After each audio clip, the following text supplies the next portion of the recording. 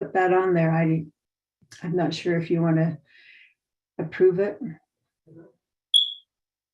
As we have been doing throughout the budget hearings, we have been making sure that people take the oath. Okay, since we adopted the agenda with it, we need to just go over it. So just do the rules, read the rules to the record, and then we'll take action on that. Okay, will do. The Budget and Finance Committee rules of order.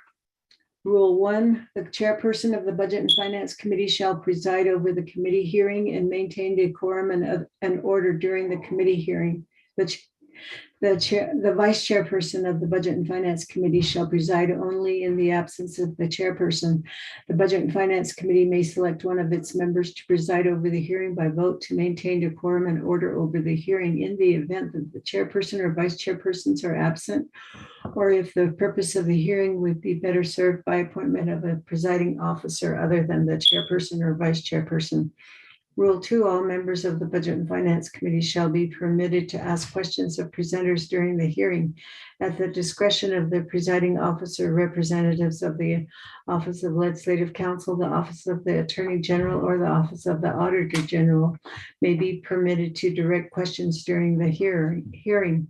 Rule 3, the formal rules of evidence and court rules of procedure shall not apply to the Budget and Finance Committee budget hearings. The presiding officer may exclude testimony or documents inconsistent to the budget instruction and policies manual, or both, that are determined by the presiding officer to be irrelevant, immaterial, or unduly repetitious. Rule 4, during budget hearings, Office of Management and Budget staff shall read into the record the funding summary for divisions, departments, and programs prior to the commencement of presentation by other witnesses. Rule 5, presenters shall be sworn upon their oath and present their FY 2023 budget. A copy of the oath is attached here to as Exhibit A. Rule 6, pursuant to 12 NC Section 840, budget approval, adoption, and certification will be consulting and negotiating with the respective oversight committee chairpersons. If any changes are to be made before making final recommendations to the Navajo Nation Council. Rule 7, presentation shall be a maximum of 10 minutes. This period of time may be extended at the discretion of the presiding officer. There is no limitation on the time which a committee may take in questioning and receiving responses from the witnesses. Rule 8, presenters shall be permitted to submit documents in support of their budget. Such documents shall be properly identified and marked. Rule 9, presentation shall not include matters which are currently in litigation or the grievance process pending before another forum. Rule 10, with regards to the budget hearings, the committee shall issue its recommendations in accordance with the current Navajo Nation Budget Instruction and Policy Manual. Rule 11, with regards to budget hearings, the committee shall adopt the fiscal year 2023 comprehensive budget. Rule 12, all hearings shall be open to the public except during such periods as the committee determines that presenters or documents or both are sensitive or confidential in nature. When this occurs, the committee may convene into executive session. Rule 3, the Office of Legislative Counsel shall provide staff to be present at the committee hearing and to provide legal advice and legislative assistance to the committee. Rule 14, the order of business for the budget hearing shall be as follows. 1, call meeting to order, roll call, invocation, announcements. 2, recognize guests and visiting officials. 3, review and adopt the agenda. A, witness oath. B, testimony. Single I, presentation, branches, divisions, departments, programs, budget reviews, Office of Management and Budget staff. Double I, oversight, standing committee, chair, vice chair, or designee. C, BFC recommendations, directives, legislative concerns, conditions of appropriations. 4, close of budget hearing, recess, adjournment. That concludes the reading of the rules.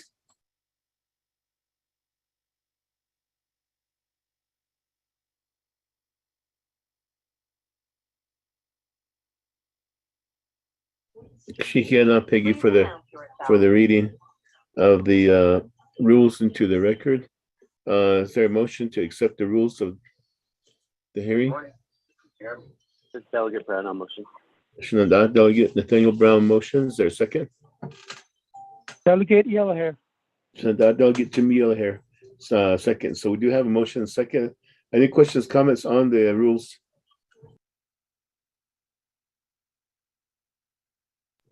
Not to know yet, we'll do roll call vote. Ramona, roll call vote. Yes, Chairman, roll call vote on accepting the hearing rules. Honorable Raymond Smith Jr., how do you vote? Thank you, Shanella. Honorable Raymond Smith Jr. votes green. Honorable Jimmy Yellowhair, how do you vote? I vote green. Thank you. Honorable Jimmy Yellowhair votes green. Honorable Amber Kenneth-Brock Carty, how do you vote?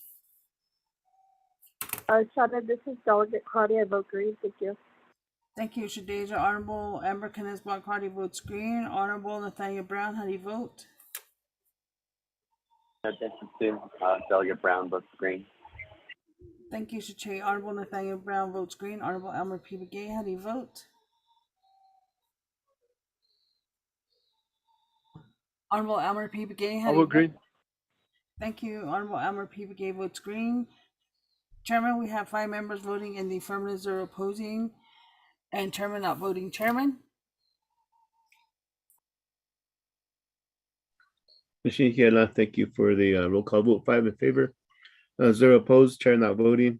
We do accepted our rules of the budget hearings. With that, let's move forward to the item 4 receiving reports. A draft legislation presented by Ms. Lorraine Tapahi, Office of Legislative Counsel. Ms. Tapahi.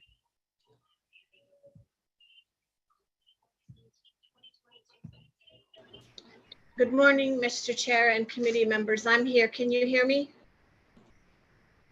Yes, we can.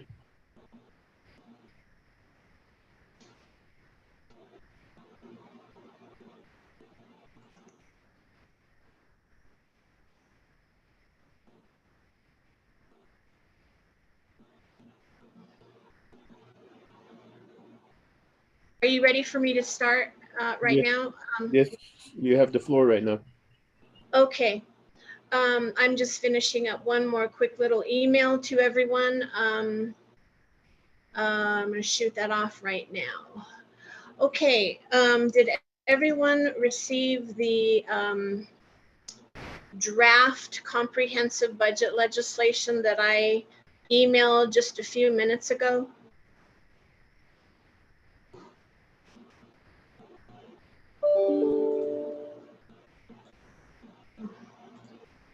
This Delegate Begay, I don't think I have it yet. It takes a while on the internet out in this area.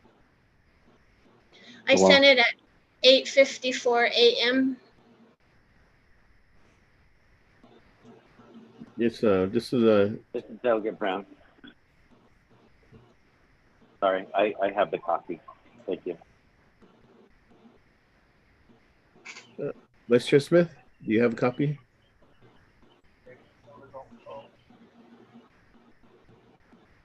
Yes, I do, Chair. Thank you. Delegate Yellowhair Nishan.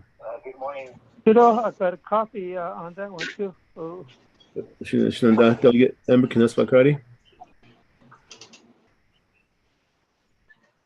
Sure, I'm looking through my email. I don't have a copy right now. So Okay. let me just check it. It just came in. She just barely sent it, so it should be the first one. I just barely received mine too right now. I opened it.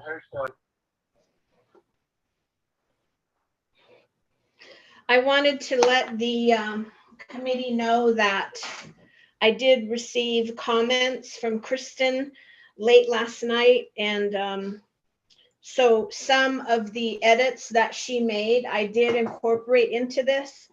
And she informed me, Kristen informed me that I believe either Mel or Adjua from the Tax and Finance Unit of DOJ should be on the line today as well in case the committee has any questions.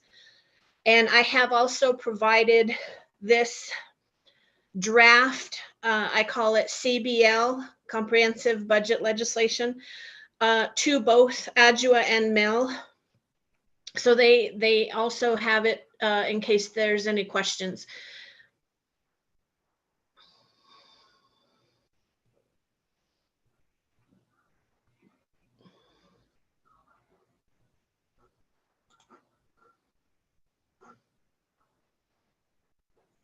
Hello? Yes, yeah, we're here. Oh, okay. I'm just looking All at right. the, so go ahead and proceed. Okay, thank you, Mr. Chair. I guess rather than go read the entire thing, I'll just summarize and I'll be simple and brief as possible, and then we can deal with questions. So the beginning, there is some items I left in red because I believe that those are still some questions that need to be resolved before finalizing that. So I left those items in red. You can see in the title, there are waivers there, and I just need to get some answers on those.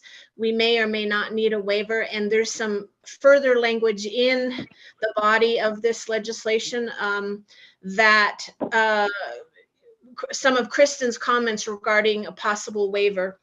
So we'll get to that.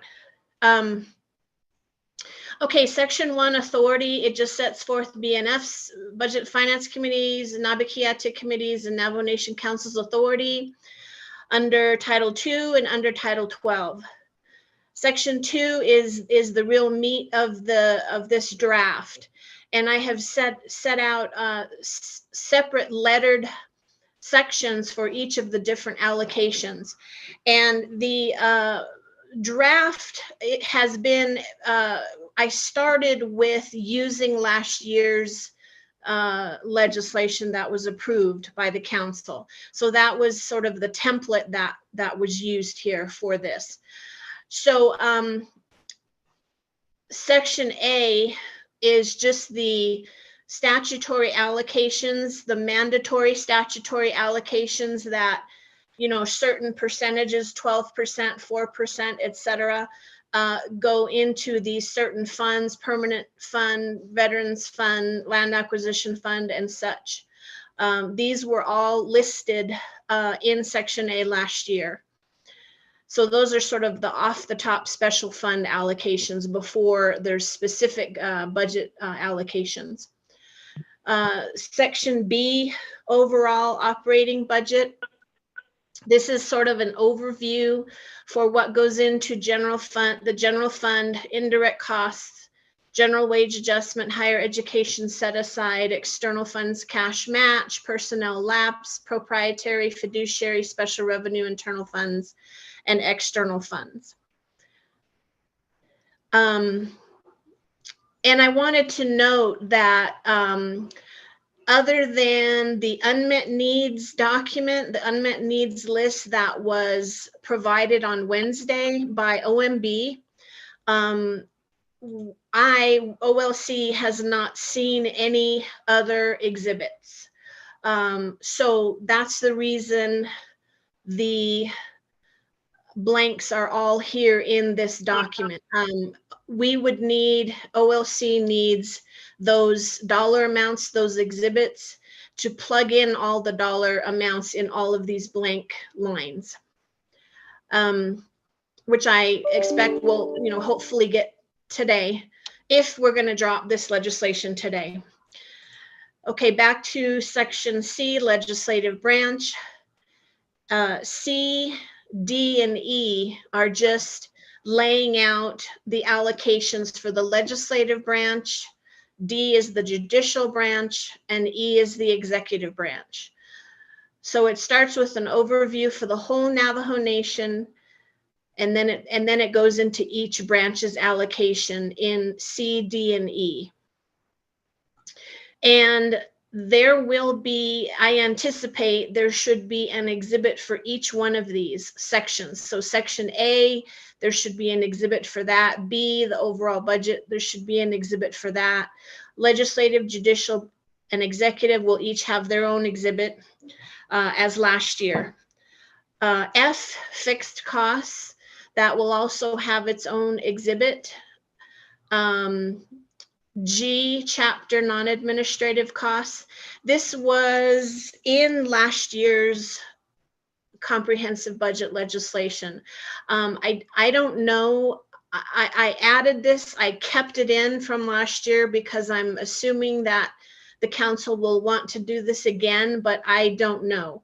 I haven't seen any separate exhibit or list that anyone has put together, OMB or anyone, community development. I haven't seen it. If such a list does exist, and it's somewhere buried in the community development budget binder, I haven't seen it, and I would need DCD or someone to send that to me if this is going to be a separate lettered section in the comprehensive budget legislation with a separate exhibit. Otherwise, I would delete this whole section G. But I left it in from last year just in case. H, letter H, carryovers. This is going to be, again, another exhibit. We have seen some in the discussions at the oversight committees. And so what needs to happen is the committee needs to see all the requested carryovers from the various programs. Some programs want and need a carryover, some do not. So without an exhibit showing which programs want how much in carryovers, the committee can't really make a decision on this. You know, the list may have 20 programs with 20 different dollar amounts for carryovers, but the committee may decide to approve only 10 of those. So that is leadership has to make a decision on that. And once that decision is made, then the appropriate numbers, the appropriate exhibit can be prepared with the correct programs and numbers, and those numbers can be plugged into this to these blanks here. So that's certainly something that needs to be decided. Going to the next section, personnel lapse. I have used the memo that came from the controller, from Elizabeth Begay, and it's dated August 18, yesterday, but it says as of August 9, the amount in personnel lapse is $12,626,352. So that number was plugged in from that memo. So that's where that came from. Again, the dollar amount of the personnel lapse money that is going to be allocated, and the purposes and the programs that will be funded with this money, this $12,626,352, that needs to be decided. And the percentage of the general wage adjustment also needs to be determined. I believe that the controller sent an email to you all with 4 different GWA options prepared by, I believe it was prepared by personnel management, but I think the email came from OOC. But anyhow, I don't know if you've all seen the table that shows option 1, 2, 3, and 4. They're recommending, I believe controller is recommending option 4, which is a 5% general wage adjustment. And so that determination also needs to be made. And then once that's done, the dollar amounts and the percentage wage adjustment can be inserted here in this paragraph. So does everyone have that email? If not, I can look for it and forward it to you all right now if you want to let me know.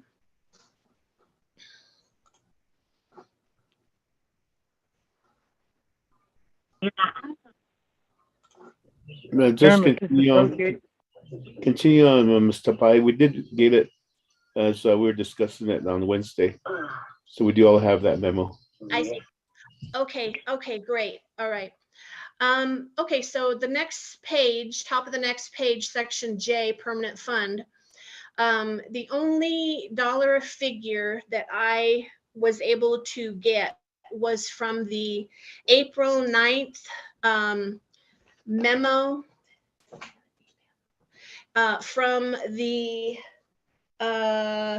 controller. This was Exhibit B of the Budget and Finance Committee Resolution BFJN 20-22 that approved the BIM. So Exhibit B in the BIM resolution has this OOC memo stating that the permanent fund has $27,911 as of April 19th, 2022. And if you will note in the three branch chiefs agreement, they also in paragraph 3 of the three branch chiefs agreement, they use that $27,911,000 figure. I don't know if it's possible for OOC to issue a new memo, a more updated memo, since it's been a few months now. That might be something that the committee would like to request from OOC so that we have a more accurate figure. But that's up to you. For now, I just use that dollar amount, the $27,911. So this is the available amount from the permanent fund that can be spent.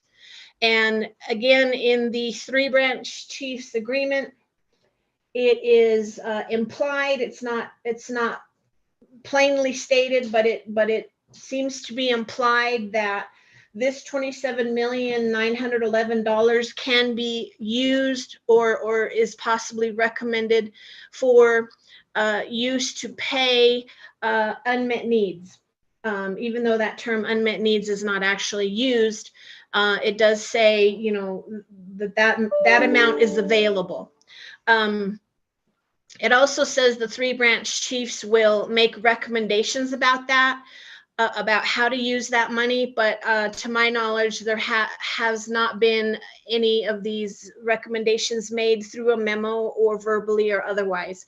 So the decision how to use that 27.9, it needs to be made. That's what we need for that section J. Section K, letter K, here's the waivers. I left the section blank of this act because I don't know if the letters are going to change. Once it's finalized, I'll plug in the appropriate section letter.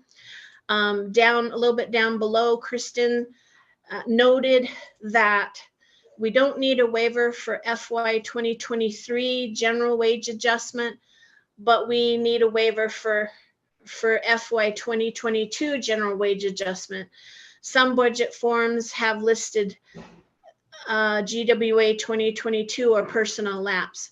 I have to admit I'm not fully understanding this issue, and I would need to check with Mel or Adjoa, or I understand Kristen's on leave today, so I need to speak with someone at DOJ to figure this out, and Dana can probably help me out as well. I don't know if Ms. Bobroff is on the line right now or if someone from DOJ is on the line right now, but maybe they can chime in at this point before we move on to the rest. Or Mr. Chair, if you want me just to move on and then we can save this discussion for a little bit later.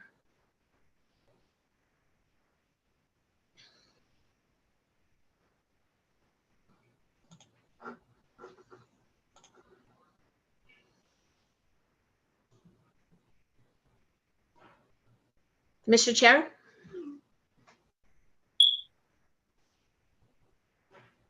Laureline, can you restate your question again, please?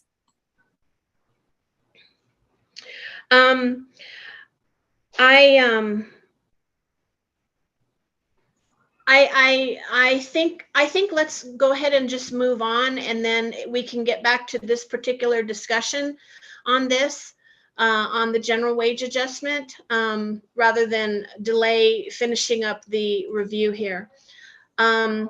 So the next section, let's see, waivers of Navajo Nation law.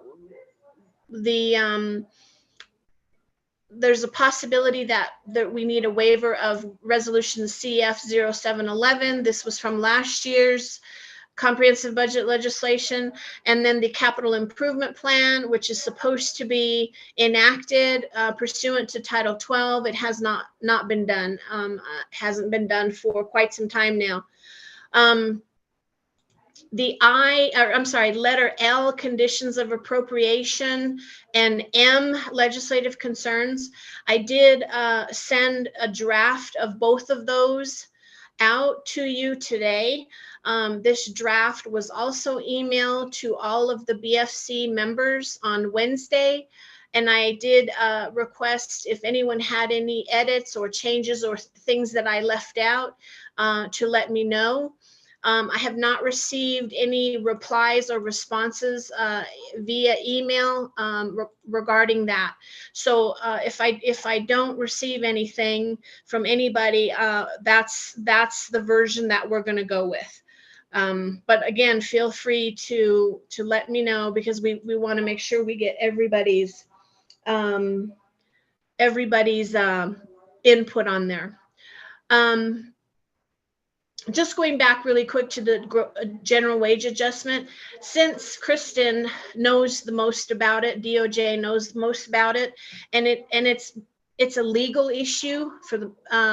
We would like to resolve that and then put the appropriate language in here once we speak with DOJ on the legal issue that's involved.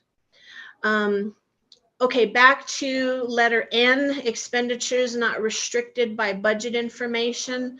That's just a sort of a disclaimer type language that says that we are not limiting ourselves to the dollar amounts, and we are not limiting the council's expenditure authority for any program. The BIA account. I believe this is from last year, and I kept it in again for the BIA account to withdraw the money, and it's considered part of general funds. Letter P, waiving the land acquisition trust fund. This was from last year. I don't know if we're going to need it for this year. We would have to make that determination. Last year, I understand that Division of Natural Resources was using the land acquisition trust fund for some expenses that some viewed as not being land. They were not land purchases. And so it was necessary to do a waiver because of the technical language in Title 16. So that's why that was there. The letter Q, Navajo Nation approves the budget detail. That is again another exhibit that will be provided by OMB. Section 3, directives. OMB, it directs OMB to, of course, recalculate the dollar amounts and to make sure everything is right in the final exhibit in the certified resolution. And B is technical corrections in case anything, if there's an error, a spelling or such, then Legislative Council and Legislative Services will work together to make sure during the engrossment process to make sure everything is correct. DCD is directed to do the capital improvement plan in accordance with the Title 12 section. 4 is effective date, and 5 is just the savings clause. So with that, Mr. Chair, I am finished with the review of this draft legislation. And I did, again, to remind you, I did send the draft conditions of appropriation and legislative concerns for the committee's review.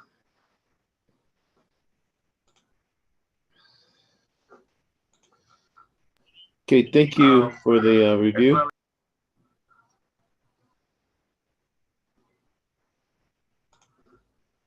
And so with this, we'll move to the committee, Budget and Finance Committee. Shanada, any questions? Hold on here. Is there a motion to accept the report?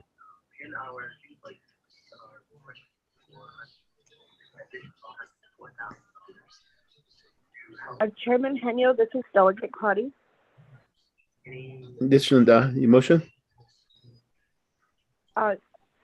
Yes, I could motion, Chair. Agashi, I have a motion, question. Agashi, motion by Shanada, Delegate Amber Knaswa Crowdy. Is there a second? Delegate Hill here, second. Second by Delegate Jimmy Yellowhair. Thank you. Back to the floor for questions. Shanada, Delegate Amber Knaswa Crowdy, you have the floor. Yes, thank you, Chairman. Thank you, Ms. Tapahi, for your overview. If I could ask Chair if Mr. Rodas with Department of Justice can provide also some insight on some of the areas that Ms. Tapahi requested some support from our Department of Justice. Thank you, Chair.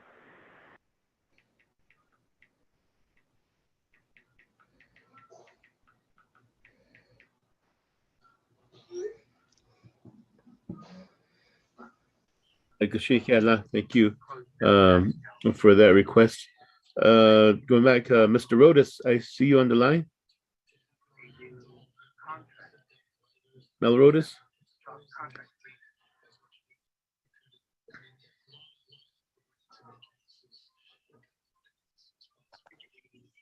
Good morning, Chair Henio and honorable members of the Budget and Finance Committee. This is Rudy with the Department of Justice, covering for Mel Rodas and Kristen this morning. Okay, we did get a message that Mr. Rodas was on the line, but apparently he's not working today. He should be. If he's not, I would feel better if Kristen or Mel answered the questions in regards to the budget legislation. Yes, that's why it was requested that Mr. Rodas be on the line here, but apparently he's not responding. So, what about Ms. Barboff? Are you able to provide some sort of input?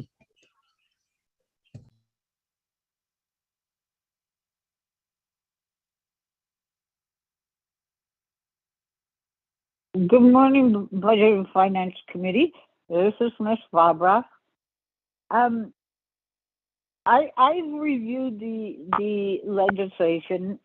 Kristen has reviewed the legislation, and I think it is, of course, pretty close to being finished. We, of course, need the numbers from OMB, and we need conversations and directions on what Budget and Finance Committee wants as far as the GWA, the personal lapse fund, those types of things. And I believe it's listed out in your agenda today that you are going to get to those matters. As far as what the waiver question that Ms. Kapaye brought up, that is something that after the legislation is 95% complete, the last step we take is to go back and ensure that we have all waivers, necessary waiver language in that correctly. So that is an issue that Office of Legislative Counsel and DOJ will work on. We don't have to do it this minute, but we will have side discussions on that, so we have the appropriate legal language in place. One of the biggest questions, I guess, or one of the issues that I have been very interested in is whether anything will be done or any appropriation, unmet needs will be funded through the permanent fund excess interest. That is in section G of your draft legislation. And there is a reference back in the three-branch chiefs agreement of apparently the three-branch chiefs stated in the agreement that they would have a recommendation on that 27 million, but as of yet, I haven't seen a recommendation. I know I've reached out twice to the three-branch chiefs. Dominic has reached out once. I don't know if Dominic has received information, but that is a big question mark for me. And then I have a question, and it's something probably my office should know, but somehow we have missed it, as to what decision has been made or will be made on the fixed costs, particularly with the payment to the Bureau of Reclamation. I believe it's listed in fixed cost as about 1.9 million.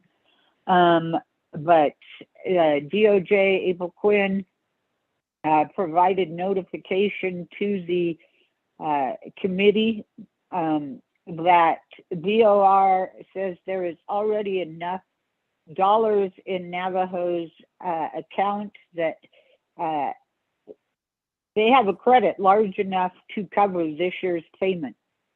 So the question I have is, that amount still included in fixed cost, which would be fine, and Navajo's credit would just continue to ride, or is it being pulled out of fixed cost? And if it is being pulled out of fixed cost, is it just going to be an unallocated amount, or is there a different approach? So other than that, Chair, there are, of course, some remaining questions, but I think they will get answered today. So with that, back to you, but I do want to just mention it while I have the time, is that Ms. Tapaye and certainly OMB and Peggy and everyone have just worked their little tushes off these past 2 weeks, and I want to thank them for that. Back to you, Chair.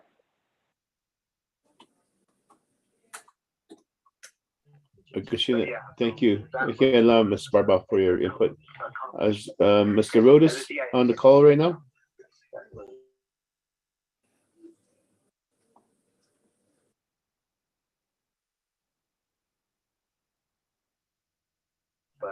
Okay, apparently he's not on the call, so I'll move forward back to the committee, Budget and Finance Committee. Any questions, comments?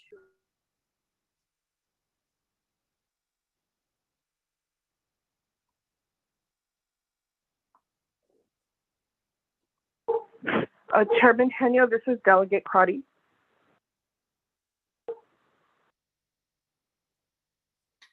Yes, Linda, you have the floor.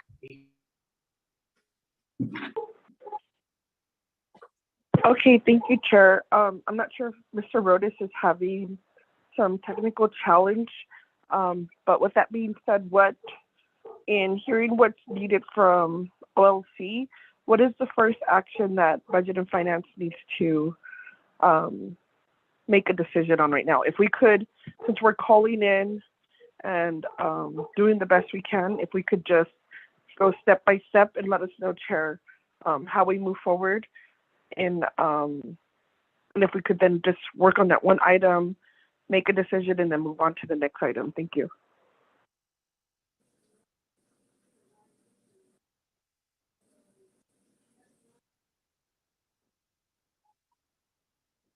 Okay, so I believe one of the big, we were Wednesday, before we lost quorum, we were debating the personal lapse fund. And so I believe maybe that's where we should start.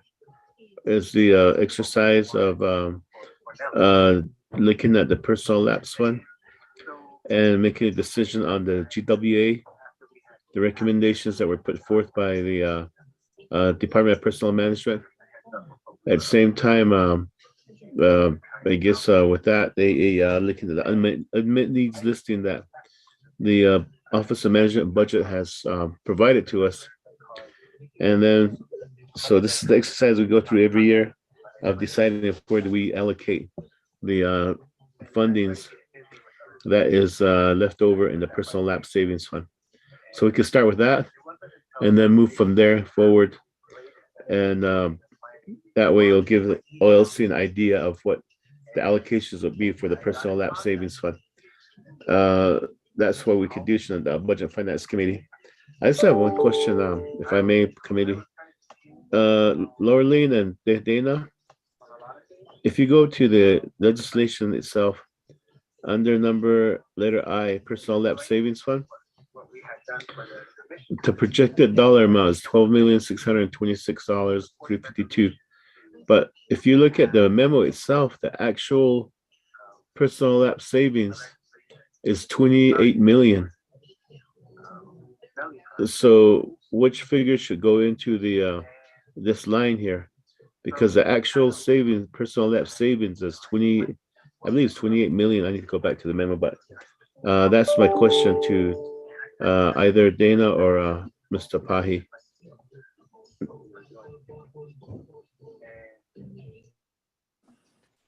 Mr. Chair, this is Laureline. I have looked at that Exhibit A attached to Ms. Elizabeth Begay's memo. And in order to answer this question, why in her memo she states that the amount is 12.6 million, and yet the Exhibit A shows projected year-end balances from the three branches as the 28.3 million. I think that she ought to be called on the line to answer that question, Mr. Chair.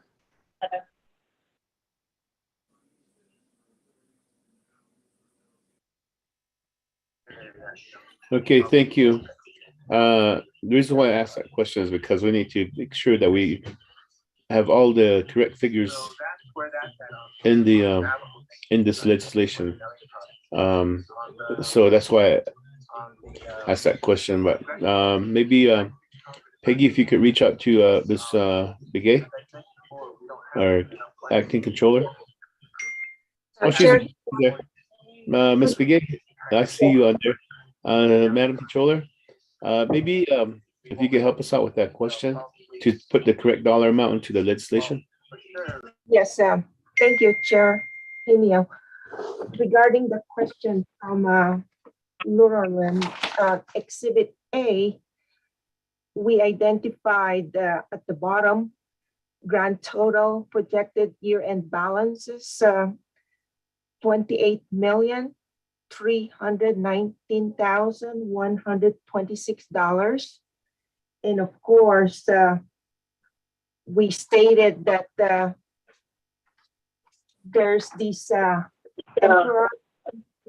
were budgeted, and we assume that this amount of $2,326,881 budgeted as the end of September will be expended by the programs, because this projection is as of end of July. And then, of course, programs also budgeted for overtime, holiday, bonus, and merit increase for their employees. And we assume that the $4,986,497 is still available as of the end of July, will be expended by the end of September, by the end of this fiscal year 2022. In addition to that, programs also budgeted for settlements, back pays to their employees, and we calculated that amount of $358,453. So all that totaled to $7,671,828. And if we reduce that from the $28,319,126, there's a leftover of $20,647,298. In addition to that, there was a recommendation from the three branch chief to use the personal lapse to cover the GWA for this fiscal year FY22 that will be carried over to FY23 for Navajo Nation employees, because the programs did not get additional funding to pay for the GWA that the employees received for this fiscal year 2022. That's why the three branch chief agreed to cover that GWA that will be carried to FY23 from the personnel lapse fund. And that totaled to $3,020,946. In addition to that, the three branch chief also, per Budget and Finance Committee Resolution BFJN 2022, estimated or recommended that $5 million will be funded from the personal lapse fund. This is a shortfall from the retirement plan. So that to total, the $3 million plus the $5 million, total to $8,020,946. So if we reduce all this, we will have an estimated personal lapse available fund of $12,626,352. And that's what we put on our memo to the three branch chief, as well as the one that we just submitted the email to Peggy, as well as to the Budget and Finance Committee. The chair.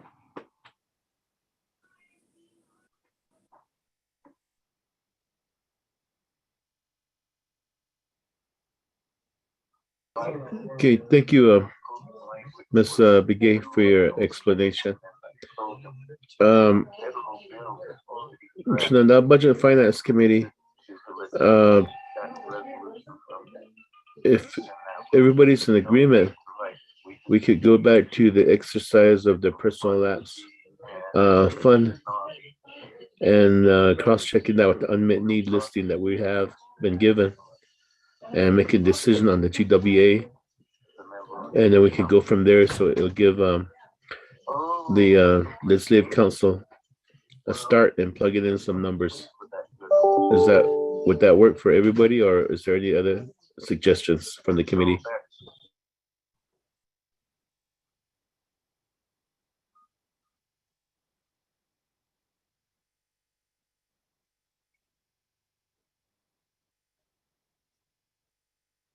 We could move Chair, forward. Oh, go ahead, Vice Chair.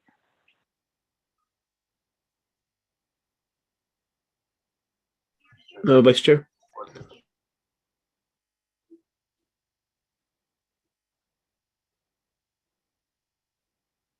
Chair, thank you, Budget and Finance Committee members and Acting Controller, Ms. McGee.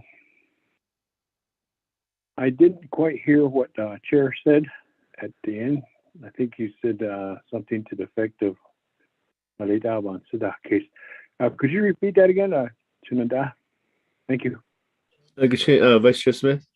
What I was suggesting was that maybe we finish out the exercise that we we were doing on Wednesday, which is the personal lapse funding, and making a decision on the GWA, and then we could move forward from there, and then cross-checking, having a final amount that's available to the committee to utilize for the unmet needs listing that we have so far. So we could start with that. I was asking the committee if they would like to go in that direction so we can move forward.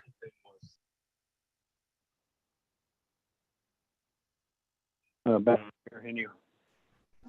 Vice Chair Smith. Oh, Vice Chair Smith? So, ako taan John Shinela Itzigi has a maybe Azen. They has 5% done. Say told 3% done. Oh, is she without yet Italy? Shinada. Yeah. Look, Kushina, I think we will be. Let's start with the Budget and Finance Committee. Let's start with the exercise as we move along on this agenda. Jump down to the personal lapse savings exercise. Does everybody have the memo that Peggy had sent out on Wednesday? The memo from our Madam Controller Elizabeth Begay. Chair Henio, I just barely sent that out again at about 9:42, 9:43. Okay, thank you, Peggy. So let's open that memo up, and then we can start reviewing that memo, and then make a decision on the. If there are questions regarding that, we have Madam Controller Elizabeth Begay here to answer these questions for us. So I'll open up the memo, and then we'll go down and make a decision from there. If there are questions regarding the allocations and so forth.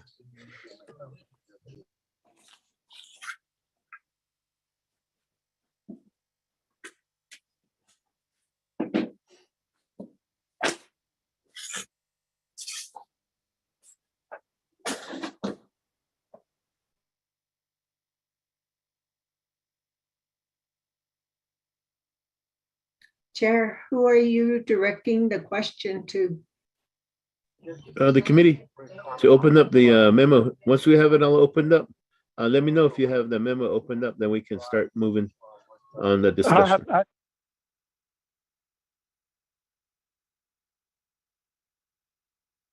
Got this to the Chairman, Honorable Henio, got this been. So currently data on the email. The only questions I have when they sent email like this, put a title GWA memo from. It was my husband. It's not difficult to look into your laptop or the email. Title GWA would call memo from email. Now you find these documents. That's my concern, Henio. I do have this memo now. Yes,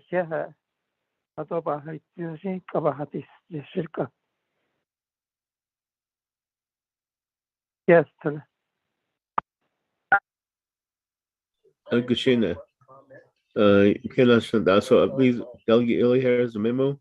Vice Chair Smith, do you have the memo?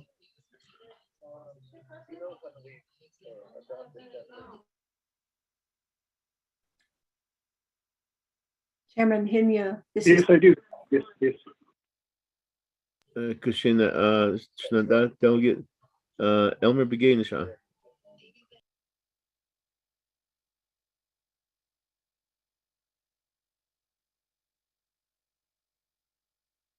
Delegate Amber Canespa-Crotty, do you have the memo?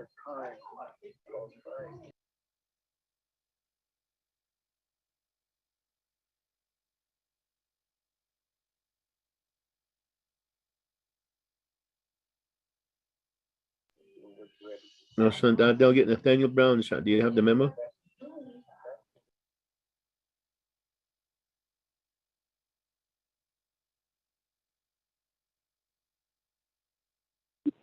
The chair. I am looking for it right now. I did see it earlier. Yes, I do have it. I just need to open it up. The conditions of appropriation.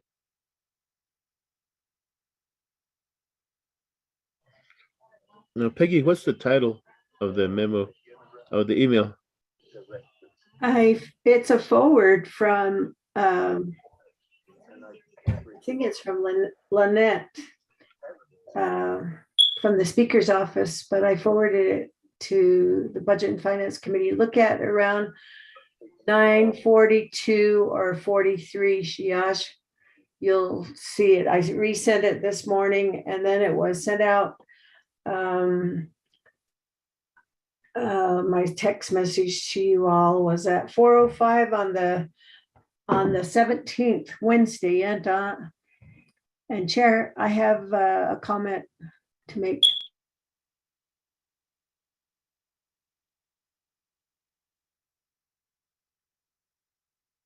May I? Yes, Peggy. Okay, in this discussion, the president's office sent out a memo to you just momentarily, and I just barely forwarded that memo to you at 9:45.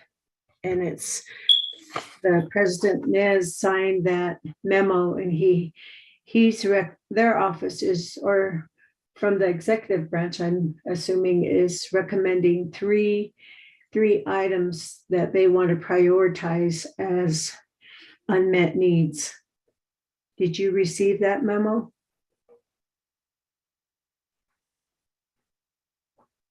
And they put the dollar amounts for two of them. In Kichishla.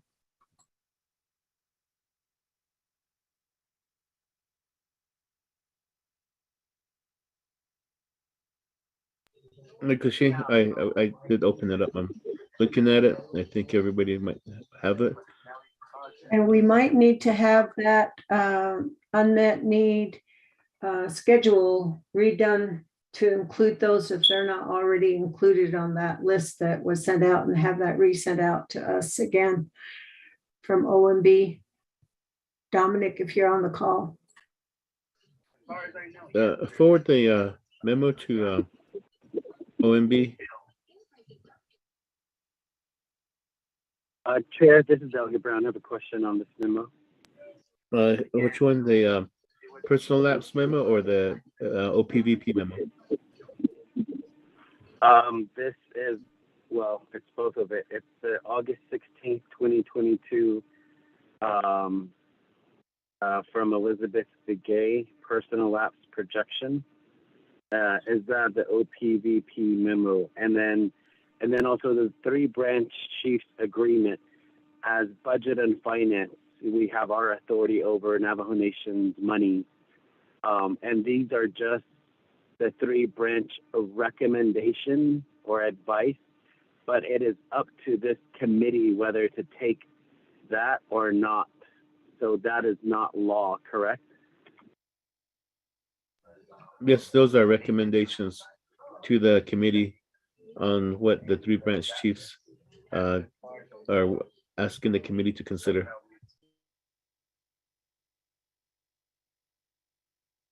Okay, thank you. So I'll have additional questions. I'm sorry, I'm trying to look for my charger, and I need to charge my computer here. So thank you.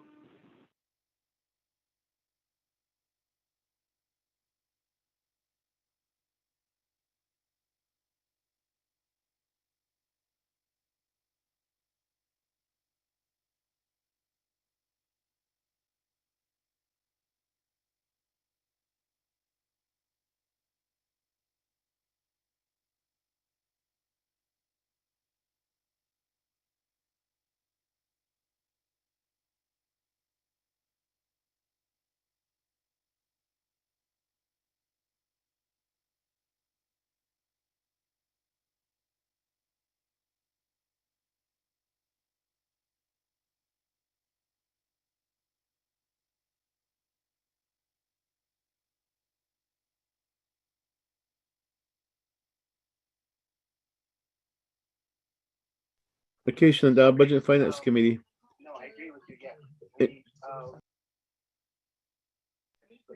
Any questions on the personal lapse memo?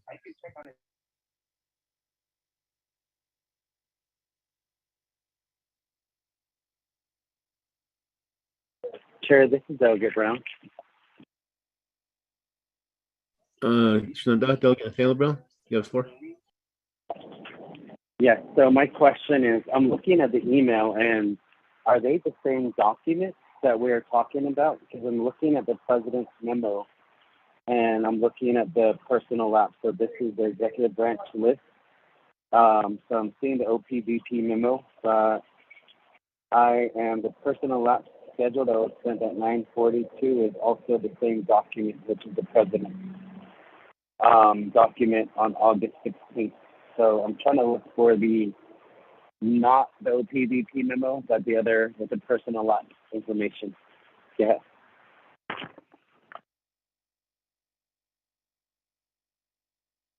Chairman, hello, Chairman. Delegate Yellow here.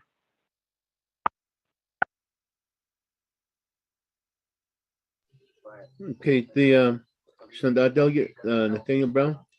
The August 16th memo is from Acting Controller Ms. Elizabeth Begay to President Nez, to Speaker Damon, to Madam Chief Justice Jane, and then to myself as the chair, through Mr. Bial and Ms. Thomasita Woody. That's the August 16th memo. That's explanation of the personal lapse savings projection. Then today, August 19th, is a memo from President Nez to the committee here. So hopefully that clarifies for you, Shananda. And so we'll be talking about the August 16th memo right now. That's the one we'll be reviewing, and then we can go from there. Shananda, Delegate Jamil here.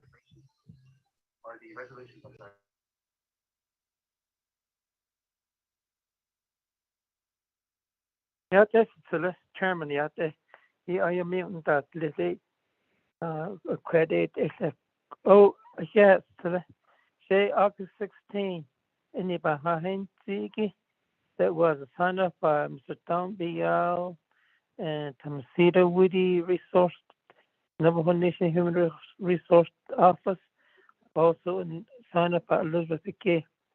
Subject is personal lapse from Thursday. Yeah, there's attachments of 3 GWA amount and a percentage or in a source.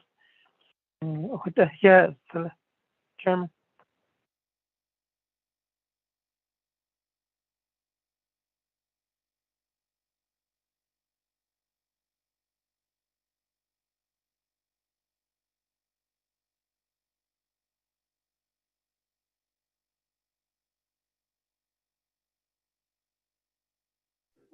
Delegate Jamil here. So let's focus on the August 16th memo from Madam Controller Elizabeth Begay. And let's review that. And if there are questions regarding that, at least we can move forward. So Ms. Begay, would you review that memo that you sent with the committee? Then we could be all on the same page. Yes, thank you, Mr. Chair, members of the Budget and Finance Committee. Actually, there was some minor editing on that August 16th, and we just sent a memo this morning, dated August 18th, and that's the one that Peggy stated that she just sent it at 9:40 this morning. Is that correct, Peggy? That's the one I'm going to read. Mr. Chair, members of the committee, we haven't been provided a copy, or I haven't been sent a revised copy, or maybe the OOC can indicate what time they sent that out this morning, because I haven't received an updated one yet, a revised one. Okay, it's supposed to be dated August 18th. And it was sent by Karen Lee.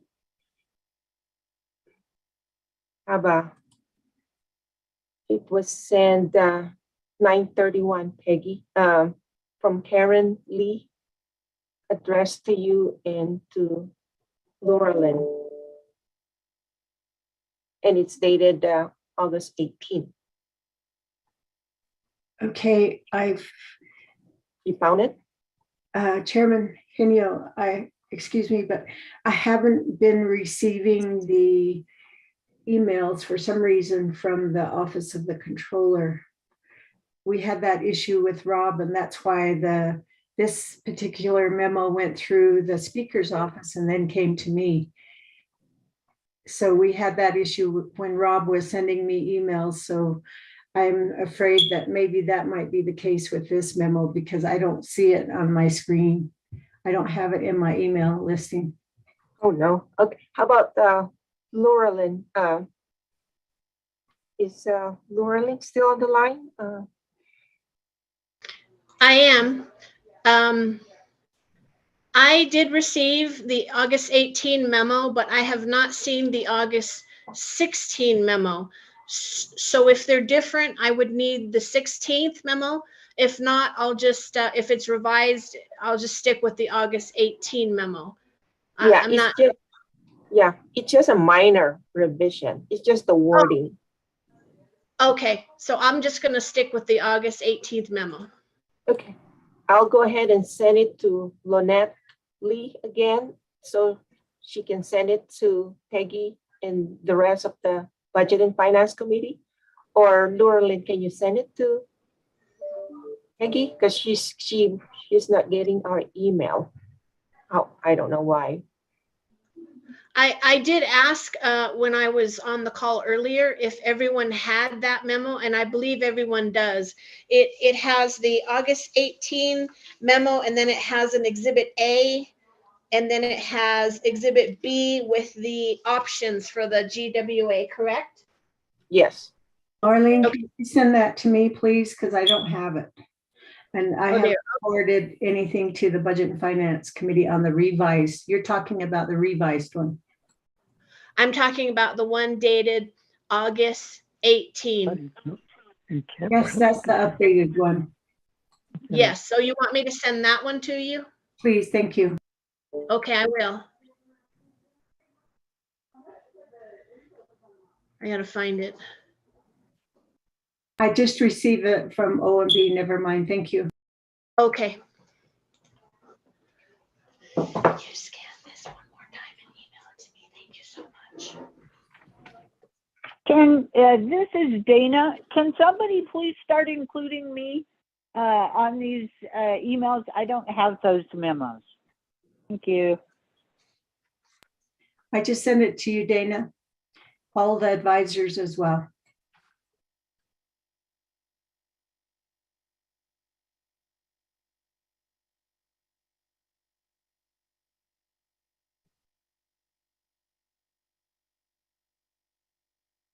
Okay. Can I start now, Chair Henio? Yes, please. Proceed. Okay. Excuse me for a minute, Beth. Okay. Budget and Finance Committee at 10:02 a.m. I sent out that memo to you, the revised, the OOC memo on the GWA.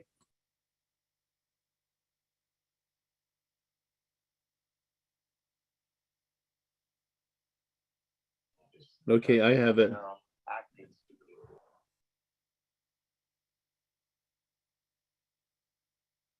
Okay, Beth. Okay, thank you.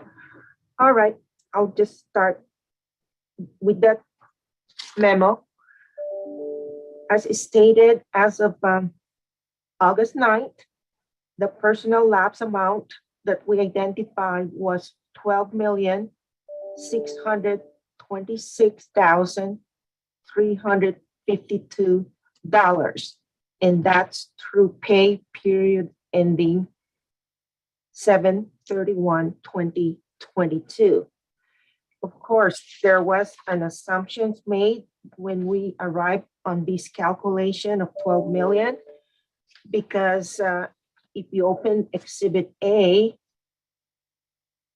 there was actually 28,319,126. But there were programs that budgeted for temporary employees. They budgeted for overtime, holiday, bonus, merit increase for their employees, as well as they budgeted for settlements, back pays for their employees. And we calculated that to total to $7,671,828. We did not put the subtotal, but the temporary workers amounted to $2,326,881. The overtime, holiday, bonus, merit, $4,986,497. And the settlement back pays $358,450. So the assumption is that they will expend this money that they budgeted for FY22. In addition, the 3 branch chief recommended for the personnel lapse fund to cover the GWA for fiscal year 22 that was awarded to Navajo Nation employees.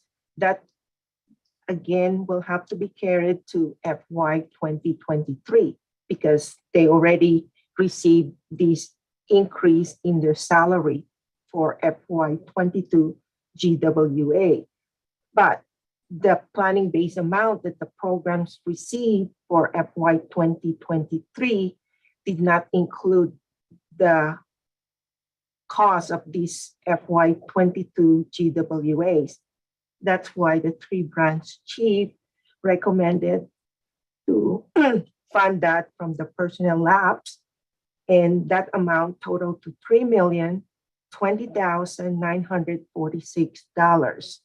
In addition, there was a shortfall in the retirement plan, and the 3 branch chief also recommended for the personnel lapse to fund $5 million of that shortfall. So the total deduction from the $28,319,126 are those amounts, and that will leave a balance in the estimated personnel lapse of $12,626,352. And based on the meeting we have with the DPM, Department of Personnel Management, and with Dominic Fial from OMB, DPM presented Exhibit B. There's 4 options for the GWA for fiscal year 2023. There's the 3.5% GWA that will cost the personnel lapse $5,232,570. And I'm reading Exhibit A. So that will leave a balance of $7,393,782. Budget and Finance opted for a 4% GWA increase that will cost $5,971,493, and it will leave the personal lapse balance of $6,654,859. Point of Another order, option, Chairman, Doug Gadiel here.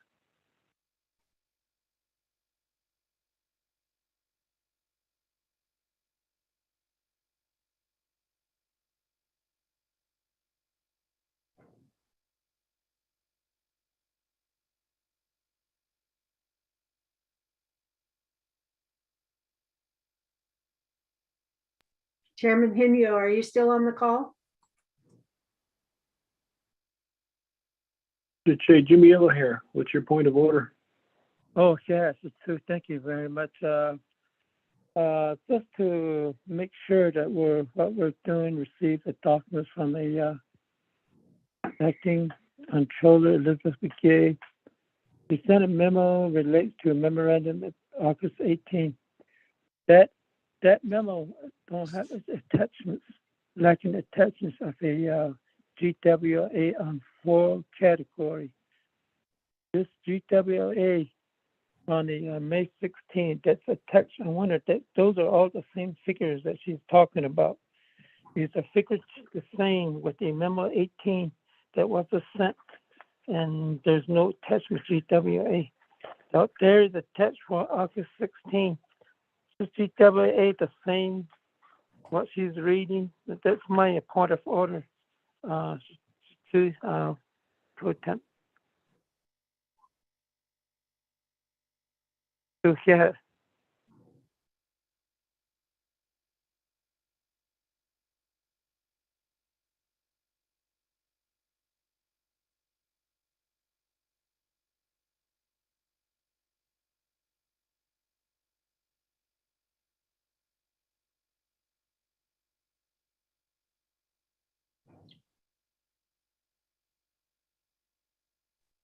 Mr. Chair or Vice Chair? Mr. Yellowhair has a question.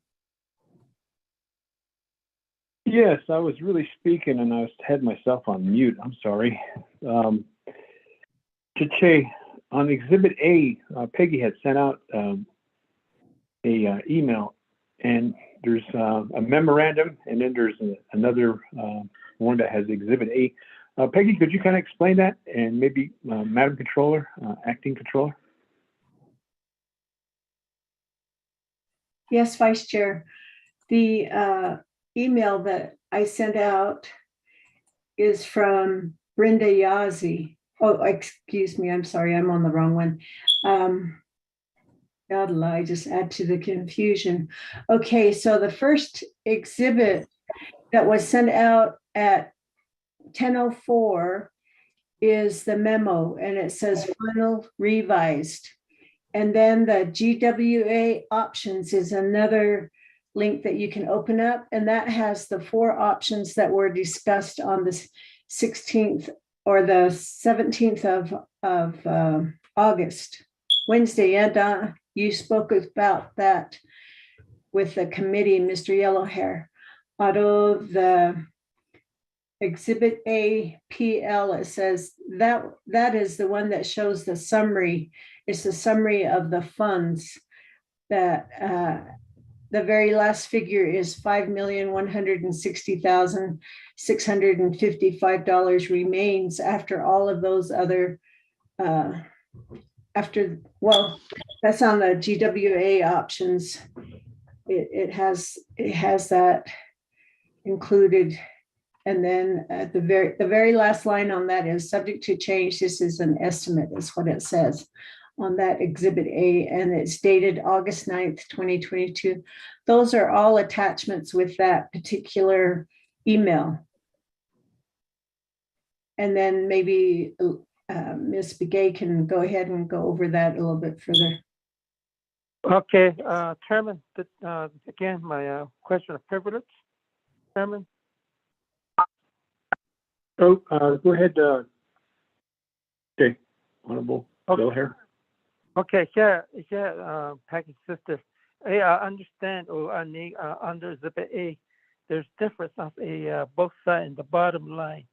And also on the August 16, estimated personal savings budget versus actual general fund Exhibit A at the bottom line, 12 million. Because with Abaka I don't need the 18 memo August 18.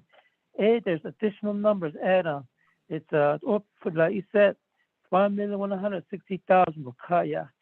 80 GWA on out of the GWA the August 16 in the memo So there's 4 options in there. Yeah, out of the 8, so what in the 18 to GWA, four options of the A about the I'm not confused.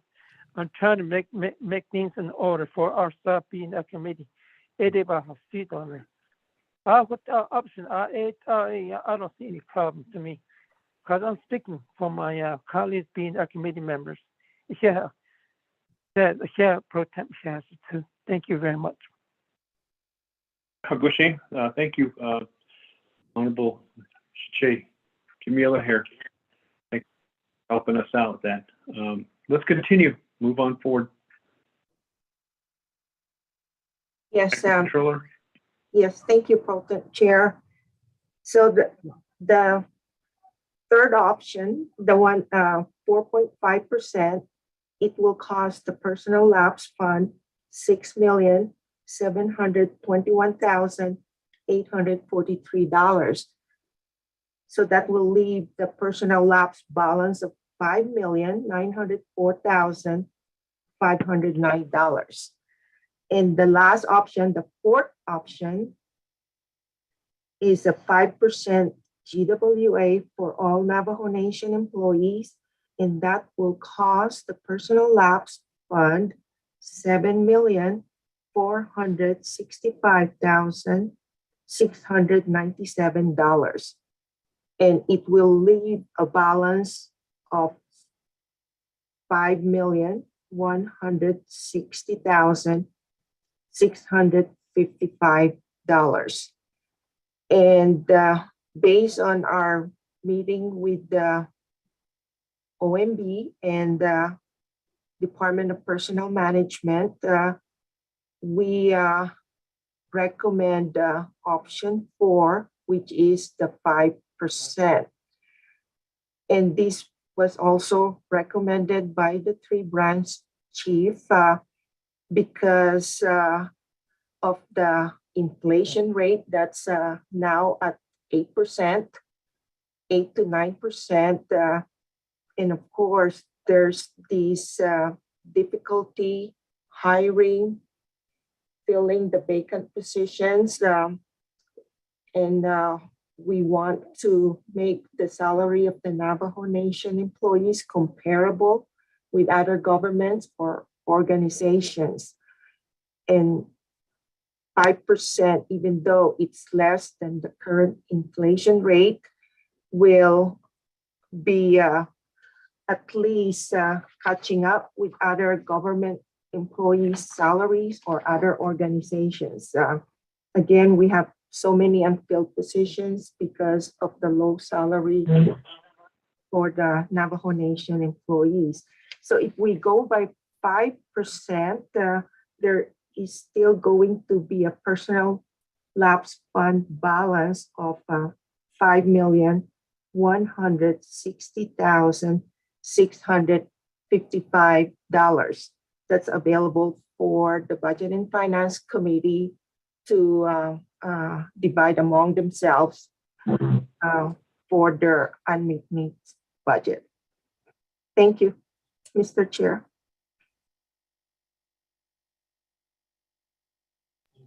Thank you for that.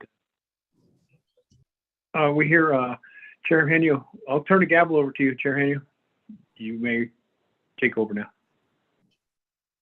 Okay, I cannot, Vice Chair. I'm having some real bad connection issues here at home.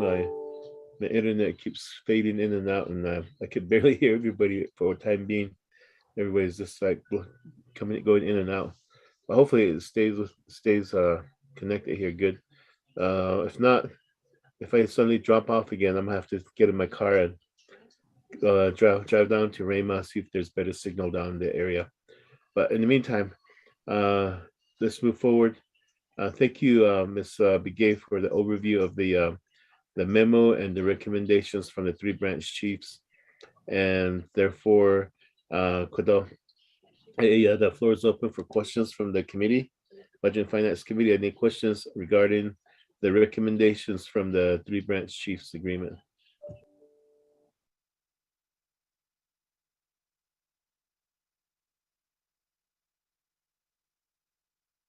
Delegate Yellowhair. Welcome back to the chairman. I've been all this time. It's just couldn't hear everybody, so I kind of had to reboot my internet thing in there, so I came back on. But Shanta, Delegate here.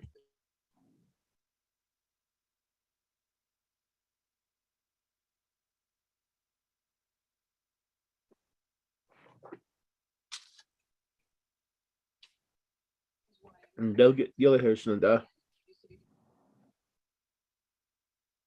Okay. So mute nana splila yashki. Wago ebe yashki ni. Tadoli nana doli. Go to the numbers. So yeah, we received 3 copies of the GWA for 4 options. Maybe Kodika GWA na single. Are you a little bit too high? Starting with a 3.5. It's a recommendation number 1. Option number 2, a 4%. Number 3, a 4.5.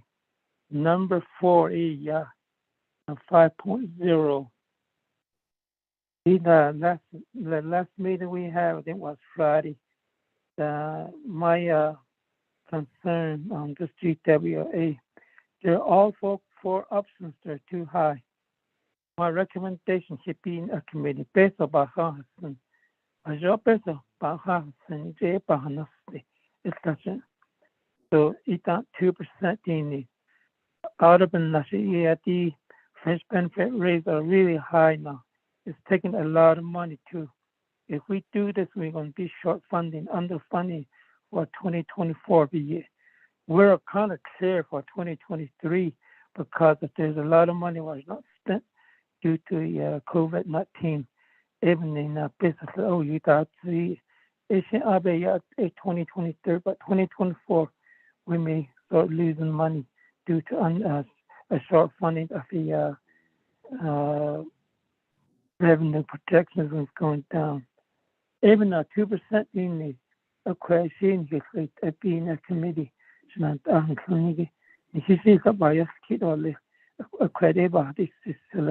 Chairman, thank you very much.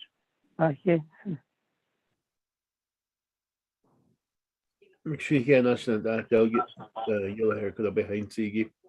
Any further questions, comments, Shanta, Budget and Finance Committee? Chair Henio, Vice Chair Smith. Vice Chair Smith. Thank you, Budget and Finance Committee members and staff, and Ms. Begay, Acting Controller. Looking at the August 18th memo, and then there's another memo that was popped out. Let me see if I can find that. I think it was from the executive president's. Yes, it's to Chair Henio, August 19th. Executive branch list for unmet needs for FY 2023. Maybe I'm getting this wrong. Is this part of that? I guess it is. And permanent trust fund income excess. He's listed 1, 2, 3 of them, and one is veterans, and one is Division of Community Development, and the other one is Navajo Nation funds and New Mexico capital outlay. He said that he wanted to have a meeting, but it was not. There was, to this date, there was no meeting with the speaker regarding this memo here. So my question is, last year we did this, and we came out to setting money to certain programs, and we were hopeful that it would stay like that. And what happened was, at that point in time, council passed the legislation as we had put the funds in for various departments. When it went over across, they were line item vetoed. And some of the departments did really need help in the various funding. Asan ko na do ni? Shinanta, is it just we're just doing an exercise here, and then when it goes across, it'd be up to the president to say, okay, well, I'm not going to support this, I'm not going to support that. Then we have to come back and redo the budget again, like we did for FY 2022. That's my question now, Chair. Thank you.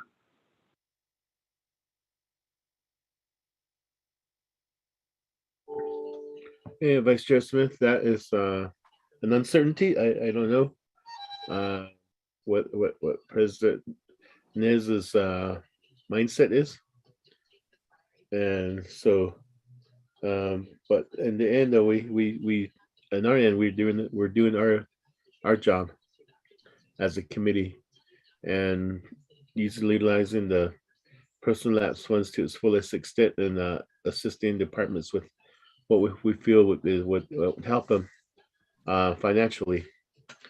When it goes across the street, it's up to the president whether he wishes to support the recommendations, or unless if he wants to drive on his own little road somewhere down the countryside, that's his prerogative to do. But on our end, we have to do our job here and get the budget legislation moving forward with the numbers, and then take it to council. So with this, Vice Chair Smith, let's Budget and Finance Committee, let's focus in on this memo right here first.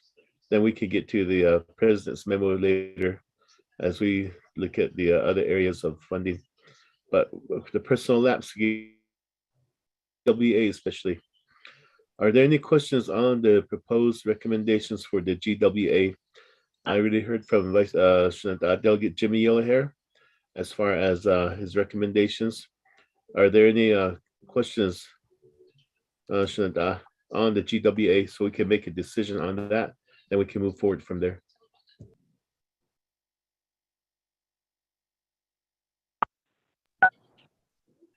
On Wednesday, what we were doing was, when we lost quorum, was I was moving to each committee member to get their input as far as what percentage they would go with. And I believe maybe we could go that route again. We'll start with Vice Chair Smith. So because we had that Wednesday, I would percent.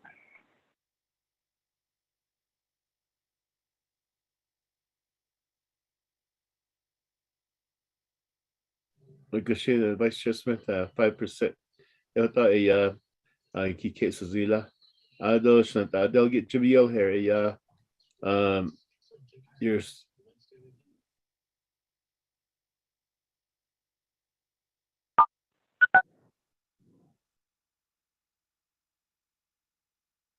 Chairman, that Delegate Yellowhair, yeah, it's been in on the so it's enough. 2% because I'm very cautious. Money is going to be drained down so fast. And we're going to have no money, short funding and revenue on 24. And that on the base about $1. Even though I stand for 2%, this can be modified on GWA to reach just services need on the cash not on the being a committee member. Once about how see the list, so the chairman, yeah. Delegate Yellowhair stating that he's standing at 2% and the table could be redone to accommodate that 2% for the committees if they wish to go that route. Delegate Amber Kinaspa-Crotty.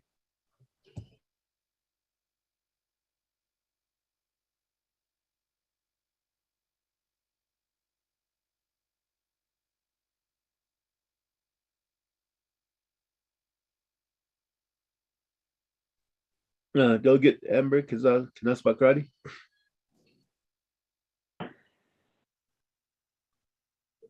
Okay, we'll move forward to Delegate Nathaniel Brown.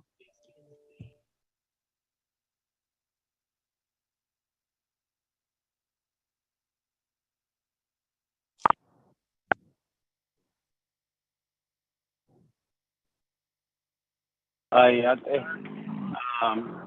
Chair, can you hear me? I have the best connection here also. But I would agree with Delegate Yellow Hair Sinha for his recommendation. Since we are facing a budget shortfall and so a budget shortfall, and we want to make sure that there is some savings for other very important projects, such as a senior center. I understand that senior center keeps running out of food. I understand that Head Start might run out of food as well. So I'm going to be looking through these documents here. So I support that at 2% as well. Thank you, Chair, and I'll be looking through all these documents here. Yeah. Delegate Nathaniel Brown. Delegate Elmer P.B. Gay.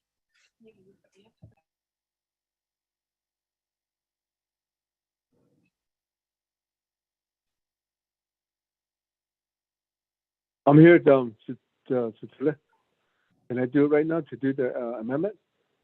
No. What we're doing is we want to make a decision on the GWA AD, so we can move forward with the final figures for the personal lapse. Okay, can I go with the 3.5%? 3.5, yeah. Oh, 3.5% again. Okay.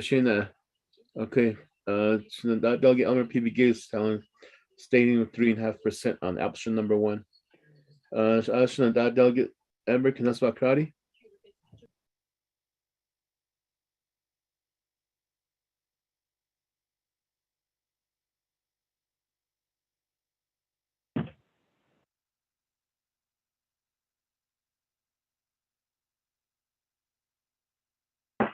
Chair Henio, I believe she's in a meeting right now. The sexual assault subcommittee is having a meeting at this time. Okay. Well, thank you for that, Peggy. So right now, it seems that there's two of our committee members are standing at 2%. We do have one at 5%, and other one at 3.5%. So is the department Delegate Elmer Begay? Yeah, I didn't know there was I thought option number 1 was 2%. I didn't know there was a 2. I can go with 2 too. Chair Henry.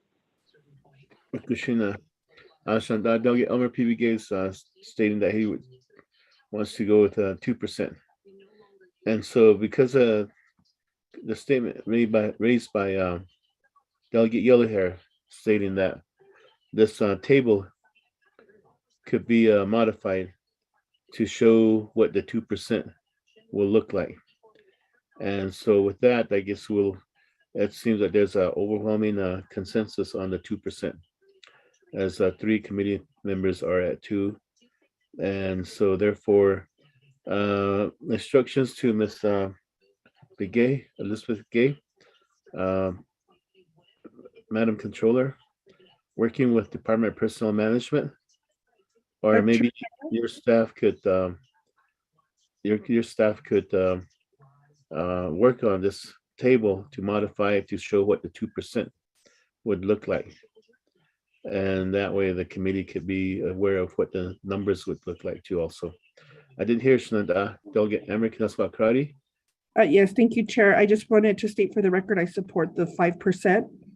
I think in terms of inflation and our personnel being chronically under salary, that That's the move we need to make. So I'll be at 5%. Thank you, Chair.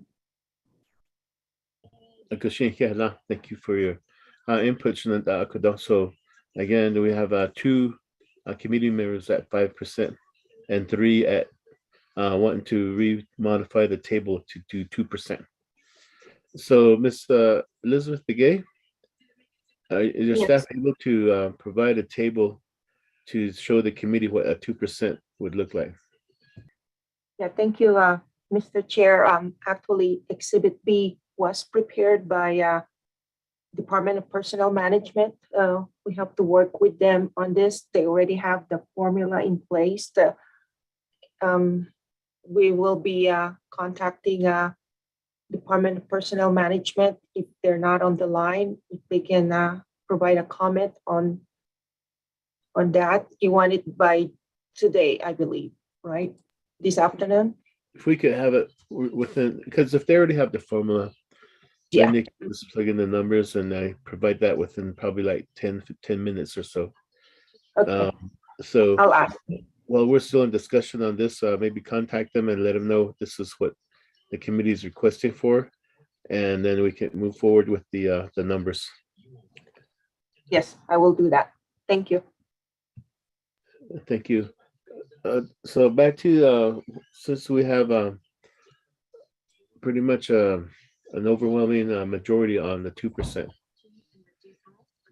then we'll move forward with looking at what the numbers would look like. But going back up to the recommendations from the three branch chiefs regarding the allocation, are there any questions regarding the GWA on Exhibit A and also on the retirement for $5 million on Exhibit A? Any questions on that, Shanada Budget and Finance Committee?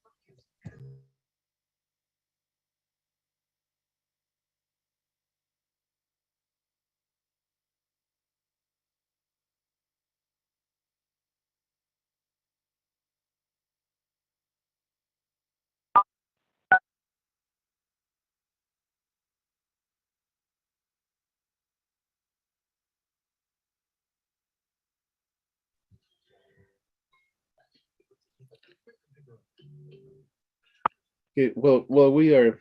Chairman, Celeste, she's not. They'll get yell here. I'm very sorry. That needs to Lily asking. Oh yes, Hananas. Said us ahead at the on the Exhibit A for a $5 million for retirement. We need more than that anyway, but we're short about $15 million to make up for this retirement. That's $5 million we were talking about last week on a budget session, so being a committee meeting. But we need more money for this Exhibit A for a retirement. If I'm speaking in the right order, so, Chairman, retirement, we still need $15 million. It holds about to return back to you. For your input.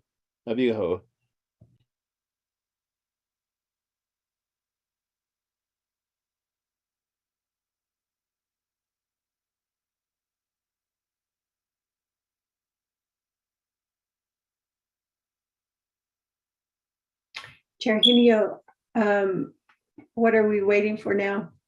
Just the revised option? Just the revised option, but well, we're waiting for that. And it seems like we're sort of stuck here on this exercise till we get the options back to us. Let's go to the COA listing. You sent that out, right? Excuse me? You sent the condition of appropriations listing out. Oh, okay. This one. Okay, let me see when that was sent out.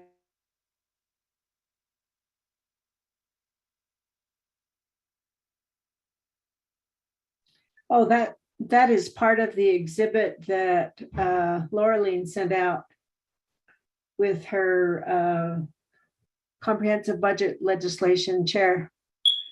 And I have a question on that one.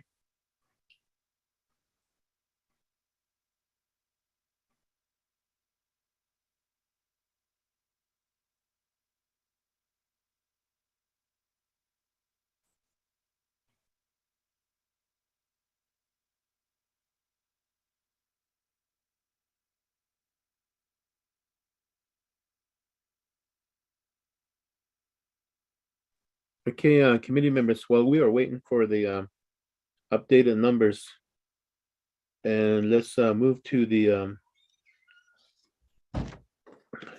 back to the legislation itself that was sent out by Ms. Tapahi and the exhibits that are attached to it. If we can go back to that, then get the COAs nailed down plus the legislative concerns nailed down, and then we'll go back to the by that time the personnel management should have revised the table for the 2%. So Shananta, let's focus on the legislation again with the exhibits. Mr. Pahi, take us through your exhibits. No, after that we'll ask for questions. So your first exhibit. You're referring to the conditions of appropriations and the legislative concerns, Mr. Chair?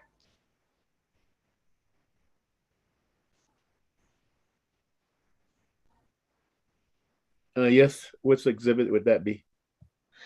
I haven't actually labeled it as an exhibit letter or anything because I have all the exhibit notations in the comprehensive budget legislation. There's a blank because I don't know what the final exhibit number will be. But if you look at page 7 of the draft comprehensive budget legislation, paragraph L is the conditions of appropriation, and paragraph M mentions the legislative concerns. Do you want me to read the paragraph L and M in the legislation? No, we need to have you go over the legislative the conditions of appropriations that you have drafted as an attachment. Okay. So again, the separate draft COAs and draft LCs were sent today along with the draft comprehensive budget legislation. They were also, these exact same versions were also sent to all the committee members and Ms. Nakai on Wednesday. And I did ask for comments, edits, anything that OLC may have missed or written incorrectly. I did not receive any responses. So I'm going to go ahead and just go over these briefly. In the conditions of appropriation, the draft conditions of appropriation, Department of Health is the first, and there's only one. Department of Health, DOH shall work with the DOJ to develop sources for emergency reimbursable stopgap funding to cover lapses in direct services for grant-funded programs under DOH, including DALTICs. The DOH director shall report to HES by the end of second quarter FY 2023. The second one going down, Department of Dene Education, DODE administration shall present a plan to reopen Navajo Head Start centers in Rock Point, Round Rock, and Nosh Chitty. The report shall be presented verbally and in writing to the HES by the end of first quarter FY 2023. Moving down, the Division of Social Services, DSS administration, shall work with DOJ to develop a plan for emergency reimbursable stopgap funding to cover lapses in direct services for grant-funded programs under DSS, including domestic violence shelters. DSS administration shall report to HES by the end of second quarter FY 2023 with its plan and proposed legislation. Then going down, Division of General Services, DGS. DGS Administration. Number one, let's see, there are two under this. Number one, Facilities Maintenance shall provide a report by the end of second quarter FY 2023 to Hess and Nobby on the budget amount for repairs and rehabilitation needs for NN government facilities across the Navajo Nation. I think we can spell that out when we get the final version prepared, Navajo Nation. The second one, DGS administration shall assist the Water Rights Commission in finding a new location for a new WRC office building, or in the planning and design for the renovation and expansion of WRC's current facility. It should be DGS and WRC shall jointly report on these efforts to the Budget and Finance Committee by the end of second quarter FY 2023. Moving on to the next page. It is Division of General Service, Division of Public Safety, DPS. DPS Administration. DPS shall research and determine the feasibility for all Navajo Nation branches and programs to implement and make full use of the federal TAP/NCIC database and necessary software, especially with respect to the sharing of databases for missing and murdered and Indigenous women and convicted sexual offenders. DPS shall report on this task to the Law and Order Committee and the Budget and Finance Committee by the end of second quarter FY 2023. And the last one is for Navajo Nation Veterans Administration. The NNVA director shall develop an internal system to properly allocate funds in the appropriate business unit accounts. And then from there, you have the language, the boilerplate language. This was lifted from last year that explains what a condition of appropriation is. A condition of appropriation means a condition placed on an appropriation or expenditure by the council at the time the appropriation is made. A COA requires performance of a specific task by a program within a specific time period within the fiscal year. The condition may require that failure to perform the task within the time period set will result in restrictions on future expenditures of the funds until the condition is met. And then the citation there is to 12 NNC 810I as amended by Resolution CS-52-17. Failure to comply with the COA may result in the following. Based on its quarterly COA status report, I need to fix the spelling of quarterly, OMB will immediately report a program's non-compliance to the respective division director, appropriate branch chief, appropriate oversight committee, and to the Budget and Finance Committee. The OMB will notify the Budget and Finance Committee of any non-compliance. After consultation with the program director, the Office of Controller, OMB, and upon recommendation of the Appropriate Oversight Committee, the Budget and Finance Committee may, by resolution, vote to A, implement a freeze on the program's expenditure of travel funds or withhold up to 10% of the program director's gross salary. B, extend the time period for the program to fulfill the condition. Or C, vacate the condition if it is infeasible for the program to fulfill. 3, the controller shall immediately freeze program travel funds or withhold 10% of the salary of the program director after 10 working days from the Budget and Finance Committee's resolution, provided there has been no filing with the Office of Hearings and Appeals. 4, prior to the approval of a COA in the comprehensive budget resolution per 12 NNC 820R4, the council shall consult with the director of the program required to fulfill the condition, as well as OOC and OMB. This consultation shall include a discussion of the feasibility of the program fulfilling the condition within the time frame proposed by the council and any possible alternatives to that proposed condition. So I have read the conditions of appropriation, and I have noted some minor corrections that need to be made. If there are any questions, or would you like me to go on to the legislative concerns? Chair Henio, this is Peggy. I have a question. Okay, thank you for the reading of the conditions of appropriations, the draft. So therefore, let's focus in on this first, and then we'll move to the legislative concerns. So there's a question from Peggy. Thank you, Chairman and members of the committee. If you go to the first page, it's Department of Education. Excuse me. On the second line, it says Nosh Chitty.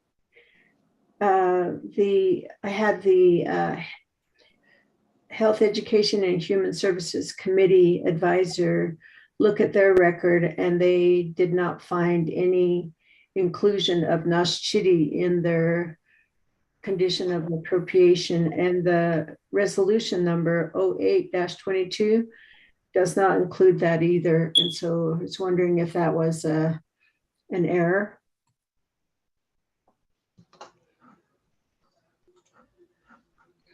Okay, thank you, Peggy.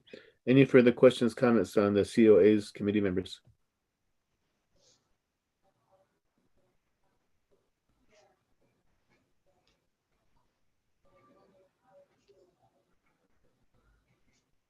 The other recommendation that I have, Chair, is that we have too many acronyms, and anticipating that we're going to have new staffing and directors and all that,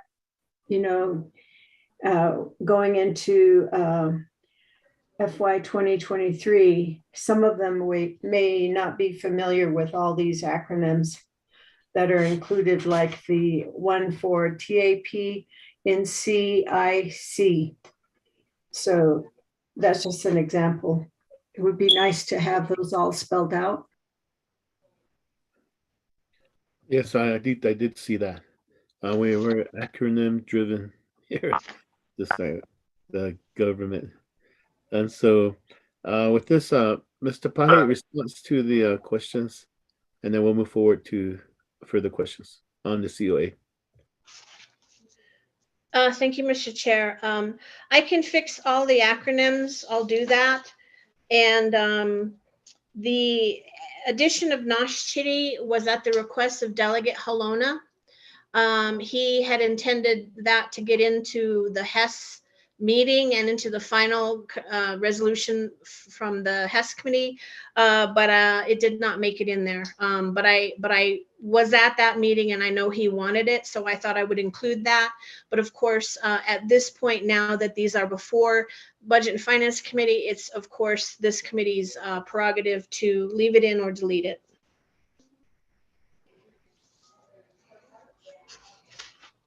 Thank you for the explanation on this Nosh Chitty reference. So now Budget and Finance Committee, any further questions, comments on the COAs? Delegate Yellowhair, to the chairman. Delegate Yellowhair, you have the floor. Yeah, no, thank you very much. Thank you, Chad, Peggy. I want to thank you, Marlene, Chad. So glad you come under the way. Thank you very much. I would, under a Doty administration, if Halona make this recommendation, I think probably more appropriate. Just leave it in there. That's my point. My comments to the chairman. I would thank you very much for recommendation. The estimate from these should be spelled out. Thank you, Laura Lean, for correction too. Yeah, your great help is important. I want to see to the chairman.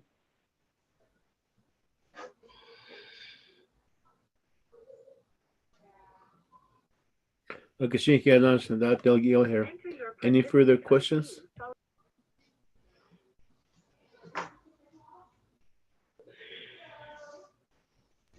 If there are no questions regarding the COAs, so we'll leave it the way it is.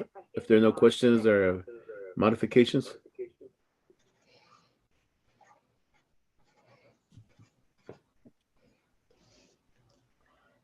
So let's move forward to the draft of the legislative concerns, Mr. Pahi. I guess this would be the inclusion into the exhibit for the conditions of appropriation, since there's no objections. So let's move forward to the legislative concerns. Okay, thank you, Mr. Chair.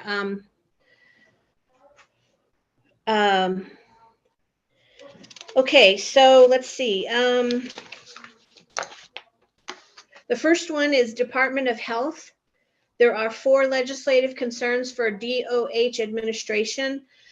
Number 1, the DOH administration, the Motor Vehicle Review Board, and the DGS Fleet Management Department should cooperatively develop a vehicle replacement process for all senior citizen centers to meet off-road/all-weather conditions to provide adequate and reliable transportation services to Navajo elders. The DOH director should provide a report both verbally and in writing to Health, Education, and Human Services Committee by the end of third quarter FY 2023 regarding recommendations and plans to replace all aging and high mileage vehicles. 2, the DOH director should report to the Health and Education and Human Services Committee and NABI regarding the procedures for enrolled Navajo Nation members who are receiving state assistance from Medicaid, Medicare, or other sources to apply for state funding for bathroom additions and renovations. The DOH director should report on this task to the Health, Education, and Human Services Committee by the end of second quarter FY 2023. 3, the DOH director and Daltex should continue negotiations with USHHS/ACL and the states of Arizona, New Mexico, and Utah regarding updated federal pass-through funding for recent cost increases due to inflation, eligible population increases, and other factors. The DOH director should present a report to the Health, Education, and Human Services Committee on said negotiations by the end of second quarter FY 2023. The DOH administration should, item 4. The DOH administration should assess all DOH computer equipment and software needs with priority for DOH programs that are required to report to state agencies, such as Daltex. DOH should provide a report on such assessment to the Health, Education, and Human Services Committee by the end of first quarter FY 2023. The second one is Veterans Administration. I didn't put anything there. I did leave a placeholder because I believe there was a legislative concern for this, but I can't find the exact language. I haven't been able to find that exact language in my notes or in emails. It's somewhere, but I just couldn't find it in time. So someone let me know about that one. The next one, Division of Human Resources, DHR administration. There's 4 legislative concerns. Number 1, DHR administration should work with DPM to conduct a comprehensive survey of the current housing needs for Navajo Nation government employees. This survey should include commuting times, vacant positions, indication of housing need near workplace, and other necessary information to address housing deficiencies. DHR should coordinate with other division, department, or programs to accomplish this legislative concern. DHR should provide a report both verbally and in writing to the Health, Education, and Human Services Committee by the end of third quarter FY 2023. The next one, number 2, DHR should work with DPM to evaluate pay scales for Navajo Nation employees and compare similar federal government employment positions. The goal is to align Navajo Nation salaries and wages with the same position that exists within the federal government. DHR should provide a report both verbally and in writing to the Health, Education, and Human Services Committee by the end of third quarter FY 2023. Number 3, the DHR should evaluate how to achieve and accomplish creating an online centralized database system, explaining the obstacles to achieving this.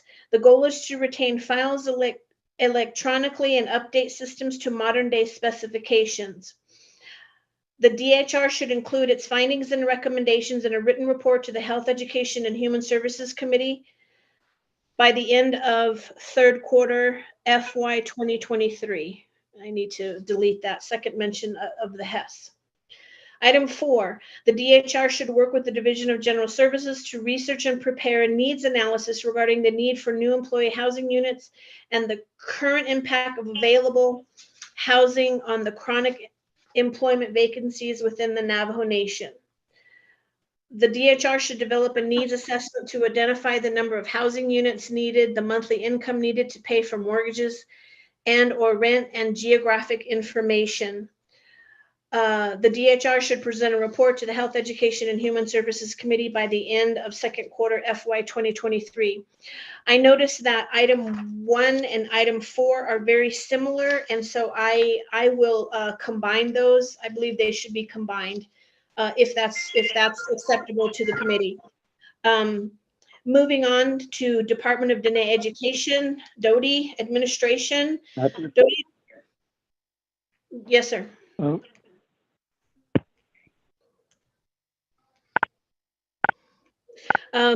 I'll continue. Department of Dene Education, DODE administration should revisit and update all the plans of operation for all DODE programs and offices. The DODE administration should provide a report both verbally and in writing to the Health, Education, and Human Services Committee by the end of third quarter FY 2023. Office of Dene Youth. The Office of Dene Youth should review its operations and provide a report regarding all infrastructure and other needs for the office. This report should be presented verbally and in writing to the Health, Education, and Human Services Committee by the end of third quarter FY 2023. Moving on, the Division of Social Services, there are 3 legislative concerns.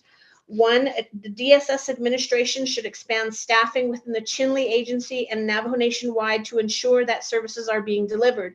DSS should report on this task to the Health, Education, and Human Services Committee by the end of first quarter FY 2023. 2, the DSS administration should fully implement 24/7 operation of the Northern Tree Domestic Violence Shelter by the end of first quarter FY 2023. 3, the DSS administration should assess the entire division's computer equipment and software needs with priority for DSS programs that are required to report to state agencies. DSS should provide a report on such assessment to the Health, Education, and Human Services Committee by the end of first quarter FY 2023. Moving on, the next one is Division of General Services. Risk Management Department is the first. The RMD Risk Management Department should provide a report to the Health, Education, and Human Services Committee by the end of first quarter FY 2023 regarding the implementation of a Buy Navajo program or incentives for Navajo Nation government programs to use in procuring insurance products. Next is Record Management. There are 2. Records Management should work with the DGS to research and present cost estimates for planning, design, and construction of a new records archive facility for the proper storage of official Navajo Nation records and documents. Risk Management and DGS should jointly provide a report on this task to the Health, Education, and Human Services Committee by the end of second quarter FY 2023. Item 2, Risk Management should work with OMB in researching and preparing a report regarding the funding amount needed for the upgrade of all existing Navajo Nation records maintenance facilities. Risk Management should provide a report on this task with Risk Management and OMB recommendations included to the Health, Education, and Human Services Committee by the end of second quarter FY 2023. This report should address funding sources and shortfalls, restoring or protecting IDC allowable amounts, the feasibility of establishing a new proprietary account to collect funds for Navajo Nation government mail/postal services costs, and whether these costs can be added to the list of fixed costs included in the Navajo Nation's comprehensive budget. The next is Employee Housing Program. There's one for this. Division of General Services should work with DHR in researching and preparing a comprehensive needs analysis addressing the extensive need for new employee housing units and evaluating how the current lack of housing has resulted in chronic employment vacancies within the Navajo Nation government. This analysis should include the number of housing units needed, proposed funding sources for the planning, design, and construction of new housing units, geographic and economic data, and other relevant information. This analysis should be presented as a report to Health, Education, and Human Services Committee by the end of second quarter FY 2023. Next is Division of General Services Administration. There are two legislative concerns. One, DGS administration should work with the DPS, Division of Public Safety, to find funding sources for the cost of upgrading two-way radios for all Navajo Nation police officers. This cost is currently estimated at $125,000. And ARP is supposed to be ARPA/FRF money, or E911 program money should be examined as potential funding sources. If these funding sources are not available, then the Division of Public Safety should submit a UUFB request for the $125,000 by the end of first quarter FY 2023. Number two, DGS administration should consult with OMB and controller to determine how to include the cost of the Navajo Nation's post office box fees in appropriate IDC funded program expenses. DGS should provide a report to the Health, Education, and Human Services Committee by the end of second quarter of FY 2023. So that concludes all of the legislative concerns that the OLC has prepared in draft form.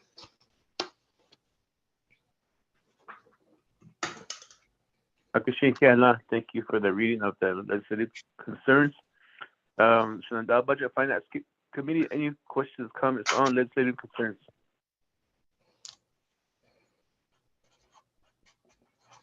Chairman Henio, this is Shenandoah, you have the floor. Yes, thank you, Chair. So I was able to listen to some of the, oversight budget meetings. And what I just want to make sure with these conditions of appropriation, I am pulling up the listing because I do need to, and I made the commitment on some of my legislative concerns, conditions of appropriation, that I would follow up with, legislative council. I just haven't had that time because of the flooding, and we're still literally making sure sandbags are being delivered and doing all of that here. So what I just want to say for this condition of appropriation, do we have on record if the committee, is there a listing that the committee voted on each of these conditions of appropriation? I just want to make sure as we combine them that there's some accountability, that was discussed, and then that there was a vote, and those were the recommendations from the oversight. Because some of these areas are very oversight specific, so I just need to get that clarification, and I'll pull up the form right now. Thank you, Chair. Thank you, Shenandoah, for your question. There was no official vote, to my recollection, on the constitution of the appropriations. As we went along, we given Ms. Tapahi what we wanted as a condition of appropriation. So therefore, what we can do is go back to the condition of appropriations and review the draft, and then I'll entertain the motion in a second, and we could ask for a vote to accept them as the Budget and Finance Committee's acceptance of the condition of appropriations. We can go that route. So let's go back to the draft of the COAs first. And Mr. Chair, may I add something? Hold on, please. I'm still speaking. And so therefore we can move forward to officially accept it to be part of the FY23 comprehensive budget. So with that, let's go back to the conditions of appropriation draft that Ms. Tapahi just went over, and then we can move from there as requested by Shenandoah to take an official vote on them. So with this, back on to the conditions of appropriations. and let's take action on them, each one of them or all of them as a whole condition. So with this, Mr. Pai. Thank you, Mr. Chair. Specifically to answer Delegate Crotty's question, the Office of Legislative Counsel took the final approved resolutions from each of the oversight committees. There were several legislations, as you know, for several different divisions, departments, programs under each oversight committee. So we reviewed those final resolutions, and there were some conditions of appropriations in those, and there were some legislative concerns in those as well. So to the best of our ability, we took all of those and combined them into one document for the COAs and one document for the LCs.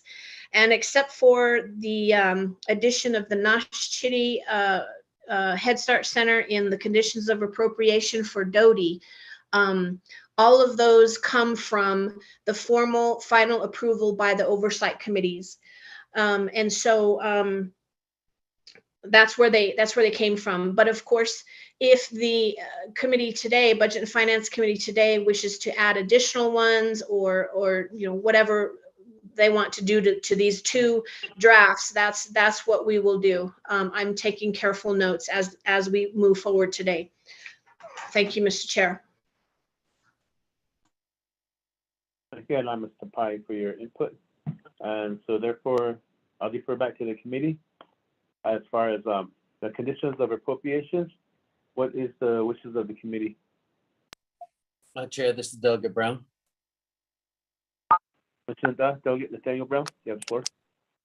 Yes, thank you, Ms. Tapahi, for the conversation, your work on the conditions of appropriations. I know last Thursday I did mention that I wanted to do a condition of appropriation for two divisions. One of them was for the Navajo Nation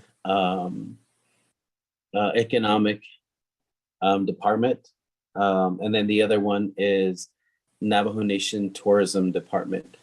I did state that, so I'm wondering if you got the full language that we have spoke about in one of our budget and finance meetings. Mr. Pahi, do you have that written down?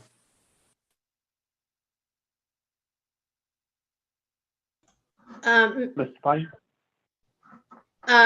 Delegate Brown,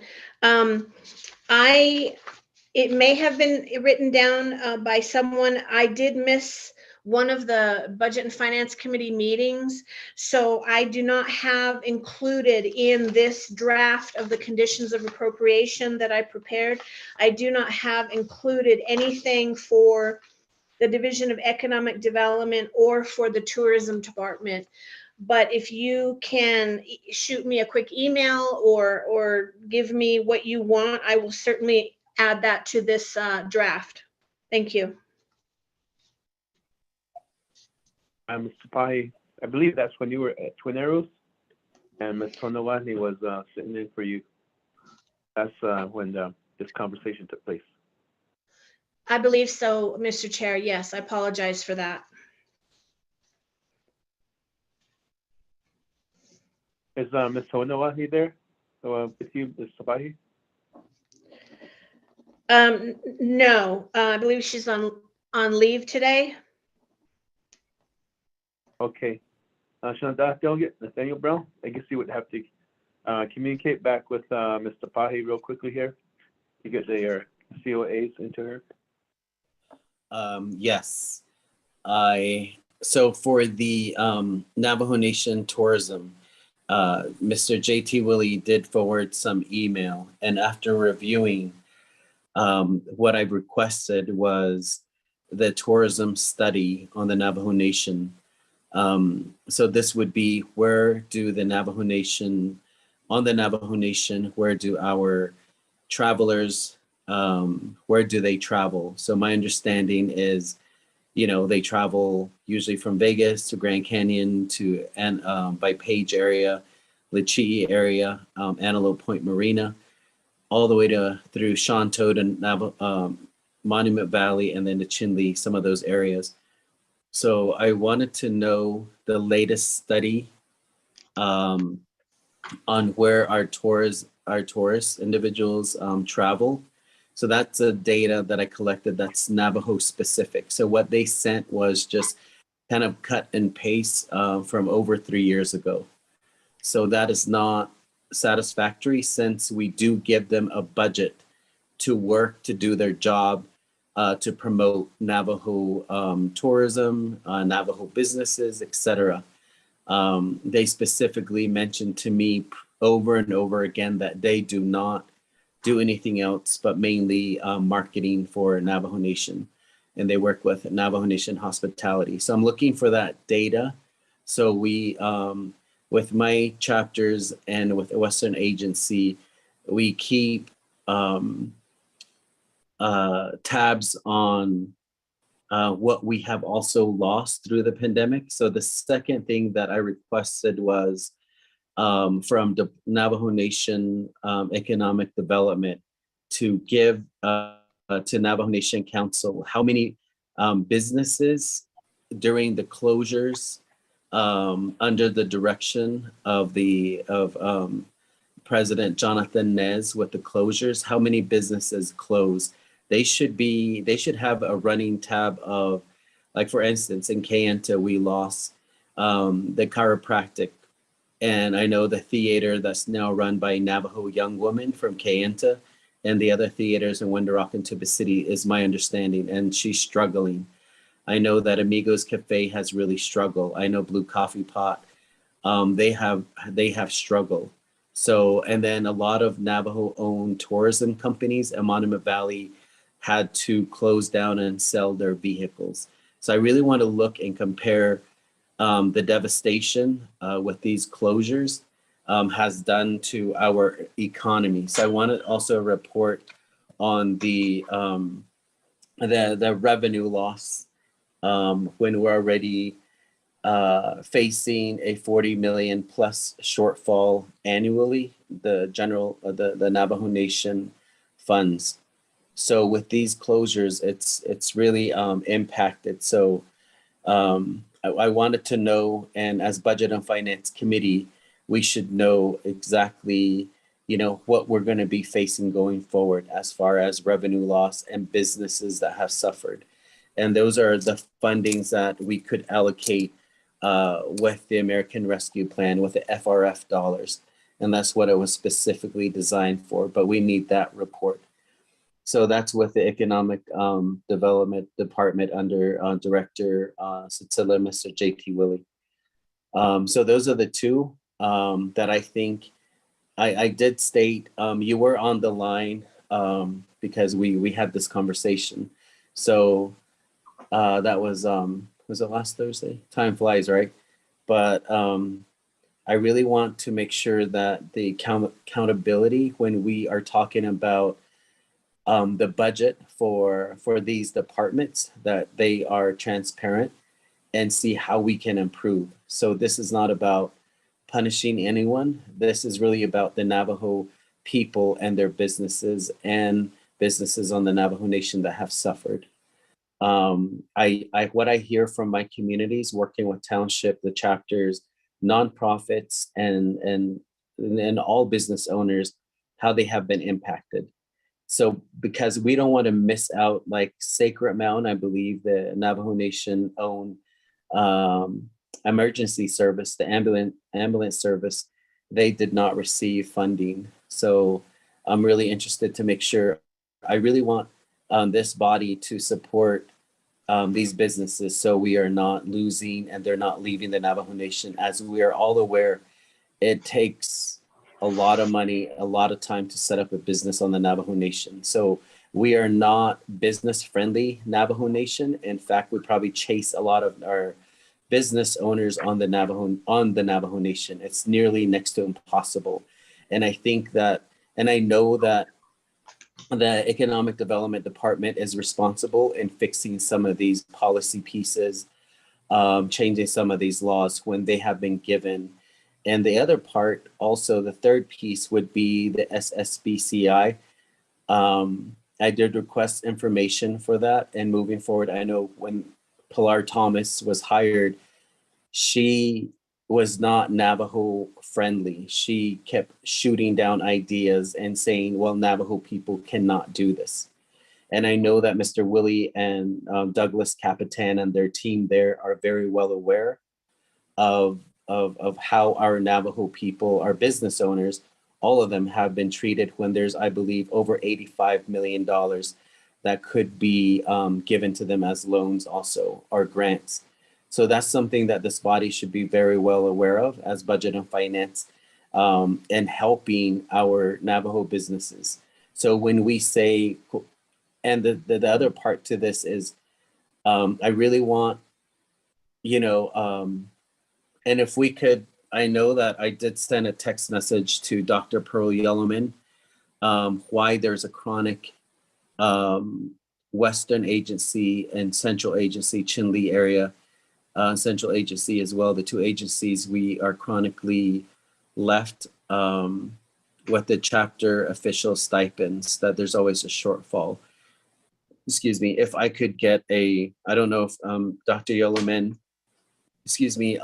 is on the call as well, though, so we can, moving forward, so we can replace some of those unmet needs or shortfalls from the personal lapse fund. So that's why I'm also requesting for this, so I can adequately put some of these fundings where it's really needed. That has been, we have been pushing some of these away, and especially in the tourism. So those are the reports that I'm requesting. And if you could, I know I'll be, if you need any additional information, I'll be working on an email right now also. So that's something that I've been mentioning. But before, one other question to yourself also would be, as far as funding the division director, his salary, if they have pretty much fail at the negotiations and the revenue loss that we're facing with the closures of NGS and Kayenta mine, why are we funding these positions when we are at this devastation of this revenue loss? I think, and that's where I believe, I know that this committee from over 3 years ago has set aside funding to hire an economist for them to help them. And then the other one is we allocated funds to help them in the energy sector also. And that's something that I've requested time and time again, requesting for looking at the whole nation and looking at the natural resources. And that was just kind of an assessment of where the 24th Navajo Nation Council and moving forward, that we are aware. I am not advocating for these, but just to have a clear understanding of what our natural resources available to us are out there. That's why this committee did allocate funds for an energy consultant. At that time, it was Pilar Thomas, but the pandemic hit, and I know that her contract was on hold. So I wanted to see, the other part to this would be, I wanted to get the report from the energy consultant, where they're at, if they found another person. Then the next thing would be a report from the Division of Economic Development Economists. I did meet the young lady, I cannot remember her name right now, but she, I did have a phone conversation with her. I did also have an in-person conversation with her at one of our meetings at Twin Arrows. But I did request for some of these information aside from tourism, and I wanted a report that's Navajo specific on economic development, moving forward, to make sure that we're using some of these FRF dollars and other dollars, CHISN dollars, UUF dollars, for some of these revenue generating plans. So from the Economists, I specifically requested where is it sound, what areas to develop. There's a lot of possible development. I know New Mexico with the water line, there are possibilities that are endless with that water line that's going through. I know in Western Agency, we have tourism. I know in Central Agency, they have tourism. I know there's natural resources. So I really would like to see a report from the Economists to give us a sound with backed up by data, backed up also what we have chronically done wrong. The next thing with this Economist would be, how do we but how do we improve our policies for bringing businesses? Do we give an incentive, maybe a tax break? Do we use some of these grants, and what type of grants are they using? I know there is a lot of funding out there available in federal grants to help some of these businesses. Are they tapping into those resources?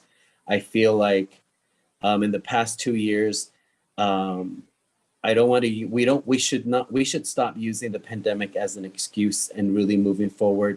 That was the time when we should have been creative in making these systems electronic. If we are telling our people to be safe from COVID-19, not to catch it, not to bring it home, then these systems, there should be software updates, and these systems, if my Untitled Chapter administrative assistant could make some of these forms electronic without a pay raise, without a degree, these division directors and the managers should have been making these available to us that time when they were idling, when they were sitting there at their home, when we were paying them to stay home and to work from home. So that's the frustration that I am airing through from my people, from our people who continue to suffer. Another example would be a young lady at the Untitled Chapter meeting yesterday said, I have lost my job. I am now a housekeeper. That's the only job I can have, but it's very limited hours. And it is not enough for me to feed my kids. And I'm behind on my utility bill.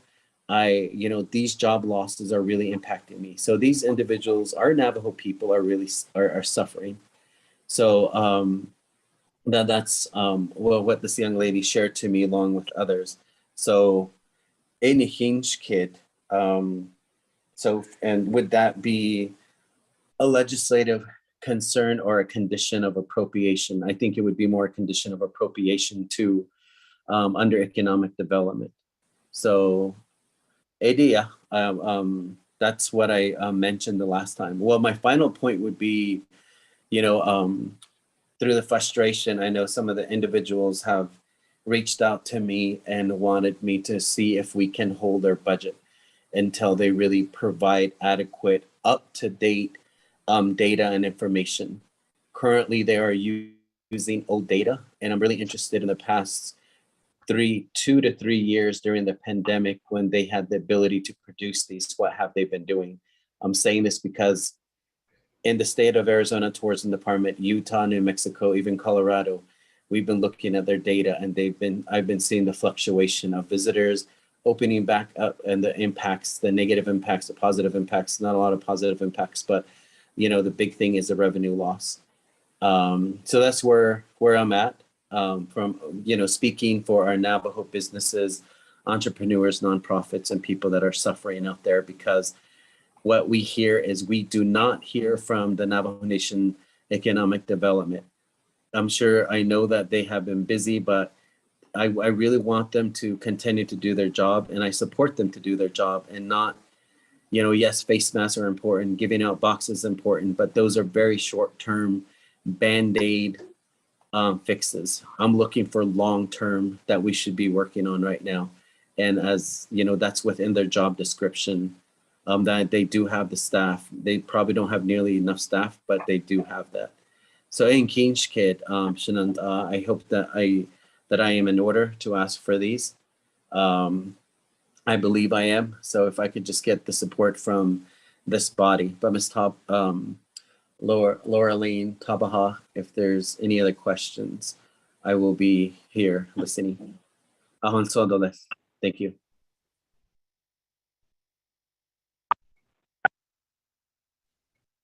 So, Ms. Tapahi, did you get that request for a condition of appropriations for Division of Economic Development and also Department of Tourism? Thank you, Mr. Chair. Thank you, Delegate Brown. I got scribbling here as fast as I can. I got several requests in that discussion. So what I propose to do is I'm going to draft these up in a way that I think would be appropriate to insert in the conditions of appropriations draft that I emailed out. And I will shoot that over to Delegate Brown, and he can then let me know if I've written it correctly, if there are any edits need to be made, and that way I'll know the final way it should be written and inserted into the conditions of appropriations. I just want to make one comment regarding the statement by Delegate Brown that the chapter stipends are always unfunded. There's always a need for funding those. I just wanted to remind Delegate Brown and the committee members that the president's memo dated today, August 19th, for his unmet needs, he does have item number 2 listed there. It states in his memo, Division of Community Development dash chapters, $1,035,521 shortfall for chapter personnel to fully cover salary and fringe benefits. So it appears, I don't know where this $1,035,521 figure came from. I assume that the president's office probably spoke with Division of Community Development to come up with this dollar amount. If that, I suppose someone needs to verify if that indeed does cover the shortfall for all of the chapters, chapter salaries and such. I don't know if that covers stipends for monthly meetings and such, but it appears that if this recommendation is accepted, recommendation from the president is accepted by Budget and Finance Committee, then the issue that Delegate Brown raised about chapter stipends should be taken care of. And so I don't know if it is taken care of, then it probably doesn't need to be included in the conditions of appropriation or the legislative concerns. But of course, it depends what the committee wishes to do with that recommendation from the president. So I will put together an email and I will get that over to Delegate Brown as soon as we are, as soon as we're done, as soon as I get a chance today, I'll do that. But for now, I'm carefully listening and writing down notes as we go along. Thank you, Mr. Chair. Okay, thank you, Mr. Pai. How much time do you need to draft this condition of appropriation? Because that's what we're on right now. Let's not mix legislative concerns with condition of appropriations. Let's do the condition of appropriations first. So how much time would you need? I would ask for at least 30 minutes, Mr. Chair, to carefully type up this email to Delegate Brown, and then he can get back with me as to how I've written things. I need to know, for example, by what day, by the end of first quarter, second quarter, et cetera, for these reports to be presented. And I do have, I think I've written down, it looks like 4 separate, possibly 5 separate COAs here. And so I really feel I need to check with Delegate Brown via email. So I would ask for 30 minutes. Magashi, thank you for that.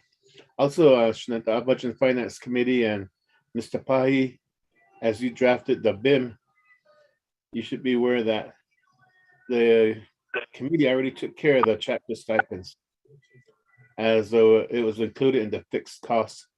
So there should be no shortfall for the chapter stipends this coming fiscal year, as it has been taken care of as part of the fixed costs, and it'll be in the fixed costs thereafter. So just wanted to point that out, Budget and Finance Committee, for your awareness, as we all took action on that. Yes. And as Mr. Pai, as he drafted the language for the BIM. So let's move forward. 30 minutes to draft the condition of appropriations for a Division of Economic Development and the Tourism Department. And are there any further, because I'm going to be calling for a recess to allow time for Mr. Pai to draft up the condition of appropriations. And when we are requesting for conditions of appropriations, and let's be to the point as far as what actually are we requesting, because I've seen that Mr. Pai that she's just trying to scribble everything down, and we need to kind of give her that time to make sure that she has everything in order for us right away. Any further requests or comments on the conditions of appropriation? Chair, this is Delegate Brown again. Shananta, you have the floor. Yeah, thank you, Chair Henio. Adoshanant Budget and Finance, the base of Kidney Ingi.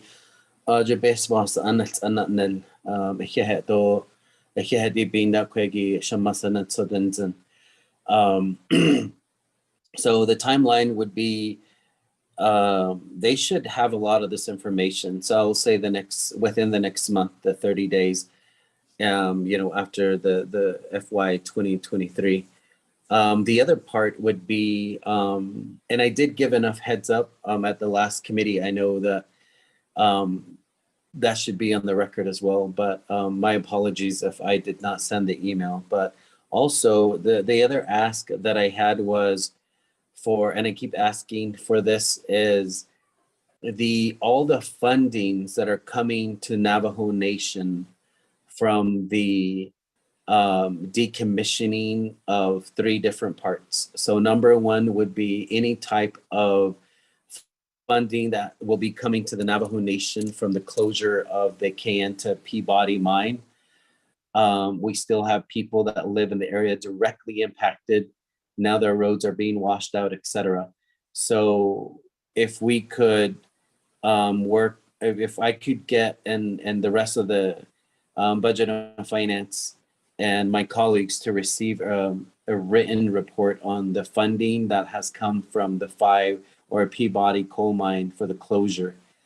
And then the second thing would be the decommissioning of the railroad tracks and the plan. So when I was on the call this past Tuesday, bad audio connection, so that was not given. So I requested through the chat there.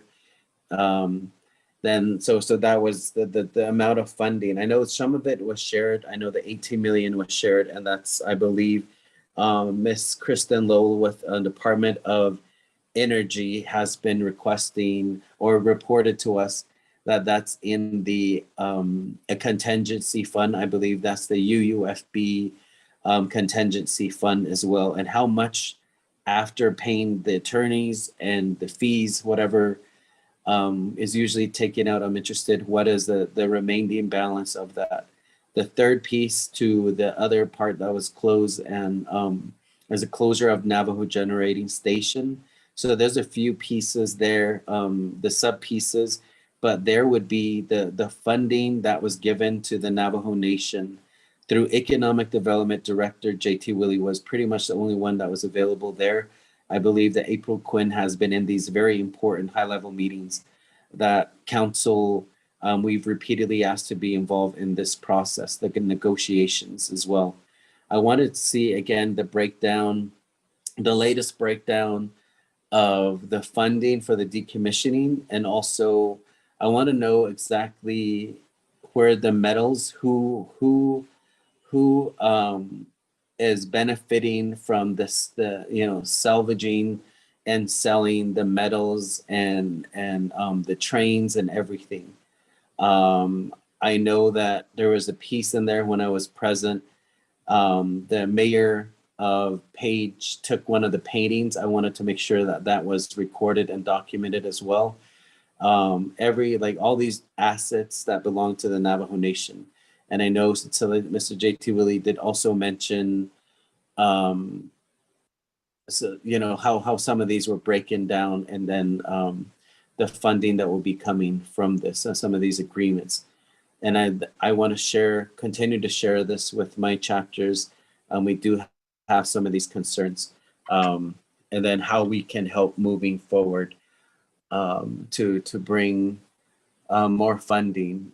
And eventually, we want to work on an Arizona chapters trust funds for to set some of these fundings that are coming in, to set aside, to put that into a trust fund for Arizona chapters, since it was the funding that was made there, and historically there has been no trust fund, because we do still have a huge need. And the state of Arizona, first time they gave us $60 million, but also, we keep fighting for some of these funds. Like, I believe 16 to 26 million is made every year from just Navajo, not other tribes, just Navajo, on the transaction privilege tax.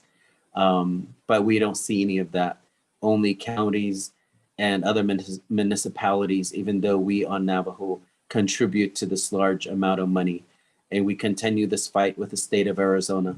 So I did also request for these information, and I'll be sending out an email to OMBOC.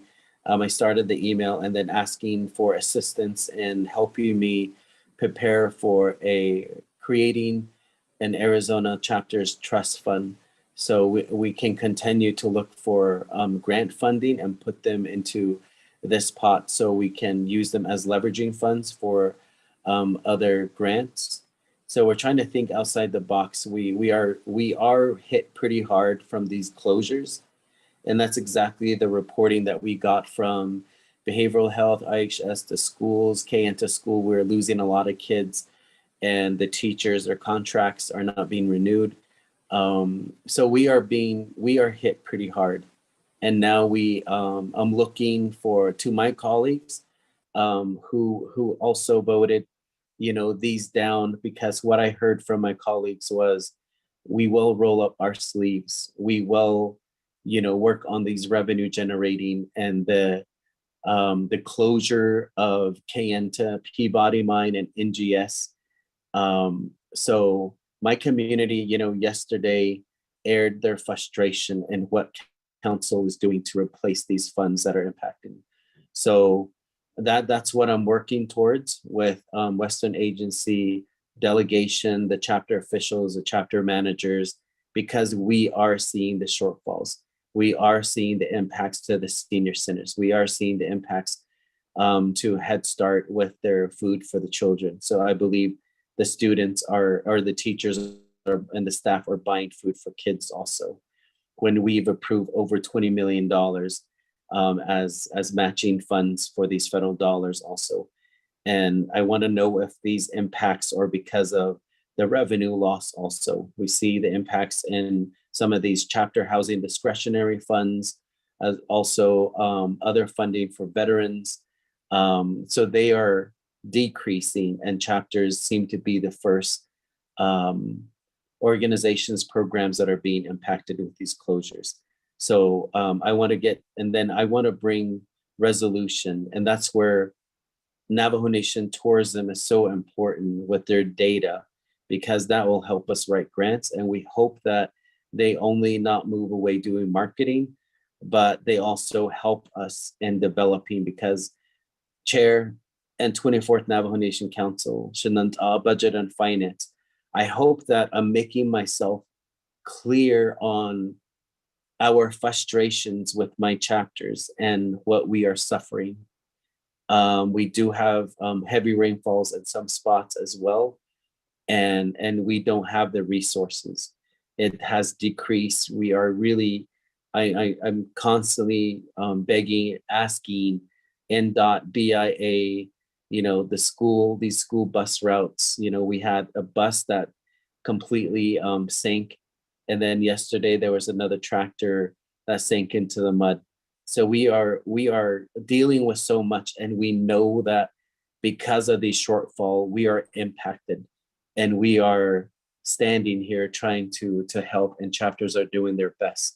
But if we had some of these funding, historically what we've been having, and now we don't have, we are suffering. So I really want to know what some of these, what our plans are moving forward. I really want to see from the director and the economists and the energy consultant to give us a report for the past 3 years. This is not an ask that they are aware of it, because we have funded them through this body also. So we have been asking and now we're at this point. So any hinge kid, I really would like to continue to move forward. And Chair, so that's, I want to know how much money has come. I feel like there's not a lot of transparency in some of these. I feel like, and if Madam Controller, Interim Controller can also write me a memo again. I feel like there is still something missing. I feel like some of this money is hiding somewhere. I hope my gut is wrong. Actually, I hope it's not.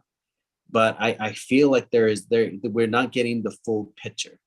We're not getting all these funding that we're getting, and I don't want to confuse this with the American Rescue Plan dollars, the FRF dollars, CARES Act that has been closed. There is a lot of money on Navajo Budget and Finance Committee, and a lot of these monies have a deadline. So I just want to make sure that Budget and Finance is on top of all of this. And some of these conditions of appropriations, unfortunately, has to be made in order for these movements to happen. Because before, when I asked for these, and what we received from Mr. Satilla JT Willie, that's not satisfactory. And I want to share that with my chapters, and they've already asked me, where are my numbers? This is not lining up with my closure. How come I'm not counted into this? So our people and business owners want accountability, want transparency on what is going on in this division. So I'm gonna thank you, Laureline, for your work. And again, the timeline would be within, I would say, let's just go for the first quarter. I really would like to see this as soon as possible, because the other states and their tourism department and other tribes have already released their information on the impacts. And again, committee members, because this information will also help us to ask for an extension on the American Rescue Plan dollars, the FRF dollars, because we have suffered tremendous amount of manpower. We have lost, some of these attorneys that have been helping us. We have lost, unfortunately, some of our people that have been working in these divisions also to COVID. So this timeline that we have been given is unreasonable. And my chapters and myself are really worried that we're not going to have enough time, because the cost has increased, as well as the service industry has really impacted and crippled, our ask looking and getting price quotes for these. So over the $1 billion that we have allocated, that is not going to be enough. And I really want to make sure that our people get not just the quality, but to get the quantity also. I'm using these American Rescue Plan dollars. So quality is a big piece of this, because we want this to last to help our people. We cannot just look for the cheap that will break and then that will just become trash. So we really need quality also. So that's something that my chapters are stressing to me as well. So if we can get the funding from NGS Cantamine, the railroad, and if I'm missing on something else, I wish I could squeeze in the mental health piece on how some of our union workers have been impacted, and how, domestic violence and substance abuse has increased in our communities because of the job loss.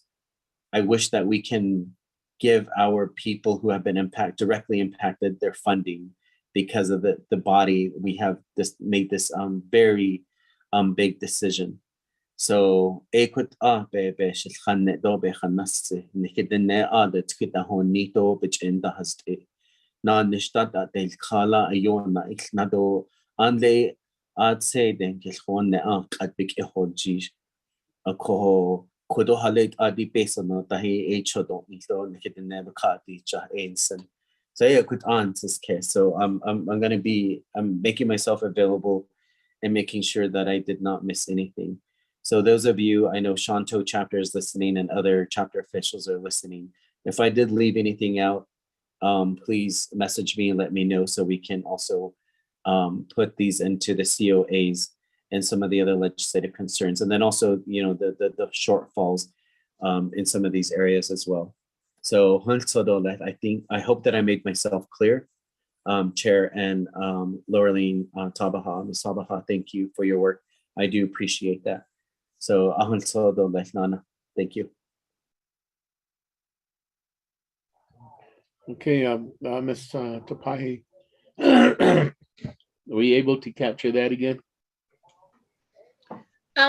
Yes, Mr. Chair, like I said, if I could get 30 minutes to shoot an email to Honorable Delegate Brown and have him comment back on that, and then I can fix all of the COAs that he is requesting and insert those into the draft that I sent out today. Okay, thank you for that request. And it is a lengthy request for Division of Economic Development. I'm sorry, Mr. Chair, I forgot something. Could I add that? Yes. I just sent the budget forms that I just now got from Division of Community Development. I sent that email out at 11:43, about maybe 8 minutes ago. It's the it explains where the $1,035,522 that's listed in the president's memo, where that comes from. It's actually $1 off, but as you know, the president in his memo dated today is asking for $1,035,521 for quote, shortfall for chapter personnel to cover salaries and fringe benefits. So the budget forms are now attached, and I email that to you explaining this unmet need. So if you might want to take a look at that. Thank you. Okay, thank you for that information. And for that information, we can review that. But let's focus on condition of appropriation and get this out of nailed down so we can move forward to the legislative concerns. And the more time we spend on commentary, the less time Legislative Council has to draft up the finalize the legislation. So that's not if we want to if we want to make a request to speak to the point, and that way Mr. Pai can get this out of the way right away, because we still need to drop the legislation by today, if hopefully today, so we can meet the timelines for the within the code. Let's take a recess then, as Mr. Pahe is requesting for 30 minutes. We'll come back at 12:30.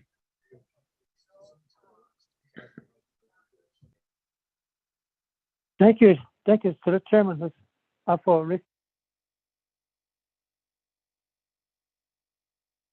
Eugene so on the meeting too. Thank you.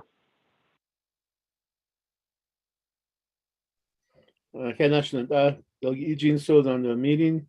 For the record, also Delegate Paul Begay, there's also a text earlier. He's also in the meeting call too, so thank you.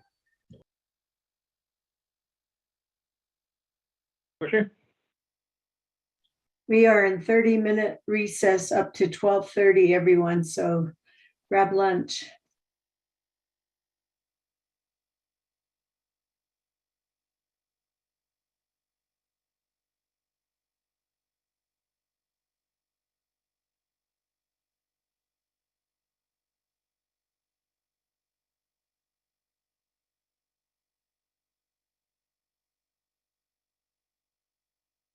Peggy, are you still online?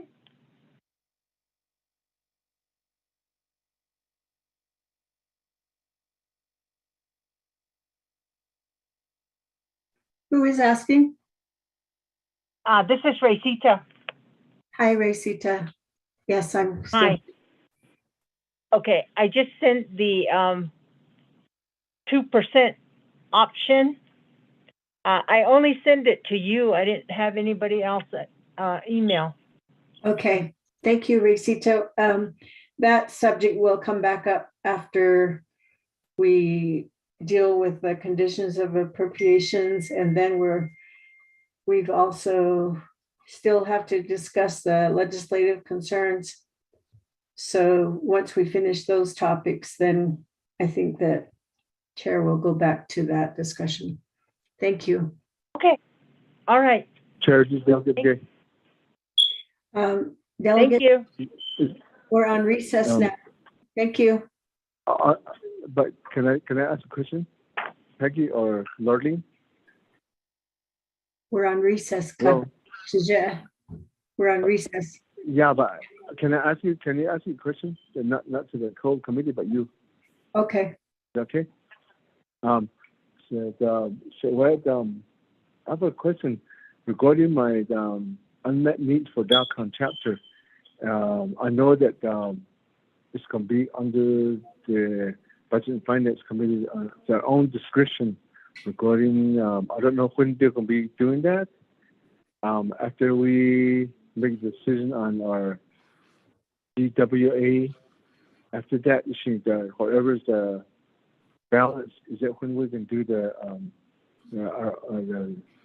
our discussion about how much we can be maybe given to each Budget and Finance Committee members? A caution, because right now I was looking at it. If we go with 5%, that's we have 800,000 that's going to be available for Budget and Finance Committee members to make the decision of how they can appropriate those unmet needs. Am I right? So where can you give me some more instruction on it? If you have. Yeah, right now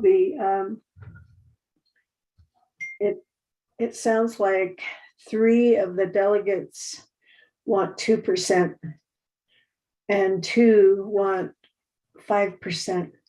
So Chair Henio asked for the 2% option to be provided by the Department of Personnel Management. Racita just barely sent that to us. And so that discussion will take place when we get back to the personal lapse savings.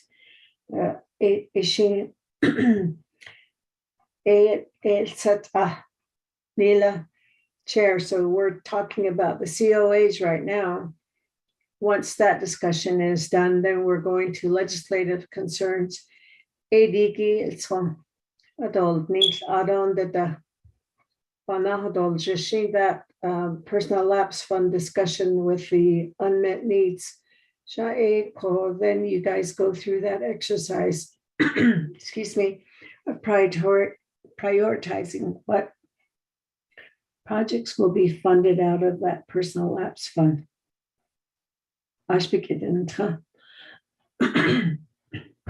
Excuse me. So, Peggy said, my question goes to another one is, why is Donald Biao OMB? He has all the documents from DALCON chapter. He's not, when he revises all that unmet needs listing, DALCON's not even on there. Do you know when he's going to do it, or when shall I ask him? When we come back, when we reconvene, I can ask him that. What do you think? Well, I think it looks to me like what the Budget and Finance Committee received from the OMB is basically based on the recommendations that were made from the oversight committees. That the unmet needs summary. alcohol, like the budget and finance wanted an unmet needs budget for themselves, for the committee, this committee's budget. ADKA asati piasto. Auto the Gilcon one again asat ahonda ni chair ishi bahatol jishantne. So ACA, it's not going to be part of the unmet needs summary. Ishi ashine behanaditse once we get to the unmet needs discussion, she don't need. So I don't think that we've never had the comprehensive budget legislation to include the unmet needs as an exhibit up to now. So it's just used. This is Dominic Biel. It's just used as a tool to help the committee prioritize what they would recommend. And then, Shajara, did you understand that? This is Dominic Biel. Yeah, I understand it. Can we have a response from Donmouth?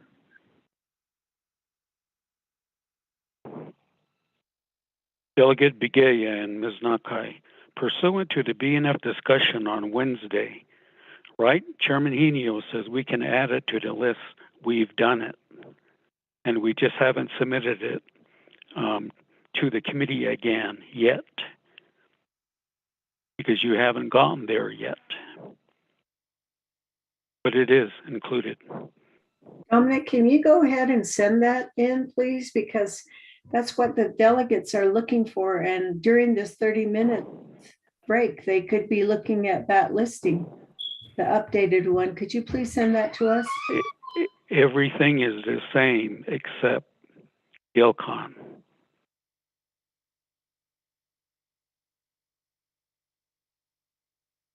Okay, and then what about the what the president sent with his memo, the 3 items that he was referencing?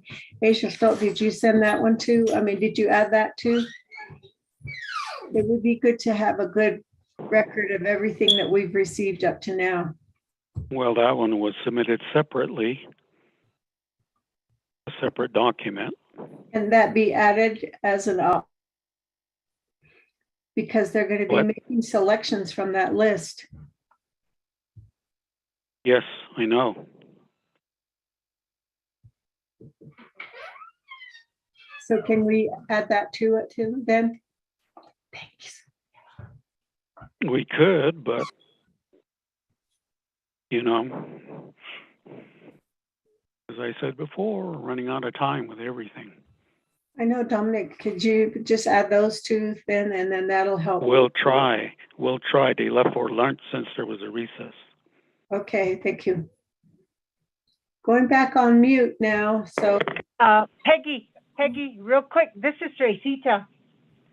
I found an error on the copy that I sent you, so can you disregard that one? And I just sent another one to you, and it indicates revised on there. Okay, excellent.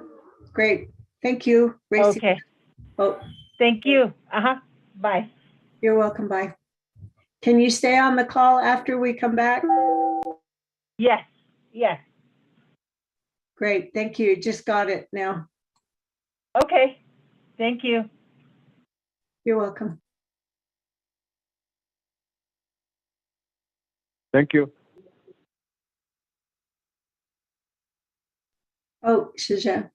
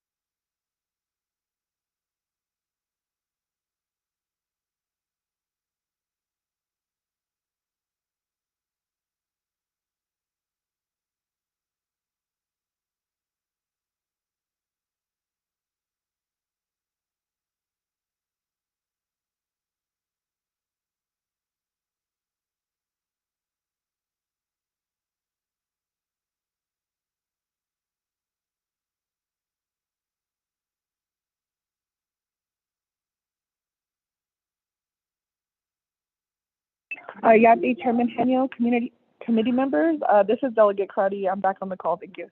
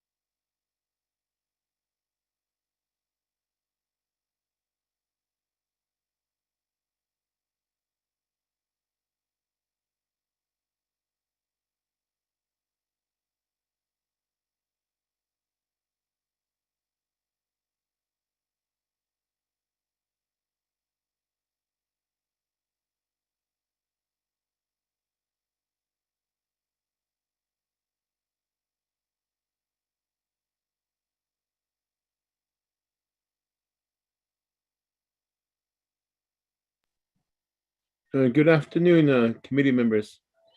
I do see did they hear Delegate Amber Kinoswakari on the line?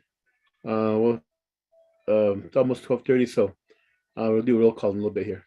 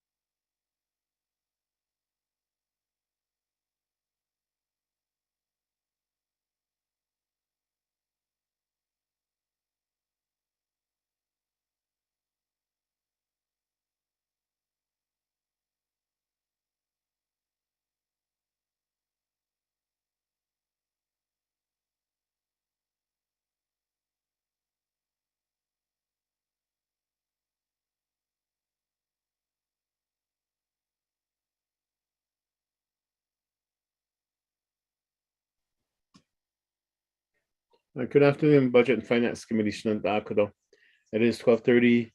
We'll call this budget hearing back into order. Ramona, would you please do a roll call for us, please?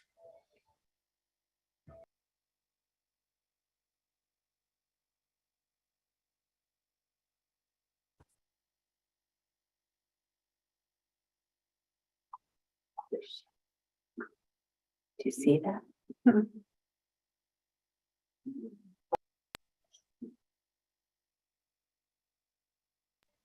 Ramona, are you there?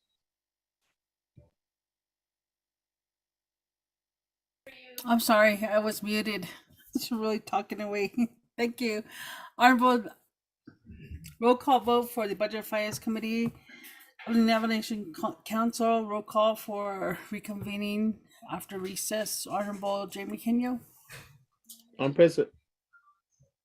Thank you. Honorable Jamie Henio is present. Honorable Raymond Smith Jr.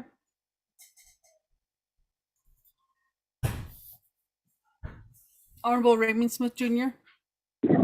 Present. Thank you. Honorable Chairman, Vice Chairman Raymond Smith Jr. is present. Honorable Jimmy L. here. Honorable Jimmy L. here. Honorable Elmer P. Begay. Honorable Elmer P. Begay. Honorable Amber Kenneth Balcrotty. Yeah, they said that this is Delegate Amber Kenneth Balcrotty. I'm on the call. Thank you. Thank you, Shadeja. Honorable Amber Kenneth Balcrotty is present. Honorable Nathaniel Brown. Yeah, so Delegate Brown is present. Thank you, Shache. Honorable Nathaniel Brown is present. Honorable Jimmy Yellowhair. Honorable Elmer P. Begay. Chairman, we have 4 members present upon roll call and 2 members not entering. Chairman?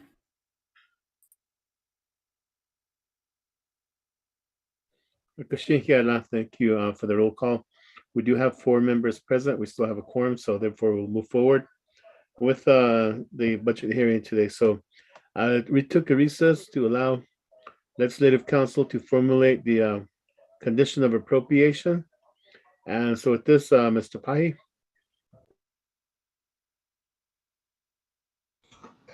Thank you, Mr. Chair. I did send my email that I had explained I was going to send to Honorable Delegate Nathaniel Brown, listing the conditions of appropriations that he requested. I have not received a reply email just yet, so I'm waiting for that at this time.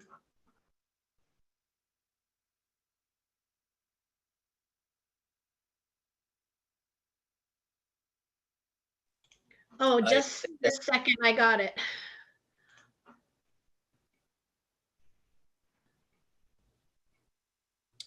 Chair, this is Delegate Brown.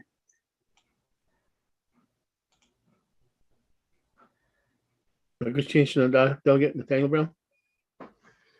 Oh yeah, thank you. I did receive that. The 5 CO condition of appropriations, and I added another one that I emailed to her, if she could just tweak it. And that was also a report from Navajo Nation Division of Parks and Recreation. I know during the pandemic, the closures have impacted businesses around there as well as parks. And I just wanted to know the revenue loss, and then also an assessment on how Navajo Parks and Recs Division Director, Mr. Begay, is helping the Navajo businesses around there, working since they are under, natural resources, and working with Navajo Nation economic development and tourism. I think they all should work together and continue to do so for our people. So that would be the only other addition to that, and I appreciate that. Thank you.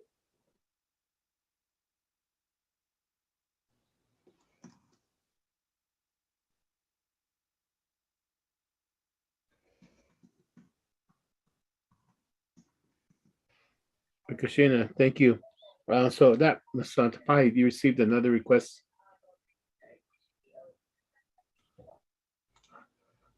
Yes, Mr. Chair. I am cutting and pasting that as we speak, so that I will shoot out a revised draft in just a moment.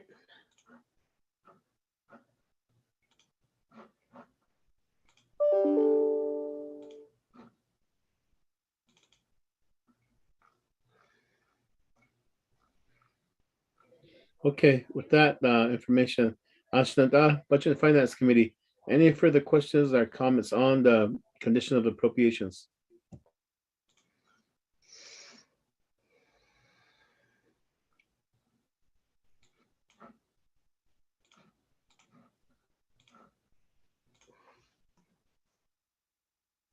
Peggy, did you receive the draft language from Mr. Pahi on the COAs?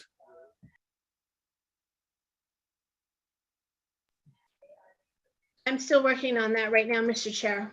Oh, okay, Agashina. I will wait a little longer. Let us know when you're complete. Yes, sir. Chair Henio.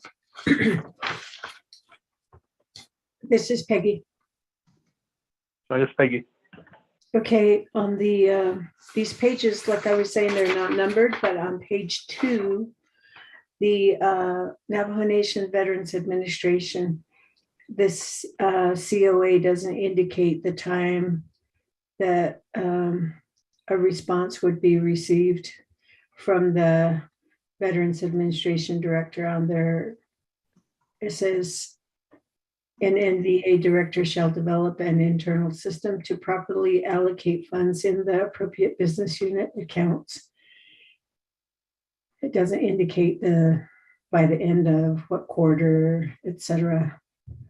And if they have to report to the HES committee or those kind of actions aren't included in that, and it seems to be incomplete.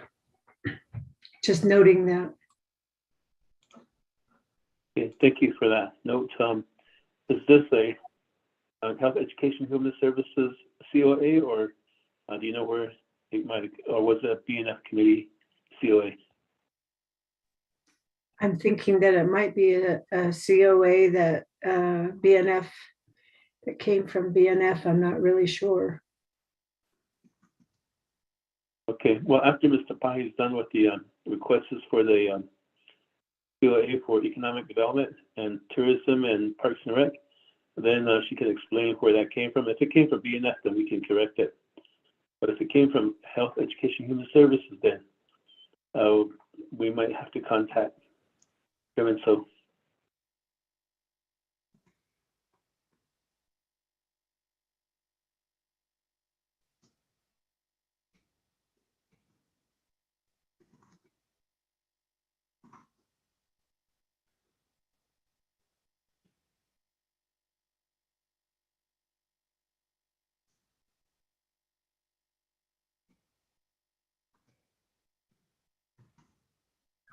It may have come from the Budget and Finance Committee. Also on the, once we get to the legislative concerns one, on page 1, it shows there's a spot for VA administration for a condition of appropriation, and it's left blank.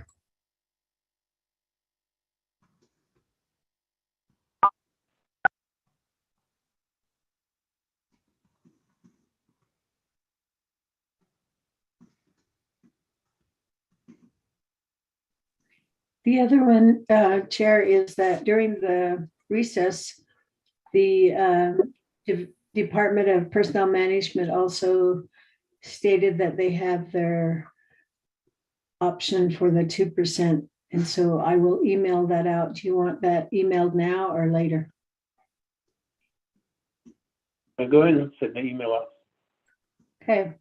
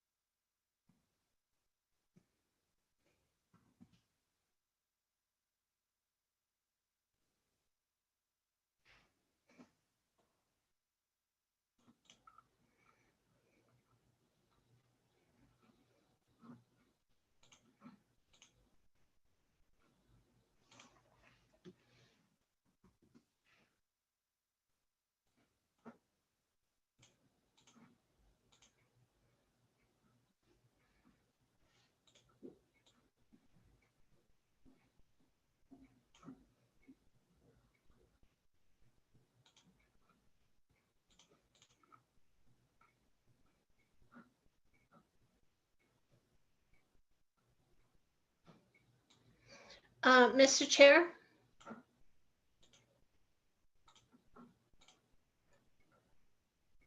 Yes, Mr. Pai.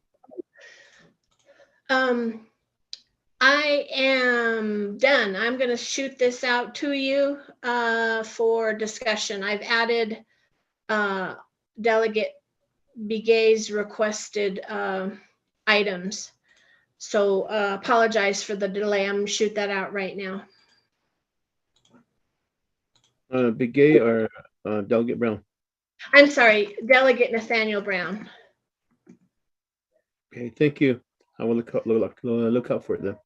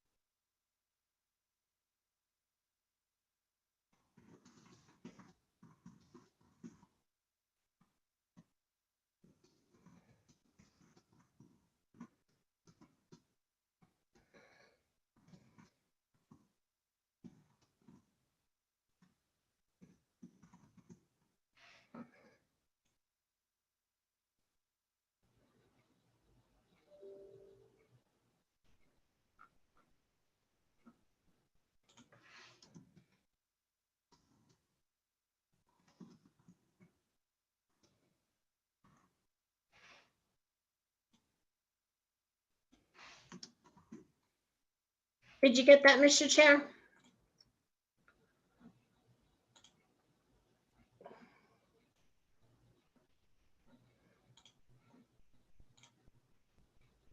Yes, I did. I have it here. Shanada, Delegate Nathaniel Brown. Yes, Chair, I am reading it now. Thank you. The items requested by Delegate Brown are in green, and the little yellow there under Navajo Nation Veterans Administration, I just inserted by the end of first quarter. And so I don't know if you want to stick with that, but I just inserted that because of Peggy's comment. Thank you.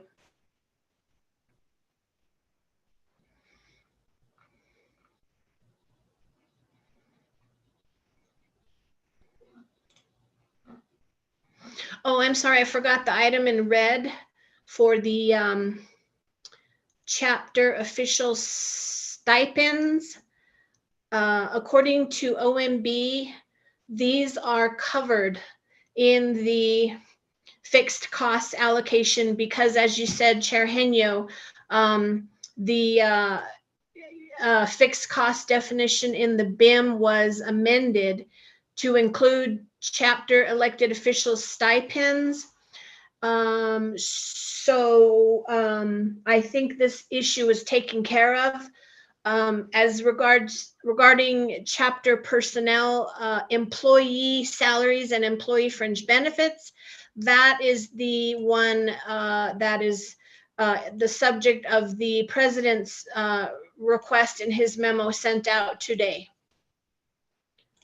But I think chapter official stipends are taken care of. I have not seen the fixed cost exhibits from OMB at this time, though. So when we see that, it should have chapter elected official stipends included in that. I did ask OMB to send that exhibit. I have not received it yet.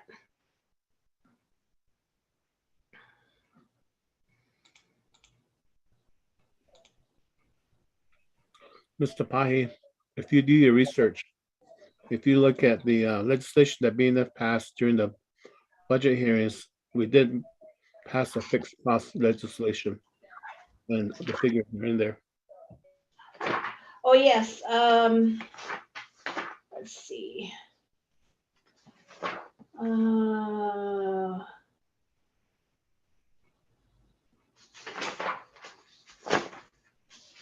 I see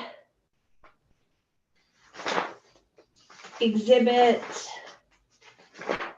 F, and it's titled, this is Exhibit F to the resolution, the BIM resolution by BFC.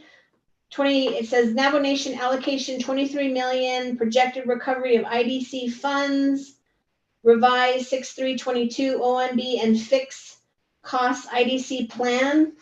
I'm not sure if that's what you mean, Mr. Chair. So I guess I need to know if this is the fixed cost exhibit that will be included in the comprehensive budget legislation, or if there is a revised fixed cost exhibit. I just need to know.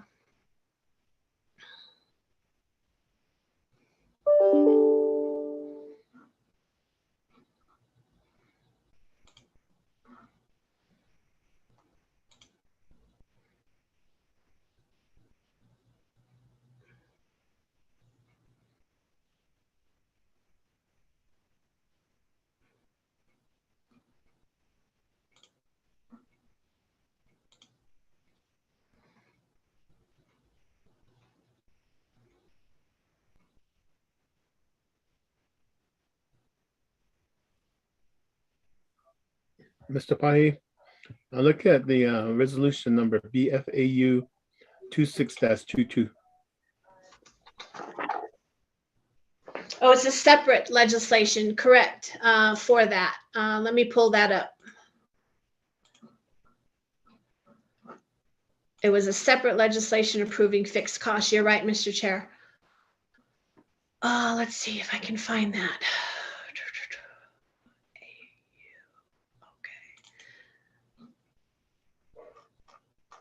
Let's see.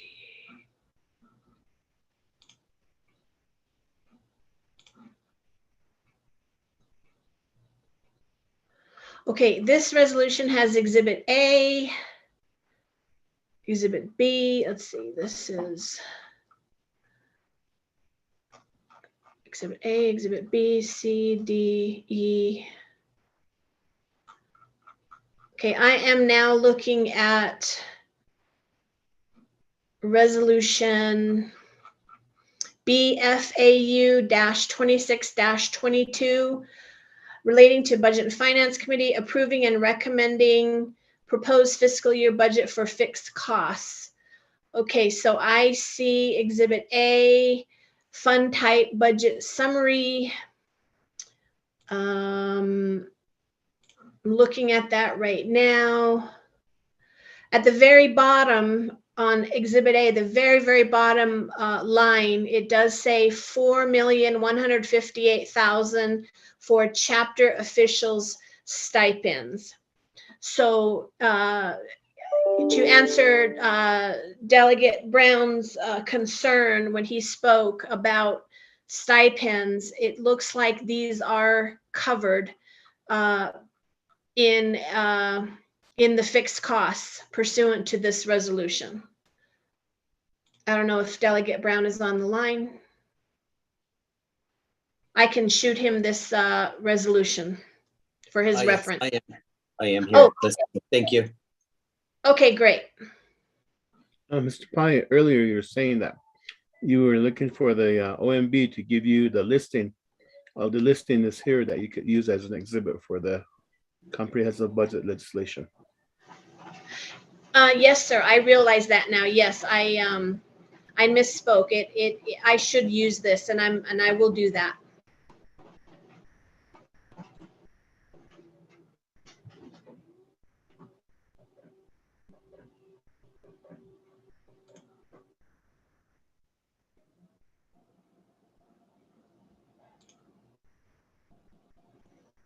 So getting back to the condition of appropriations from the doc, it's already 1 o'clock here. And there any further questions, comments before we go to legislative concerns?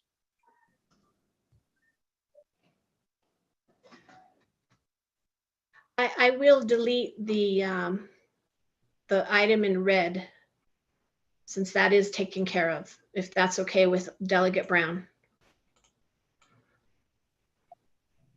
Chair Delegate Brown's here. Shanada, yeah, have you is all the COAs that were drafted good to go, or do you need some more revision? Just one additional thing in red. It says, what is SSBCI? So I did just send an email back to everyone that it's a state small business credit initiative, and it's through Navajo Nation DED. It's getting funding from federal treasury. DED is planning to have change labs, kinship loan program, and Navajo CDFI distribute the loan dollars. So I did forward that to everyone. So for clarification, thank you.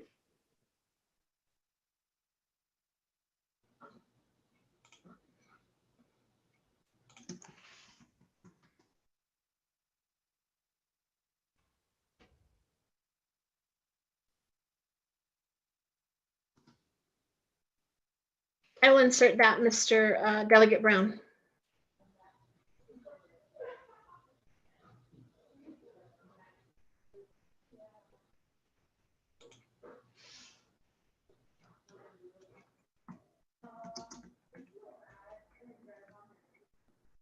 Speaker, excuse me, I'm sorry.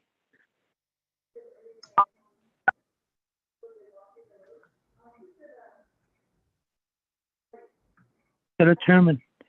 This is Delegate Yell here. Delegate Yell here. Yeah, good afternoon. Good afternoon, Laura Helene, and also Packy. I made my statements about a pay scale under the new hire. Their pay scales are too low. Just for example, like accountant one may be like they're in grade step 3, like maybe C11, something like that, and they're the same category, the same position title, and their grade steps are too low.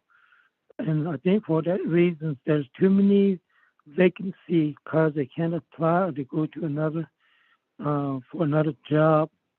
I kind of mentioned, I don't know if it's Laura Lane understand me, to move up another great step up, the one that's just too low, like for beginning of the job, think like a great step A, they should go into maybe a great step B, maybe just upgraded the salaries for for those new positions that needs to be moved up. And that's my my concern. If this is if I'm the right order, Chairman Cecilia, to change the jobs, a great step. So then beginning of a new job, so that the application can apply for a job. If you understand, Laura and my brother Chairman, that needs to be revised. Once about CA, Cecilia. Delegate Yellow Hair, what are you asking? Condition of appropriation or legislative concern? Whatever appropriate, which side is better to do it. If a legislative concern, maybe in there, so. Question a legislative concern. Mr. I just make a note of it, so when we get to that area, we can bring that up again.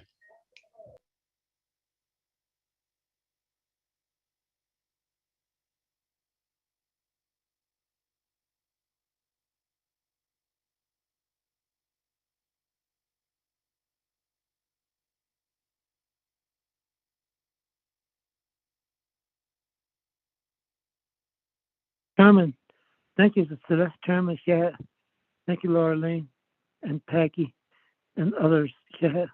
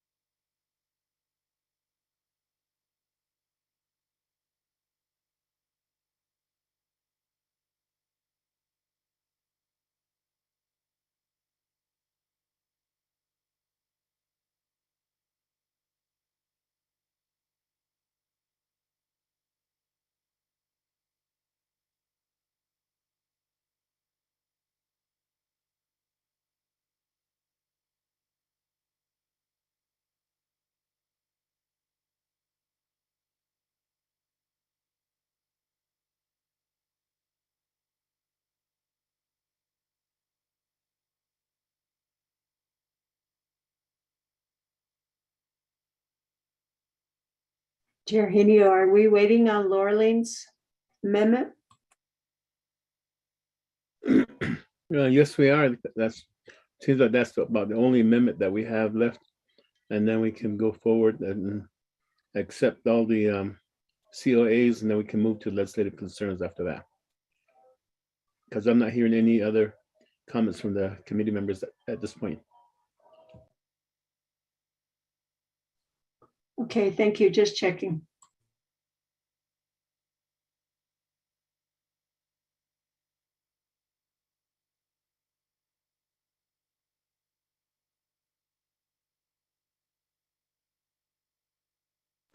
I'm sorry, Mr. Chair. I'm putting everything in black ink and I'm sending the revised COAs right now.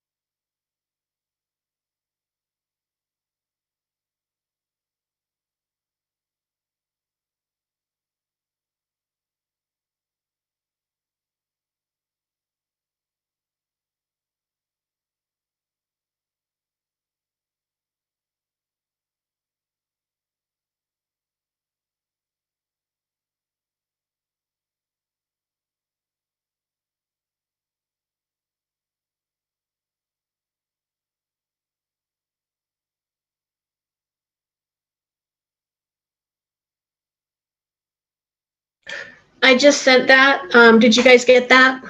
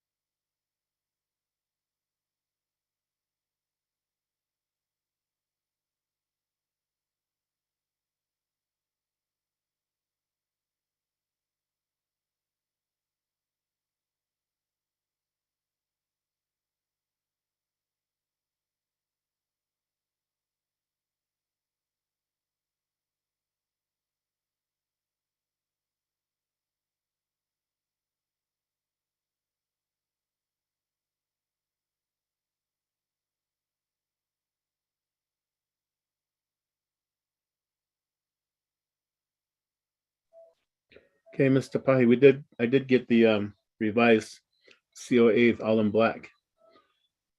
And so therefore, I'll open the floor for the committee. First of all, Delegate Nathaniel Brown, will this COA language work for you?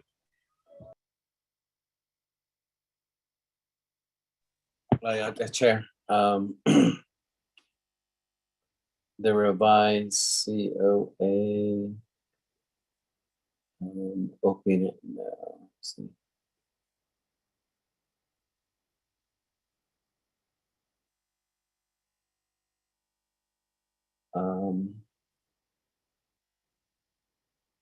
So far, it looks good. Yeah, Chair. The only other thing, one question is the portion of natural resources 1, the dismantle of coal slurry railroad. Actually, that's fine the way that is. Thank you. Everything looks fine. Thank you.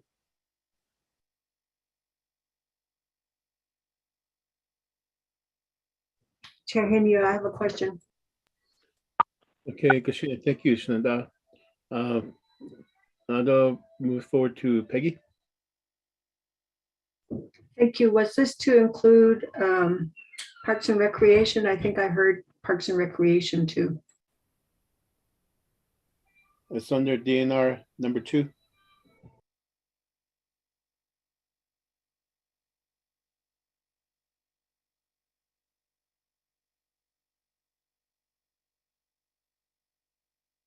Okay, thank you.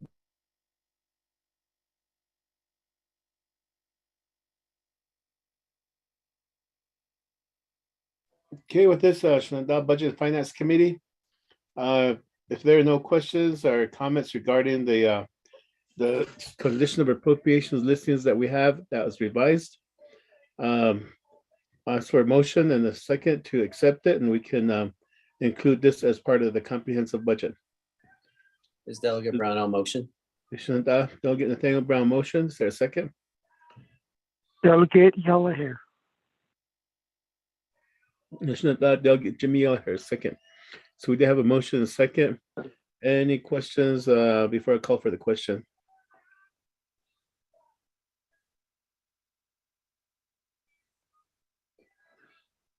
The veterans, by the end of the first quarter 2023, and the two HESI and BNF, that's been corrected.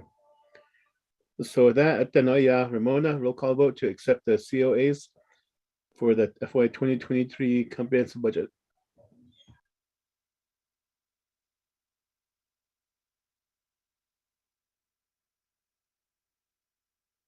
Yes, Chairman Henyo, roll call vote on accepting the COAs. Honorable Raymond Smith Jr., how do you vote?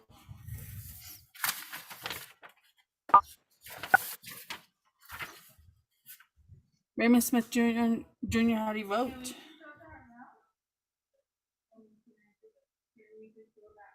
Green. Thank you. Honorable Raymond Smith Jr. votes green. Honorable Jimmy Yellowhair, how do you vote? Delegate Yellow Hair votes green. Thank you. Thank you. Honorable Jimmy Yellowhair votes green. Honorable Amber Kenneth Bacardi, how do you vote?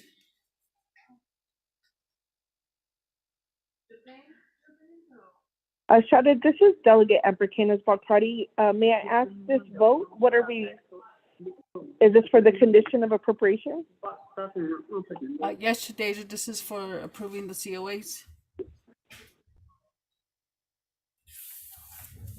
The listing of the Okay, COAs. I will. Thank you. I will vote green on the draft COA, and thank you. Thank you. Honorable Amber Kenneth Bacardi votes green. Honorable Nathaniel Brown, how do you vote? Delegate Brown votes green. Thank you. Honorable Nathaniel Brown votes green. Honorable Elmer P. Begay, how do you vote?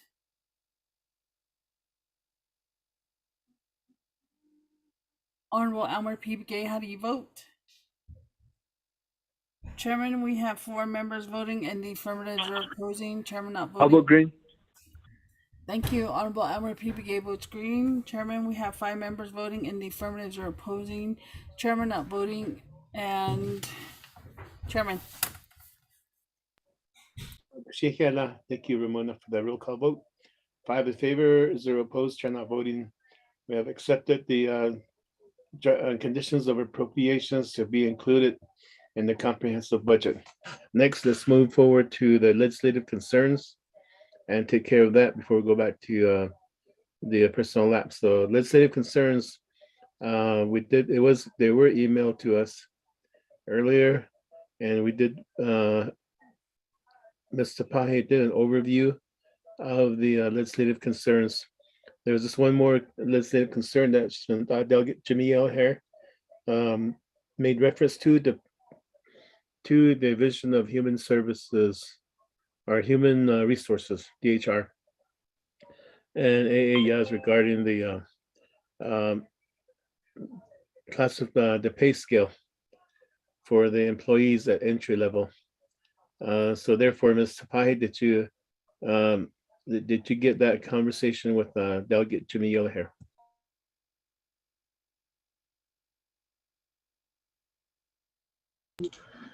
I'm sorry, Mr. Chair, Honorable Delegate Yellowhair. I did not write down everything exactly carefully like I should have. So I'm asking if he can repeat what he wants, and then I will just speak what I'm writing into the legislative concerns.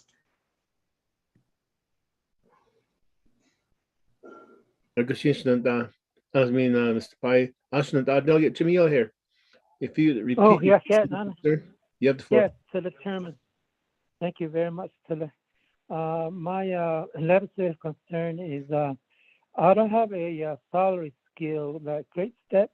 You've probably seen the Great Step like A, B, C, D, and a lot of these positions, the beginning salaries are a little kind of too low, and like for maybe a let's say example, accountant positions, it was hired 10 years ago, and that person might be in D10, whatever. I don't have the salary scale with me. That in that category, the salary starting is too low. Like for example, maybe making that 44,000, and the new salary starts with maybe like a 30,000 or 27,000.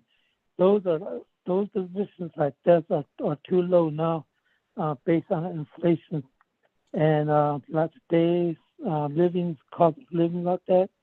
That should be increased the next step higher. All positions like should be upgraded, and especially these low salaries. I don't mean talking about a person like making 93,000. Somewhere in the middle of those area grades that should be increased a little bit more. I hope you understand, or I don't have my grades, my salary step for that one. If I do have, I could explain it well. Chairman, so If I may, Mr. Chair. Yes, Mr. Pai, to get clarification, go ahead. Thank you. Honorable Delegate Yellowhair, if you look at the existing wording in the draft legislative concerns that I sent out, there is one under the Division of Human Resources on page 2, almost at the top of page 2. It's number 2. It says, the DHR should work with DPM to evaluate pay scales for Navajo Nation employees and compare similar federal government employment positions. The goal is to align Navajo Nation salaries and wages with the same position that exists within the federal government. And then DNR should provide a report by the end of third quarter.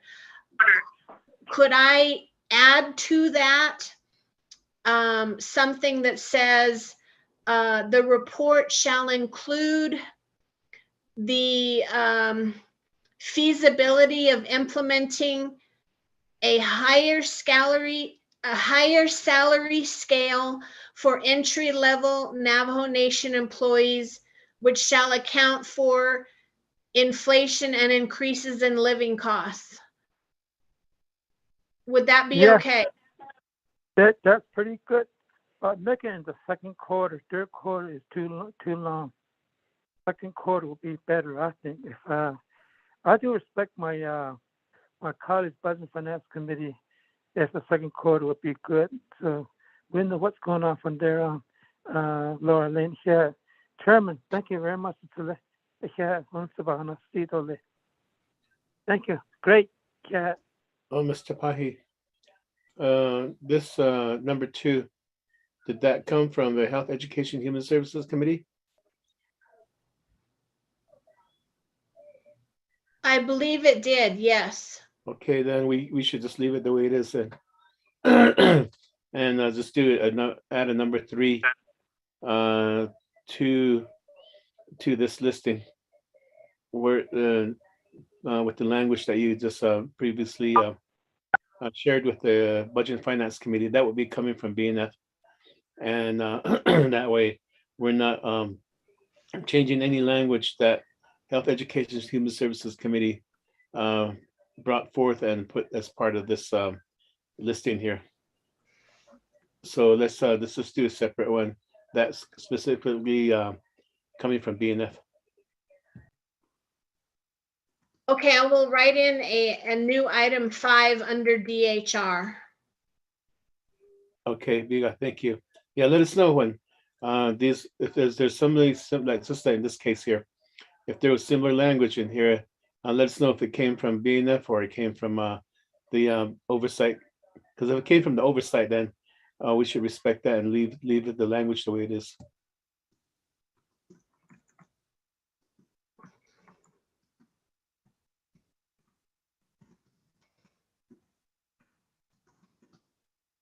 Chairman Sicily. Mr. Chair, may I ask, does Delegate Yellowhair want the report to be provided to Hess and Budget and Finance by the end of second quarter? Okay, thank you for that. Delegate Yellowhair.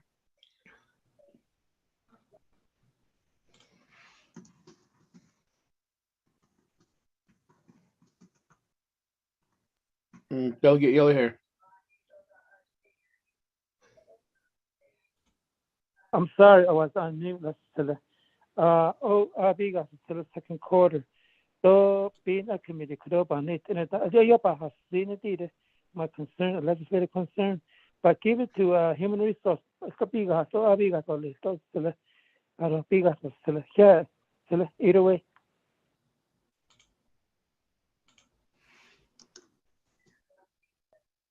Mr. Pai, that's the response from Delegate Yellowhair.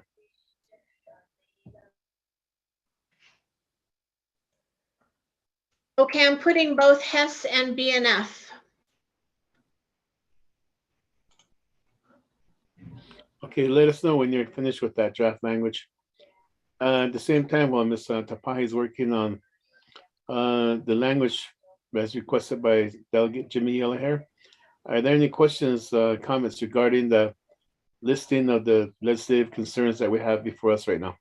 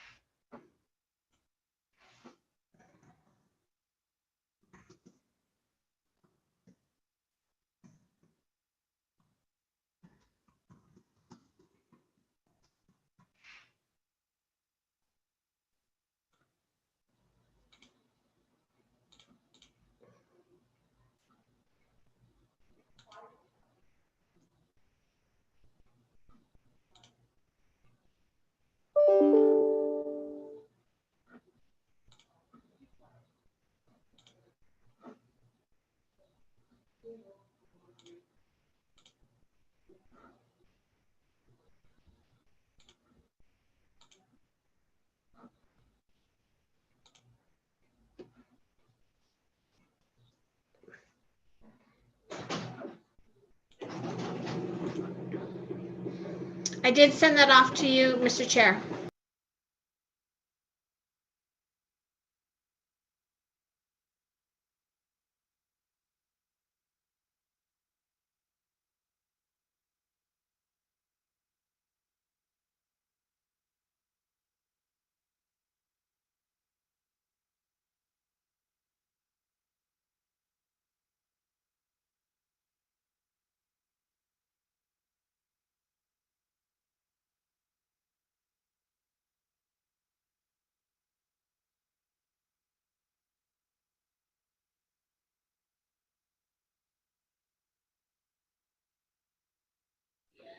Shannon, I did receive them. You can look at it right now, and Delegate Jimmy Yellowhair.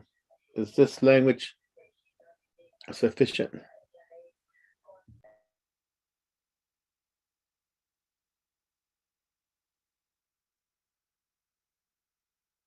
Oh, Sele, Liga, Sele. Thank you, Laureline. You're welcome. So everything's good. Budget and Finance Committee, any questions, comments on the legislative concern listing that we have? There's 4 pages.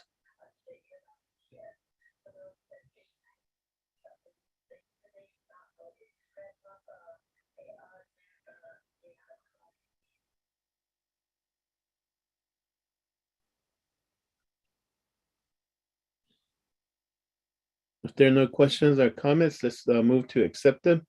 Is there a motion to accept the legislative concerns to be part of the FY 2023 comprehensive budget? Delegate Yellowhair motion to select chairman. Delegate Jimmy O'Hare motion. Is there a second? Delegate Brown will second. Delegate Nathaniel Brown second. So any last questions on the legislative concern?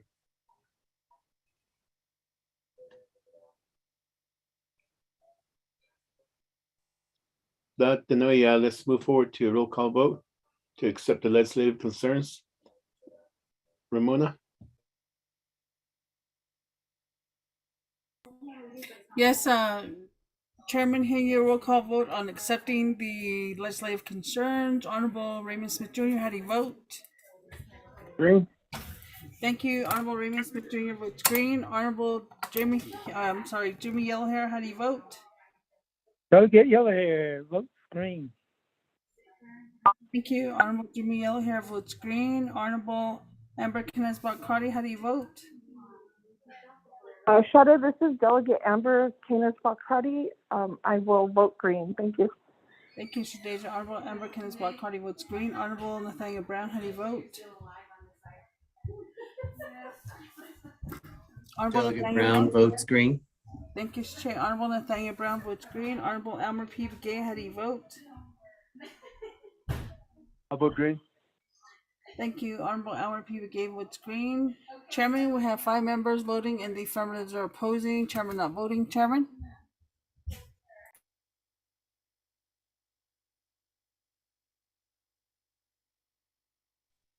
Kashin, thank you. 5 in favor, 0 opposed. Chair not voting, as we have accepted the legislative concerns. And therefore, moving forward to back to the Personal Lapse Savings Fund and the GWA. Peggy, have we received the updated information from Human Resources?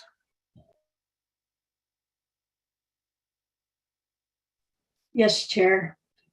However, we've had our own discussion going on here. Okay, so I guess we're all in order. OMB had questions on the GWA that was sent by DPM. So I think we're in order.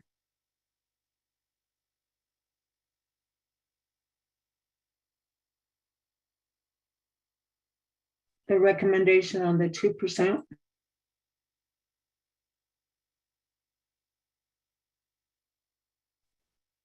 Okay, Good afternoon, Ken.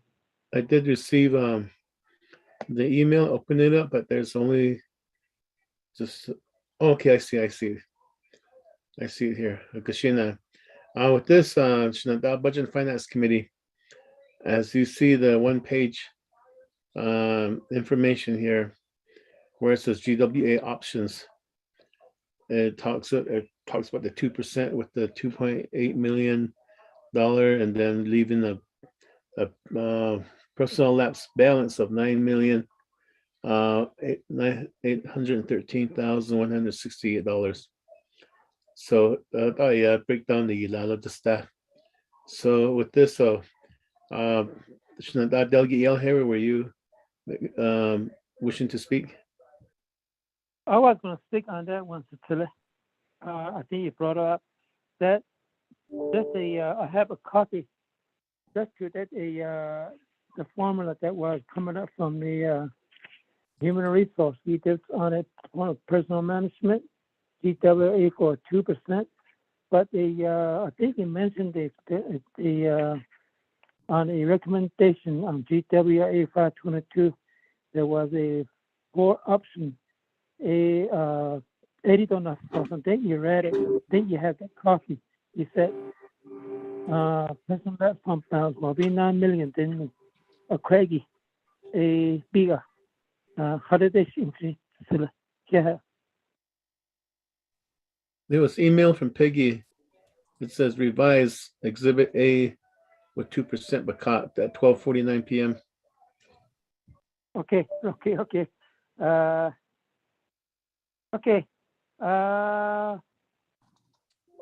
Oh yeah, because I got it here on the console. So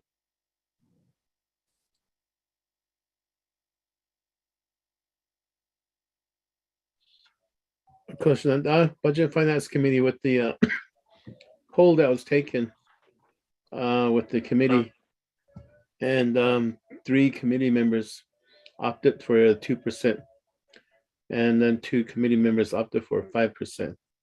And so right now it looks like the prevailing is 2%. And so this is what the balance will be after the GWA is assessed, and leaving the committee a balance of $9,813,186. So I thought I was a kid, and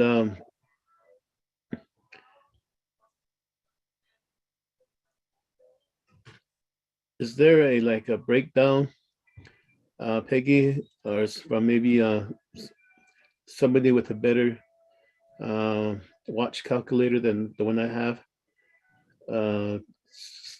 The 9.8 million divided by 6.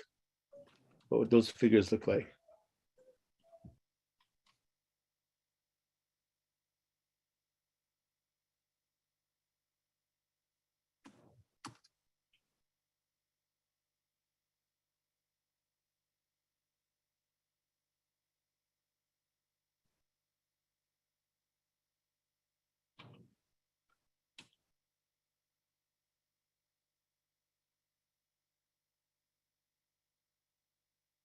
Hernia, Vice Chair Smith, for the question.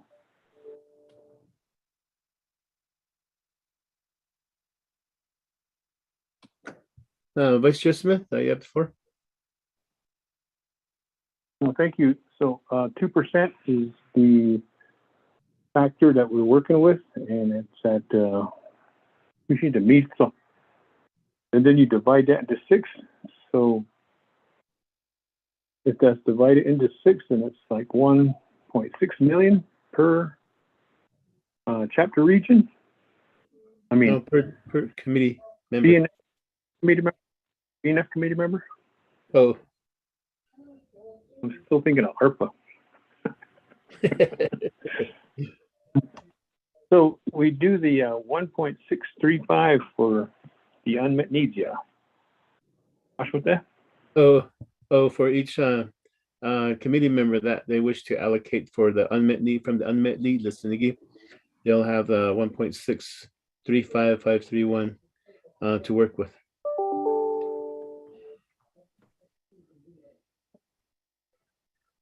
Back to Chair Henny. You mentioned something about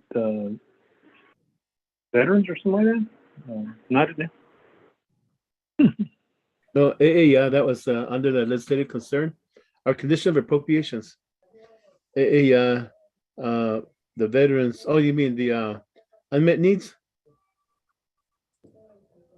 You mentioned something about President Ned's letter or memo.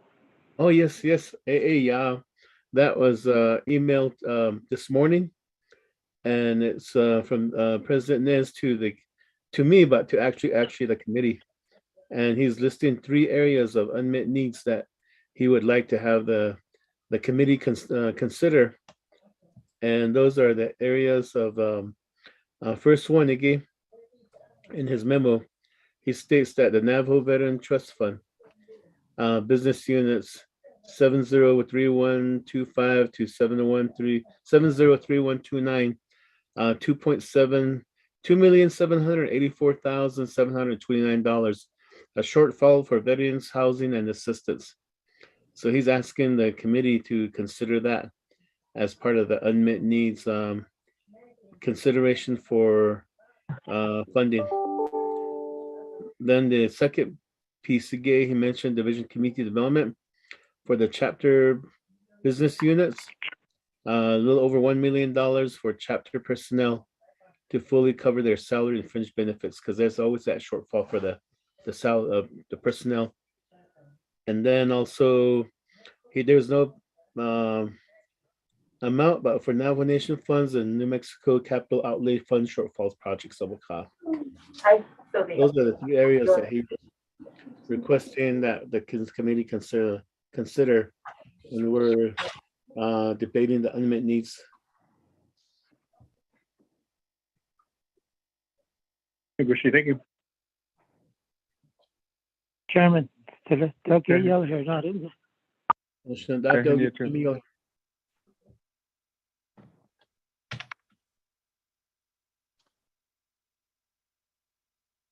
They'll get you here, Shnanda.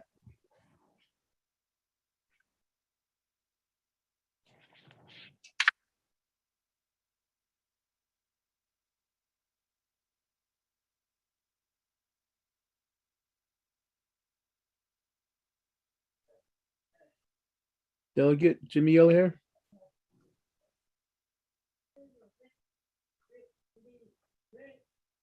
Oh, I'm sorry, I was on mute now. Anyway, thank you, Celestial.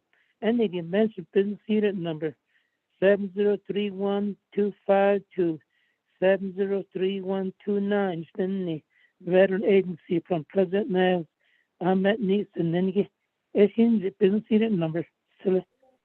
Oh, if you look at the memo, that's where information is at. Oh, that's the same business students. Okay. All right. Yeah, don't keep me on that. Yes, I'm going to look for that memo. Thank you, Philip. Could I? Gushina Kela, okay, I'll repeat again.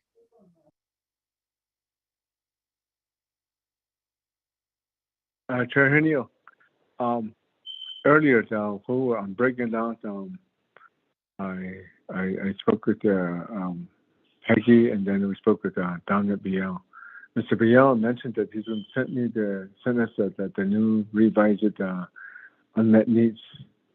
But I haven't received it yet, so I was wondering if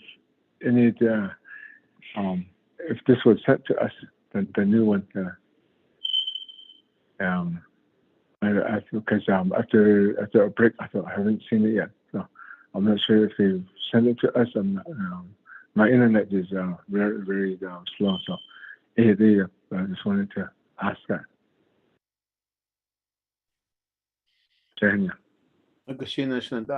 Well, when it comes to the allocations for each committee member, and AD, what you would need is a pen and a paper.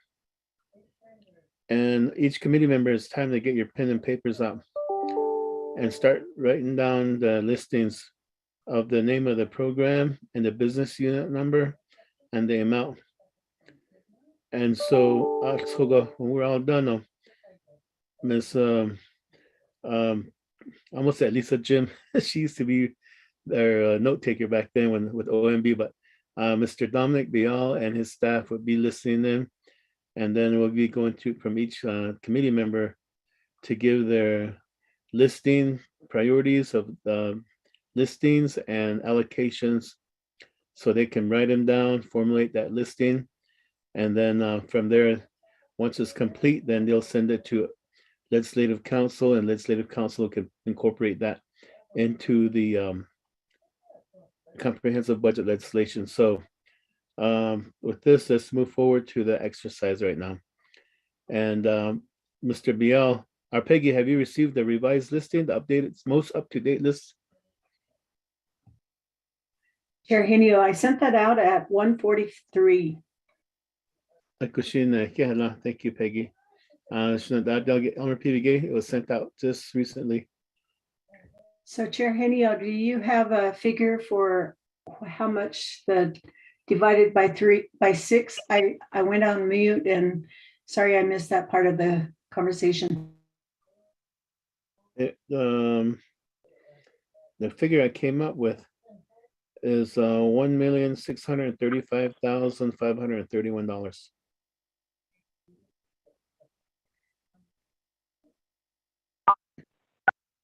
Okay, so I did send out a revised Exhibit A from Elizabeth, and that was sent out at 1:42. So you might want to check those figures.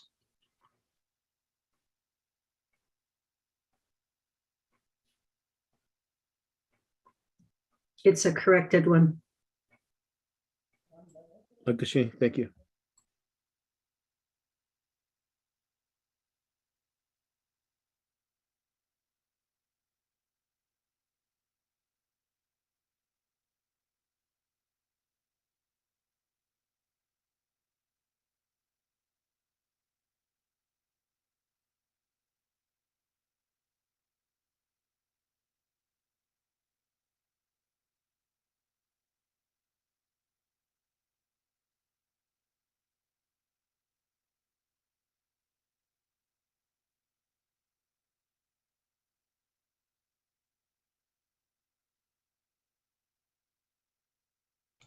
Mr. Chair, may I ask a question?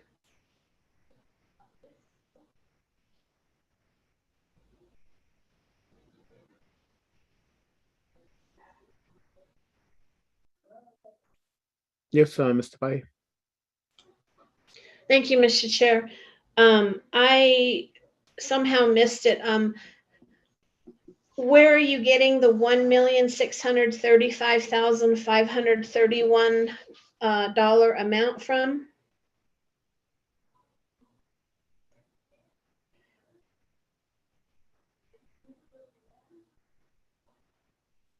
Mr. Pai? Yes.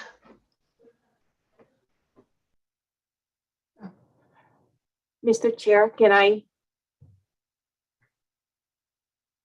speak? Chair Henio, this is Peggy. OMB also wants to clarify something. Hold on, I'm trying to wait for Mr. Pai. I'm sorry, Mr. Chair. I was asking where the $1,635,531 amount is coming from.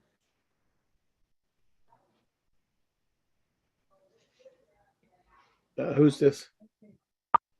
This is Lurleen. You mean the $1.6 million? Yes. Okay, what the way you look at this is that if you look at the last memo that was sent out by Ms. Elizabeth Begay, which has estimated personnel savings and actual general fund. Do you have that information, Mr. Pahi, in front of you? I have the revised Exhibit A that was just sent out that has the bottom options, including the 2% at the very bottom. Yes, and that's where the committee, with 3 committee members opting for the 2%, and only 2 for 5%. The majority is at 2%, so that's what we're going with right now. And So it's $9.8 million divided by 6 is 1.6 million.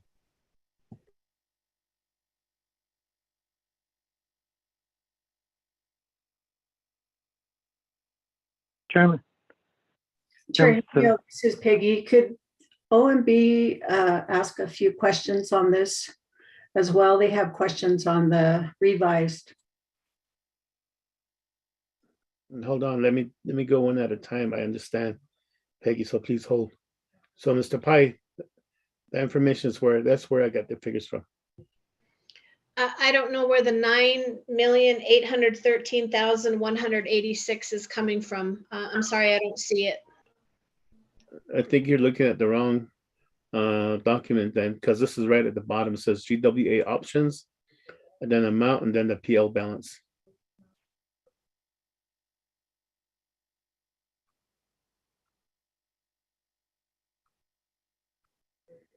Do you have that document? Somebody keeps muting me. I have the most recent Exhibit A that I believe was sent just a few minutes ago. I have at the bottom for option the 2% option shows $9,642,806. So I'm not sure where the $9.8 million figure is coming from unless it's somewhere else on the page. Okay, I think there might have been a revised one. This is the very first one that I received. Let me check my email again. Hold on. Chair, if you use the revised figure, it gives you $1,607,134.33 if it's divided by 6. But I know that OMB is saying that the balance figures are not correct. Okay, I have the latest and greatest one here right now. And Mr. Pai, I do have that 9.642 because somewhere there was an error that sent and they decided to correct it. Okay, committee members, hold on. Let's straighten this out. I'm getting all kinds of different documents lately, Ashmoda. And so here, let me X this one out here. Get the correct one on my screen. And then with this, Mr. Bayal.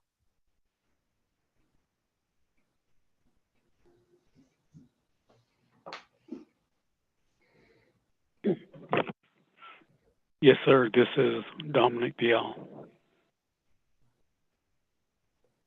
I understand that your office has questions regarding the revised amounts. Well, just like some of you that are on the call right now, we're a little confused too because there's 2 documents with 2 different figures that just came out within the hour. And so I suggested that Controller Begay should clarify this, Mr. Chair. Thank you, Mr. Bial. Thank you. That's exactly what I was going to go after you, because this document came from them. But thank you, Mr. Bial, for making that suggestion. I'll follow that suggestion. Elizabeth Begay, Madam Controller, could you please? Which is and which one do we follow? Yes, the correct one is the most recent Exhibit A revised that I just emailed.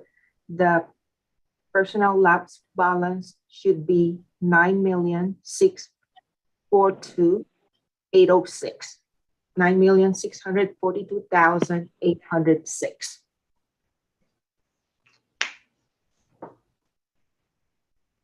Okay, thank you, Ms. Bial. I'm getting tired here, Miss Elizabeth Begay.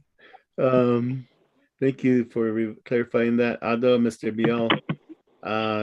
So the correct figure is $9,642,806. Ms. Tapahi, that's the figure that the committee will be working with, and Peggy, the same thing.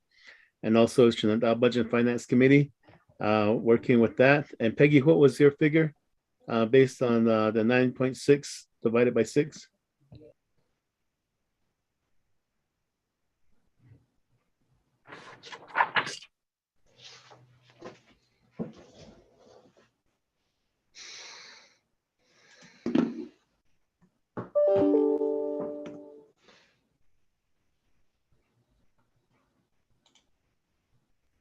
First, Peggy? 36, Shada.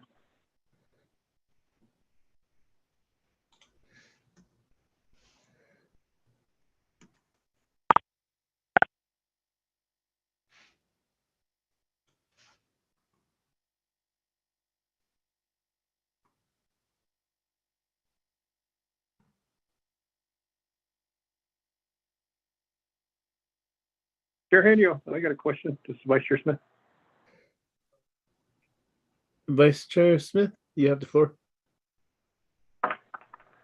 Yeah, no, I think that under page 1 of 7, under Exhibit E, the last column says business unit number 108062, and there is a name there, resolution number. I've never seen a resolution number with a name, but is that what is evenly divided up? If we come up with 1.6 million, and that category, is that where that resolution number with that name going to be applied to? Or is that where we all pitch in to help out with that resolution number? The next question is under resolution number president. It's confusing. However, the business unit number, it's on the first one, VTF, Veterans Trust Fund, unmet needs, is at 2.7. On my share of the 1.6, I'd like to just go ahead and flunk all my 1.6 to that. Naco veterans are always marching, and they're always saying we never get help and we're never being remembered. And I'm part of the veterans, so I need to help out my fellow veterans. So, Chair, I'd like to just put my 1.6, if that's the figure that Peggy comes up with, and then the remaining balance of that would be $1,149,198 of what's being short. So, without since we're going to the 2%, I'll be done.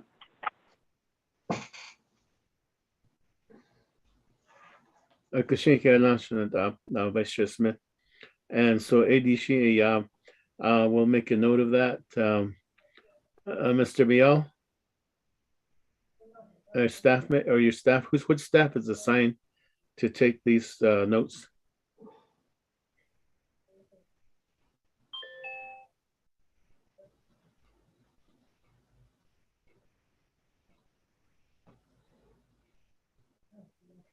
The Chair, this is Nanette with OMB. We're ready when you're ready to give us the numbers. Okay, Nanette, Vice Chair Smith already gave his numbers, and the business unit number is 703125 to 703129, Veterans Trust Fund, and his allocation, if my calculator is right, is $1,607,134. And there are a bunch of threes after that, so I'll let you handle that part.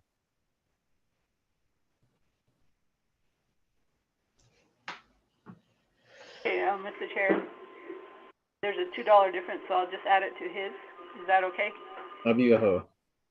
Okay. So Vice Chair Smith is taken care of. So let's move forward. Once the committee members are finished, just let me know, and then we'll move from there. Chair, I'm ready. He's done. Okay.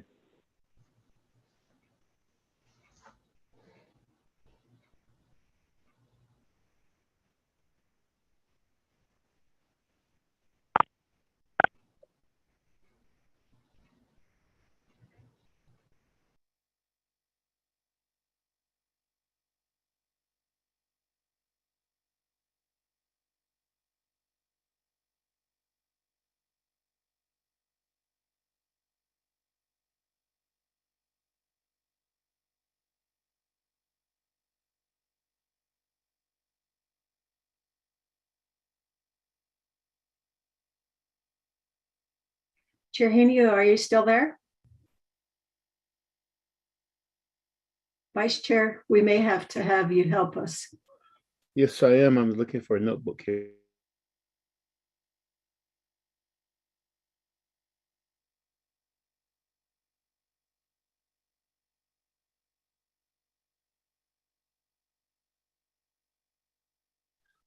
Can you hear me, Peggy? Yes, I can. Yeah, I just responded back to you. Well, what was Shajah Elmer Begay saying that he's ready now? Okay, like I said, I was in another part of my house trying to look for a notebook.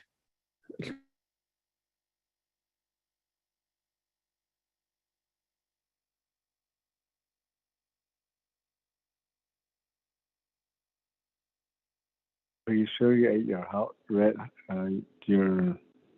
own house, brother? Chair Henio, the members are asking what is the dollar figure that they're using. I guess there's confusion on that.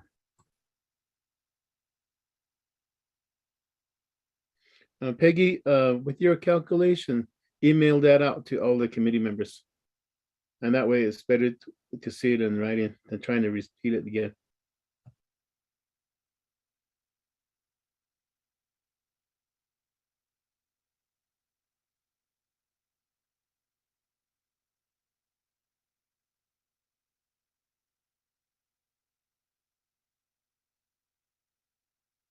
Chairman Sicily. It's not Doug Illa here. Oh, yeah, thank you. Telephone copy uselessly. Corona region, what the 1,607,134. That's correct. But let's see what our advisor had a number. Thank you, Tilly. Yeah.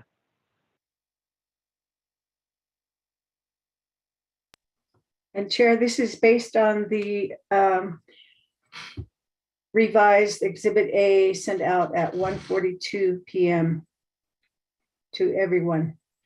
The $9,642,806 for the 2% option.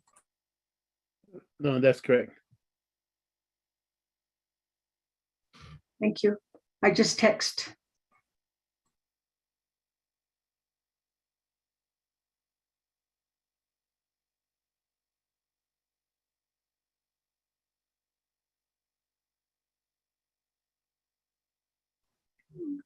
Are you ready yet?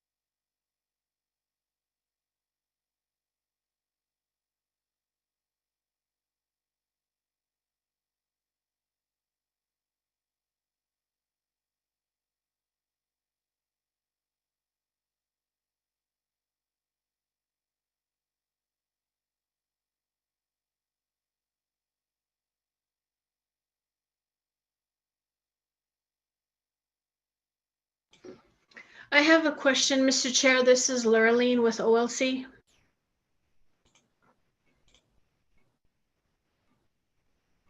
Mr. Pahi, what's your question? Thank you, Mr. Chair.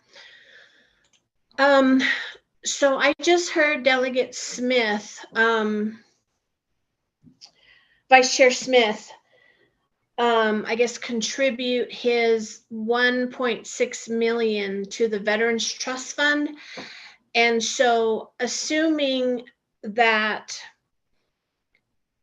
for each of the other 5 Budget and Finance Committee members, if they all contribute their 1.6 million, which is the 1/6 amount of the 2% general wage adjustment amount of the of the $9,642,806. So each having 1/6. If the other 5 BFC members contribute their 1.6 million to something else, does this mean that there is no general wage adjustment because this money is being put into other funds? No, the general wage adjustment is at 2%. So once they take the 2% off of the 12 million, that leaves $9.6 million. Okay, great. Now I understand. Okay, so with the 2% general wage adjustment calculated, the remaining amount of personnel lapse money, which is just sort of free, unrestricted money, it can be used for whatever, is my understanding then. That's why this unmet need listing comes into play, as each committee members right now going over the unmet needs, the listing that we have here, and deciding, okay, which of the unmet needs will the committee member be contributing to as with their allocation. What Vice Chair Smith did was he contribute 100% of his the allocation to the Veterans Trust Fund. Okay, thank you so much for that clarification. Okay, so therefore at the end, when the committee members are complete, OMB will be listening in, and let's say, for example, for myself, I'll contribute. I'm looking at Crown Point PD's unmet need of $78,440, and I might say, okay, business unit 116003, Crown Point PD, $78,440. That's what my allocation is going to go towards, and then I might have another area that I want to contribute to, and so forth, until the 1.6 is all gone.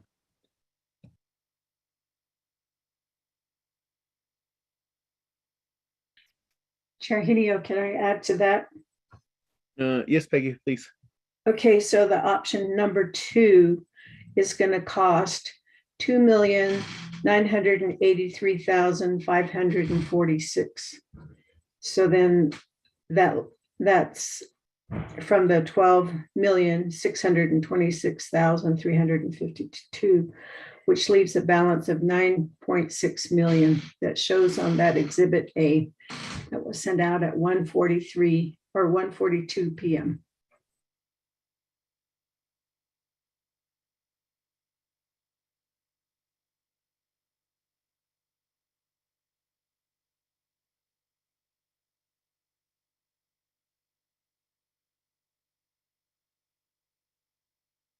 Chair Henio, are we ready to go on? Elmer had indicated that he's ready.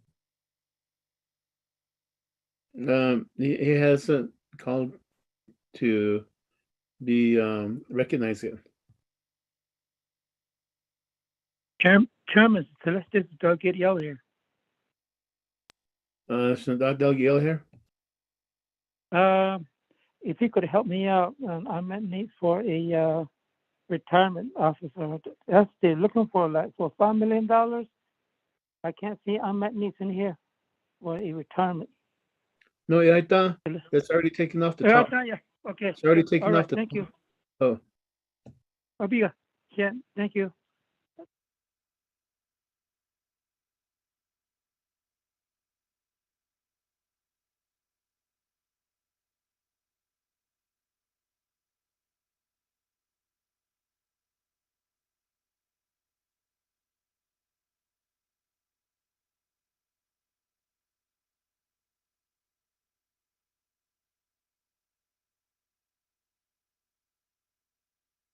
Tahniah to Delegate Begay.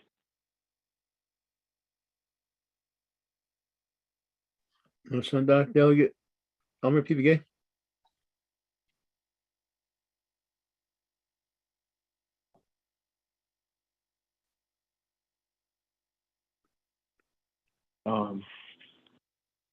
Chair Henny, I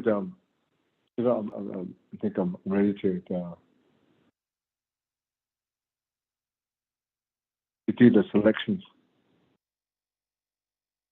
Bigo Hana. Ms. Francisco, are you there? Yes.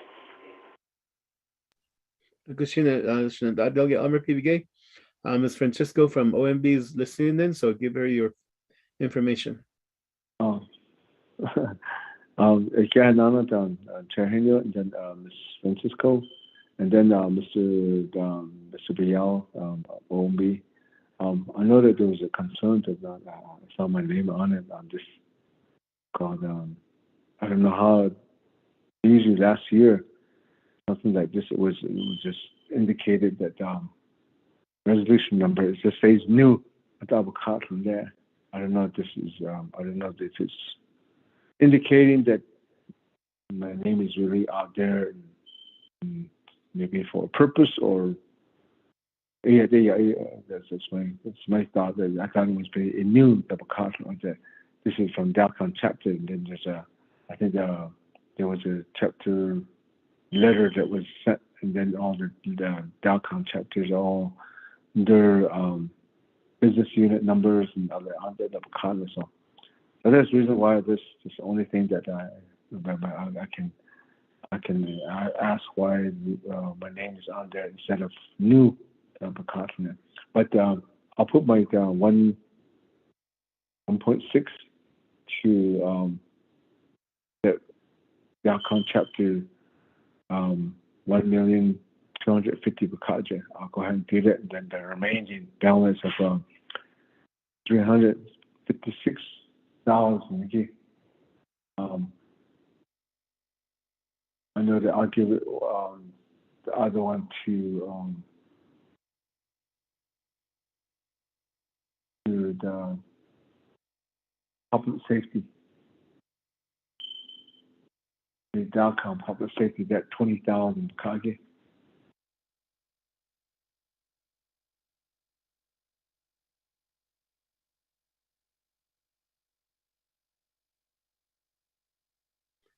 Delegate Elmer PBK, we need business unit numbers. On your first one, what's your business unit number? And then the second one, your business unit number also. Business unit number, the first one is 108062.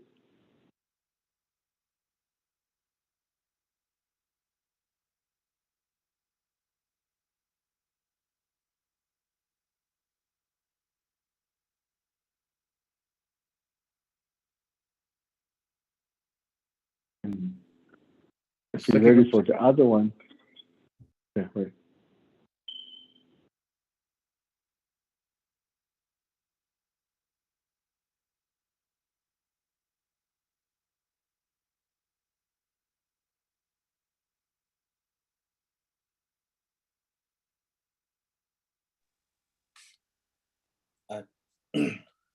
Chair Henny, I have a question. Okay, hold on. Let me finish with Delegate Elmer PBK first. Okay. Second business unit number, Elmer PBK. Which one? The Dalcon chapter? Yeah, the other one, the remaining Sean. Okay, the next one is Dalcom public safety. PD. The unit number, the business unit is 116009.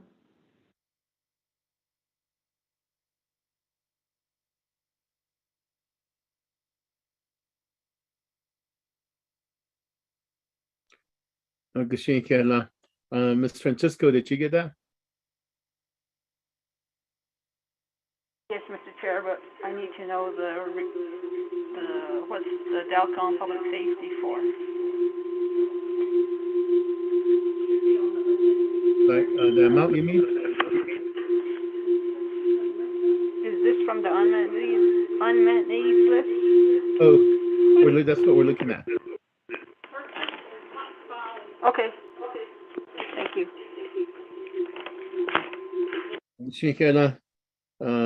Delegate Elmer PBK. You finished your assignment, so you can go outside and recess. I think there's still some remaining left. Honey? Yeah, 20,000. Get it? Yeah, it goes to that. It goes to that. That 20,000 goes to the PD. So there's still some remaining left of 3,200. That's it. I'll make that to business unit 15013, which will be water resource and TCOB operation and maintenance. Needed to requesting for 2 equipment operators and purchase 2 turbine pumps and motors because.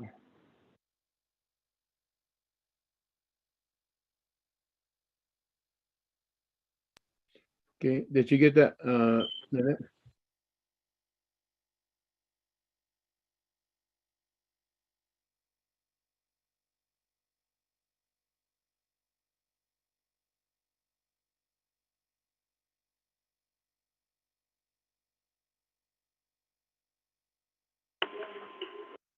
I didn't get that business unit number, Mr. Chair. Okay, Elmer, if you would, Elmer PBG, if you would restate the business unit number for the remaining. Okay, okay, 115013.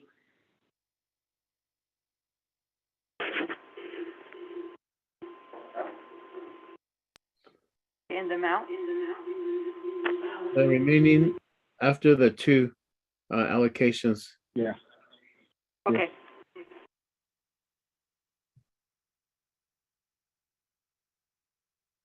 Agashika Lashna, Delgi Elmer PBG. The you guys go. Oh, no, so you can go outside and play now. You got Delegate Nathaniel Brown. Oh yeah, Chair, I have a question on the unmet need for HES resolution HES CAU-09-22. The business unit is blank. It's for Daltex. The unmet needs amount is 30 million to support repairs and maintenance for Daltex to repair cross. My question there is, I wanted to my Kayenta Senior Center. The building is really old. It's an old double wide trailer. It's ready to fall apart. My question is if I can set aside about 500,000 for a plan and design of a Kayenta Senior Center. Is this allowable?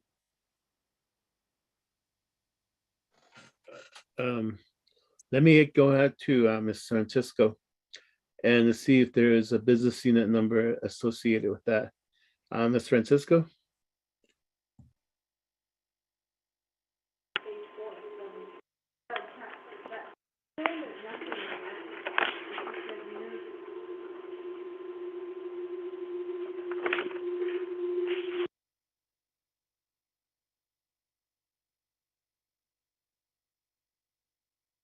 Okay, hold on. We're trying to look for that.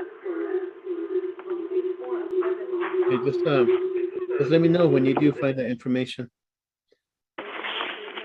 And Delegate Nathaniel Brown, they'll look for the information for you, and then once they have the answer, they'll come back and inform us. And then so I'm going to work on mine right now, Chair. Gashina, just let us know when you're done so we can have OMB get their pen and paper ready. Actually, let me finish writing it down. Come back to me later. Thank you.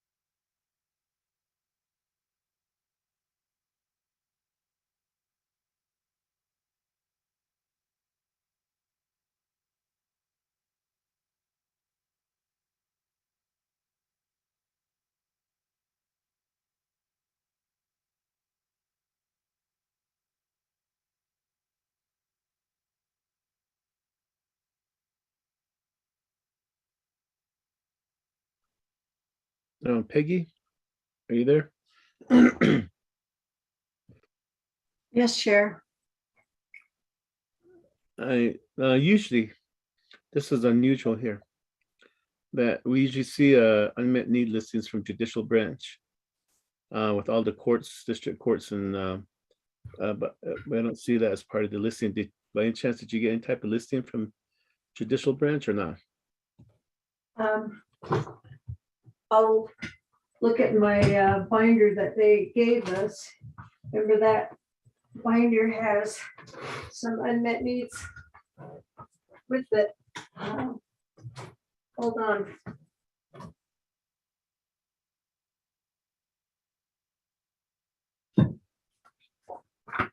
They had, let me see, in their presentation, they did have a huge request for carryover. And then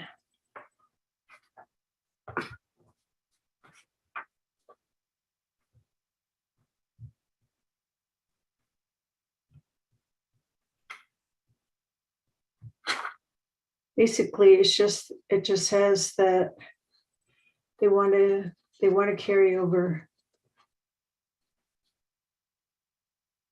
money. And looking at their budget legislation, it doesn't indicate any request for unmet need, as I can tell. It just has their Exhibit F, which is the carryover. But if you recall, the chairwoman of LOC indicated that they didn't necessarily, or well, they didn't get any unmet needs from they didn't ask about that when they were doing their budgets.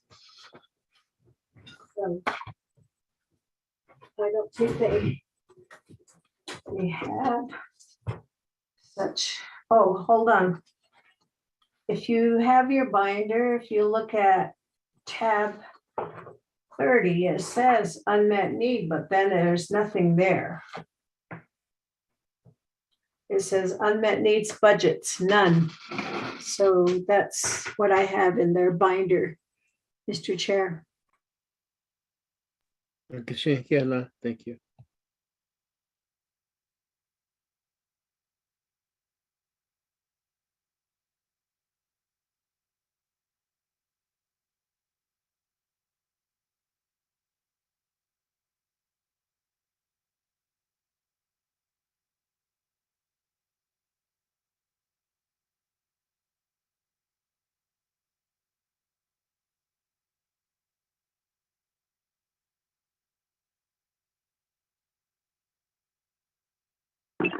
Chairman Henio, this is Delegate Crotty. I have a request. What's the request? Chairman, if I could request from Division of Community Development on our unmet need page 6. Hold on, I'm looking for it. 7 of 7, the last request for shortfall projects, it says no amount. Can I request what would be the shortfall projects for Northern Agency and the amount?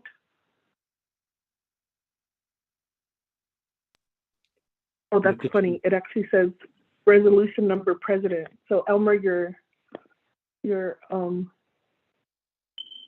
it's you and the president. That's funny.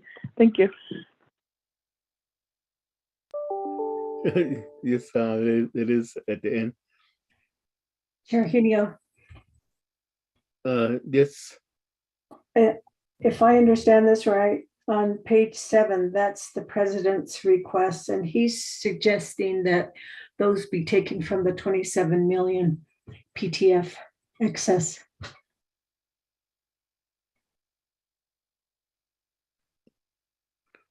Okay, thank you, Peggy, for that information. Yeah, that's his recommendation, I guess, where we were questioning the three branch chiefs' recommendation on how to use the permanent trust fund excess funds.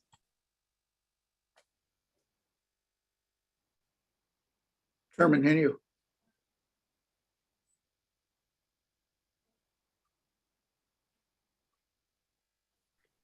Who's this? Arvin Mitchell. Oh, President Arvin Mitchell. Yeah, Peggy is right. The letter states I'm taking it from the 27 million. Kashina, thank you for that information. Okay.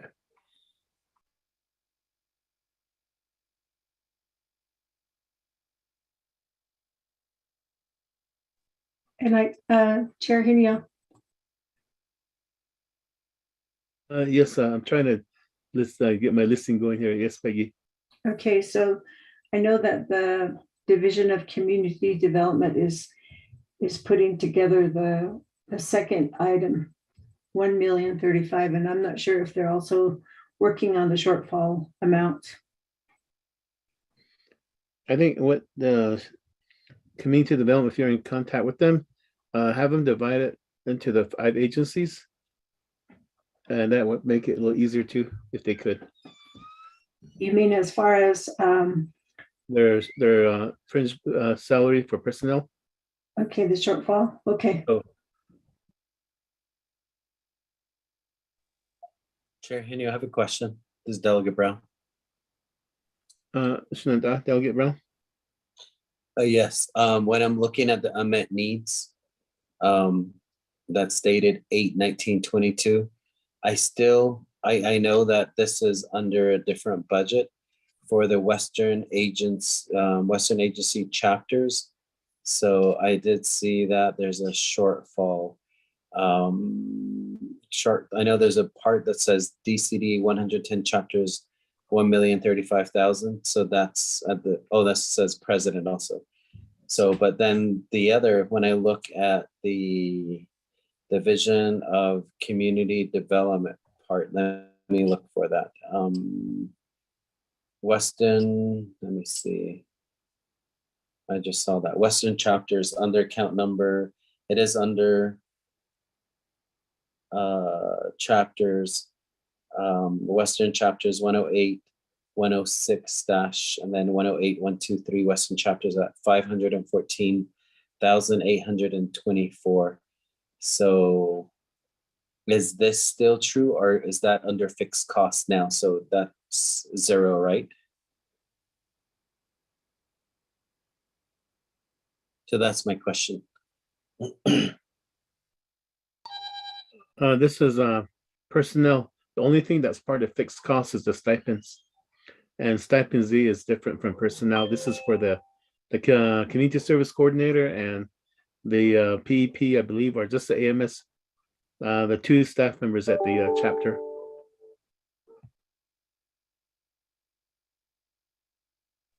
Okay, so they're still short the 514. Okay, thank you.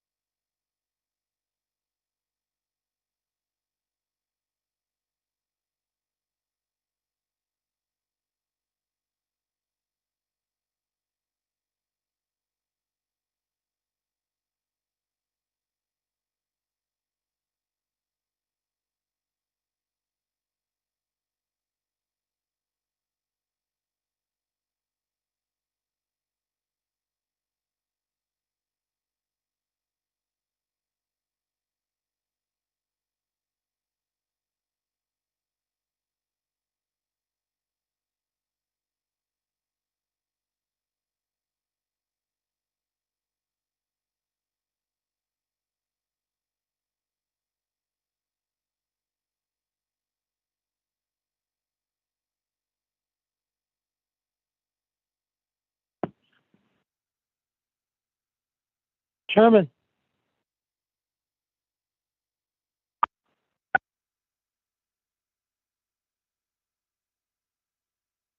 Chairman, are you still on, Chairman?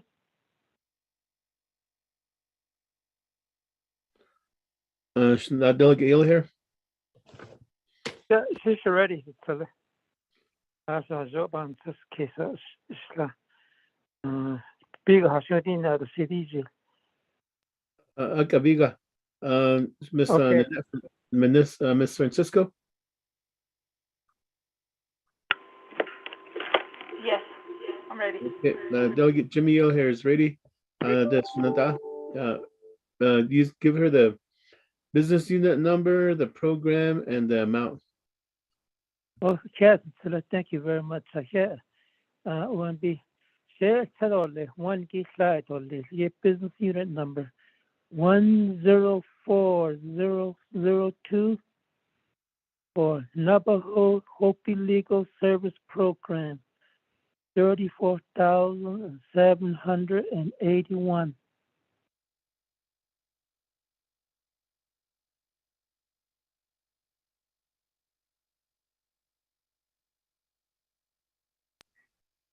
The next one. Mr. Yellow Hairs, can you state which page you're on, please? Okay. All right. This is going to be on page one. I'm sorry. Page one, business unit number 104002, Navajo Hopi Legal Service Program, and the amount 34,781.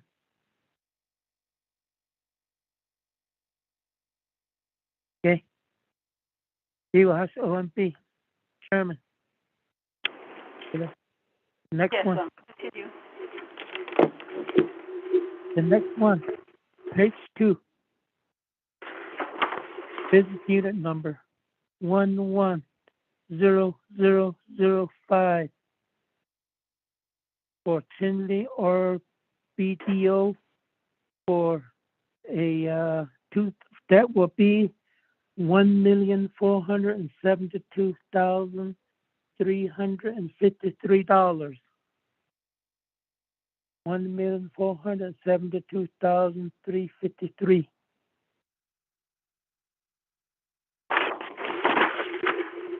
Can you repeat the amount? $1,472,353. Okay. And the next one,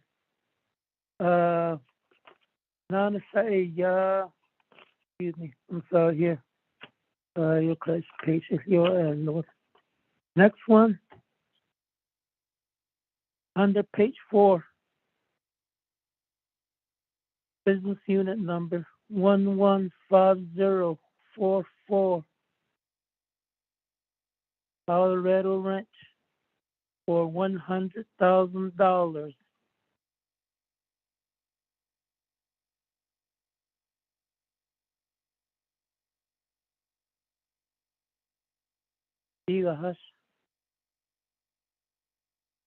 That leaves the total gig reflect to that one, 1,007,000. Because that should be $1,607,134. To the chairman. Any questions?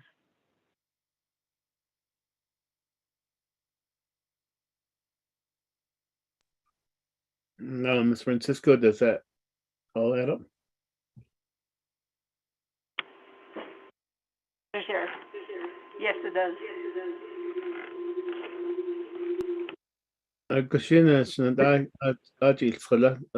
Delegate Jimmy here. Yes, Chairman. Yeah, she got all basketball in the snare only. Oh, Vice Chair, I did not indicate. Thank you to the chair. Chair Henio, this is Delegate Brown. I'm ready. Delegate Nathaniel Brown. Ms.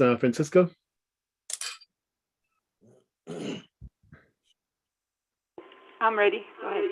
Sheena, go ahead, Sheena, Delegate Brown. Yeah, thank you, Ms. Francisco. The first one, we don't have a budget number because it just says Doltex. That's blank. So I wanted to put 200,000 for the Kayenta Senior Center to work on a plan and design to build a new senior center. So again, it just said blank under Doltex. The next one would be the account number is 116005. And that's for the Kayenta Police Department. They needed over 980,000, but what I have left is 892,310. So that's for their vehicles, the police department's vehicles, and 10 new police vehicles, increased discretionary fund for operations. Then the final one would be Western Chapters, the business unit. There's two of them that's stated on here, recorded on here. It's 108106 to dash, and then there's 108123, and that would be in the amount of 514,824. So this should be the three, Doltex, the Kayenta Police Department, and Western Chapters.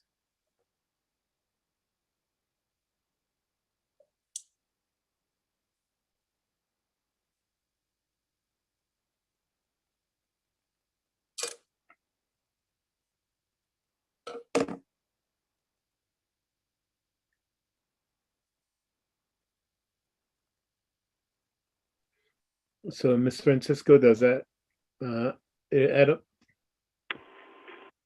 Yes, it adds up. Kasi kaya lang, Senator Delegate Nathaniel Brown, the next hello, so you're free to go outside and play too. Okay, I'll go to recess. Thank you. Don't go to kill it.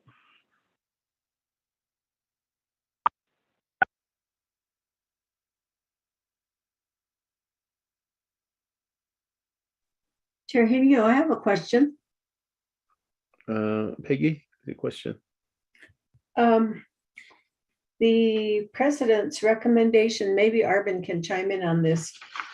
The one on page 1 shows RDCAU 16-22, where they make those recommendations for it just says the Western chapters, and then it says Chinle chapters. I didn't add this together, but is this duplicated with the president's recommendation for $1,035,521? Did he take that from the page 1 of this unmet needs? That's a question I have. I haven't added them together. I should do that first, but that's what I saw, and so I'm just wondering if that's the president's recommendation.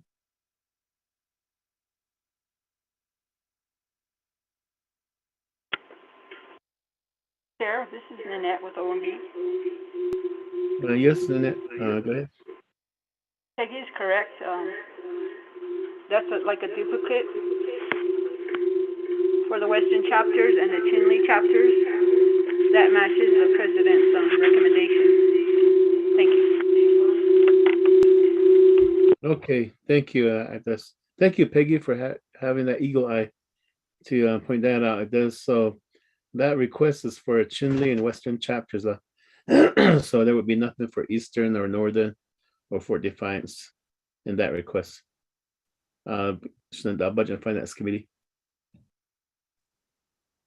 So with that, Chair, this is Delegate Brown. Thank you, Chairman. Delegate Nathaniel Brown. Oh, yeah. So with that comment, if it's a duplication and with the Western chapters, that would be already covered. Is that correct? So I still have the 514,000 to allocate to another unmet need. No, it's not. When you put your allocation there, you already covered that. So there's no need for the president's memo on that second part because you already covered half of it. Let's put it that way with your allocation.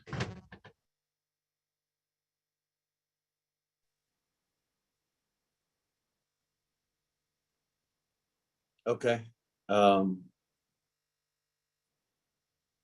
Let that absorb. It sounds so simple, but as long as it's that we are covering that. Yeah, thank you.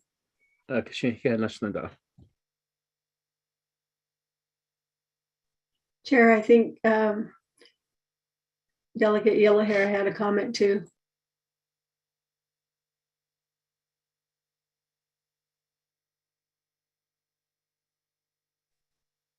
So now Delegate Yellowhair.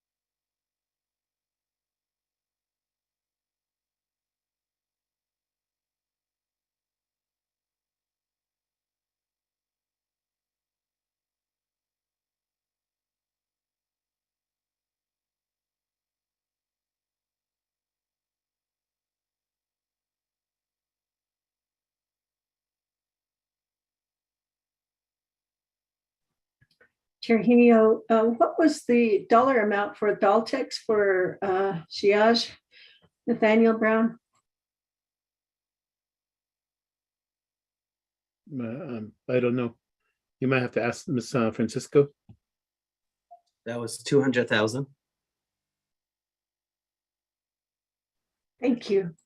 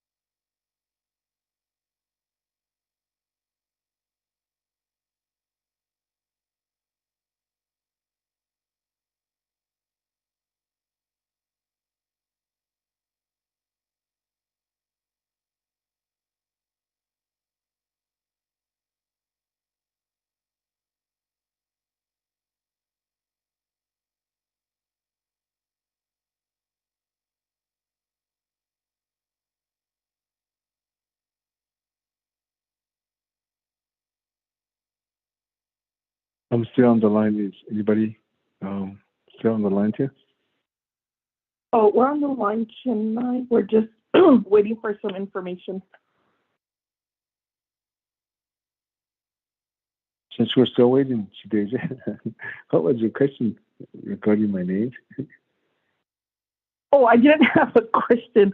What sorry, Chair, if you're on the line. Remember you mentioned why is your name on there? And when I was looking on the next page, if you could look on the next page, someone from OMB then put the president's name on there. So I don't know who did that from OMB. That is different. Yeah. Usually we'll put new or they'll put business unit. So I just made that observation. Okay, that's it. Yeah, I think. Yeah, on the top page, on that same page, that we have a key element game's name on the requesting side, but it's on the other side. Yes.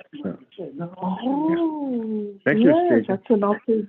that's another observation. Okay, what? Portion.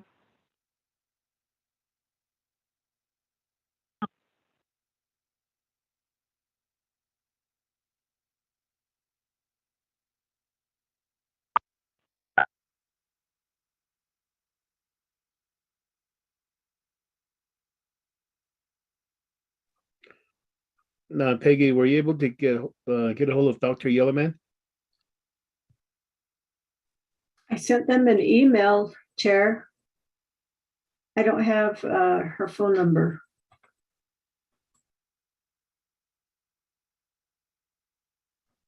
Perhaps, Arvin, you can help us by reaching out to her, please. The committee is asking for the Northern Agency's shortfall that the president mentioned in his request, where he doesn't have a dollar amount on the New Mexico capital outlay projects. Can you help us with that, Arvin, please? Yes, and also for Eastern too. Chairman Henio. Arvin? I think I see Mr. Adekai on the line.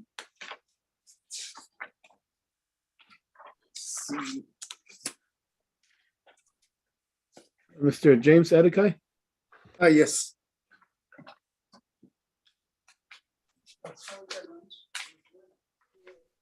This is James Adekai, Honorable Chair Shita, Jamie Hinayuro, honorable members of the BNF committee, Aro staff,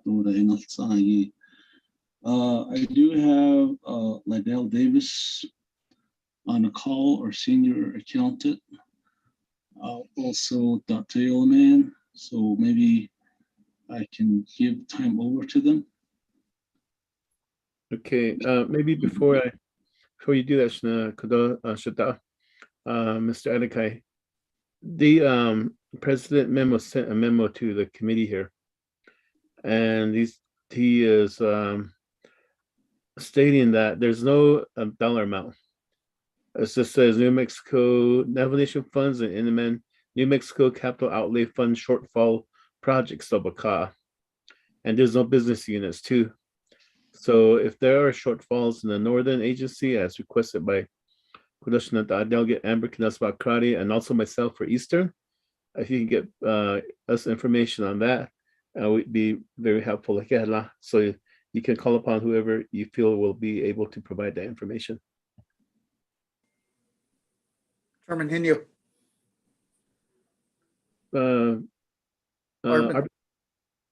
Before Mr. Adekai answers the question, we got the listing. Remember, this is the shortfall list that Navajo Nation Council got back on July 20th. That's the same listing that we're using. Augustine, are you able to send that to Peggy? Augustine, let me go ahead and do that. Mr. Arvin Mitchell.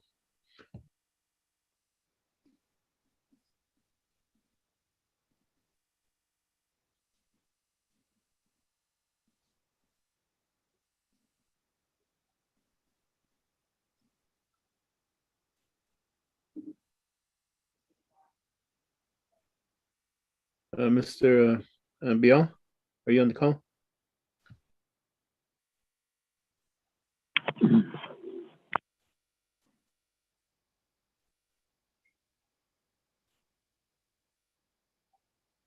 Mr. This is Dominic Bial. Okay, I have a question for you here. On your shortfall listing, 174,994 restore ballast position. This the was it a senior accountant or what was that position? Or what's the request for? One or part of it, you're correct, Mr. Chair. When we developed our budget and then made our presentation to the BNF committee and the president's office as well, we had to trim back in order to fit within our allocation. And so one of the moves we did is to eliminate one senior contract analyst position, which is vacant. So there wasn't any layoff, but nevertheless it eliminated a position. So that was the main part of it, or half of it, about trying to find my budget packet. Then the second part says operating expenses. Right, that was roughly, if I remember right, about 100,000 for training and technical assistance costs.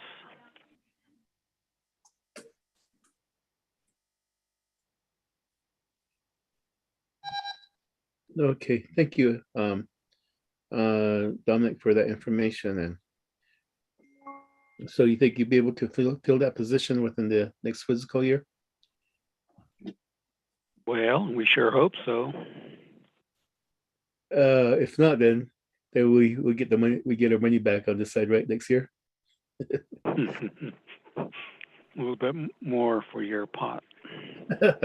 We gotta thank you, Dominic. I'll put that on my list. Okay. Chair, this is Jeanette. I have a question on Jimmy's Chinley RVDO. We need to know, what is this for?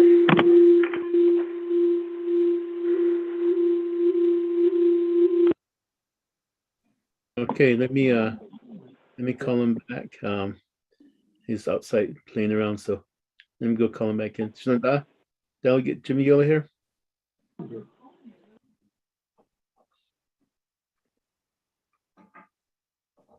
Yo, I just plugged in these numbers. Hello. Delegate Jimmy Yola here. Oh, yeah. Okay.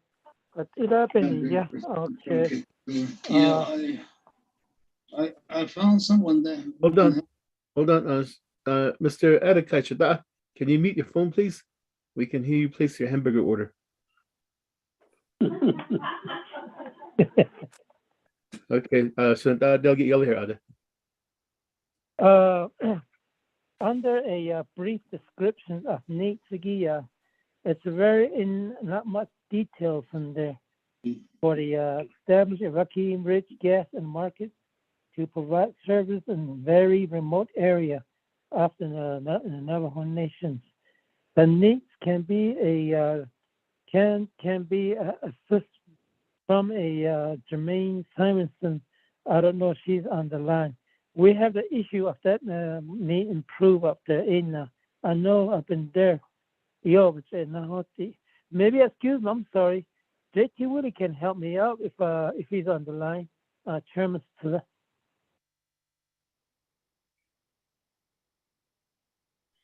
Mr. JT Willie, are you on the call?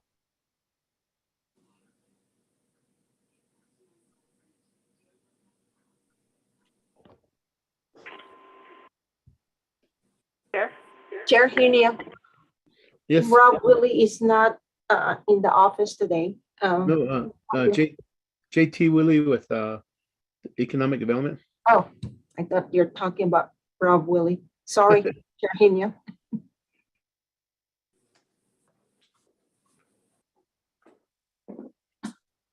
Mr. Chair, this is Annette with OMB. We were just going with what's off the unmet needs list. So we'll go with the one that says establish Rocky Ridge Gas and Market until we get any further information. All right, thank you. Thank you.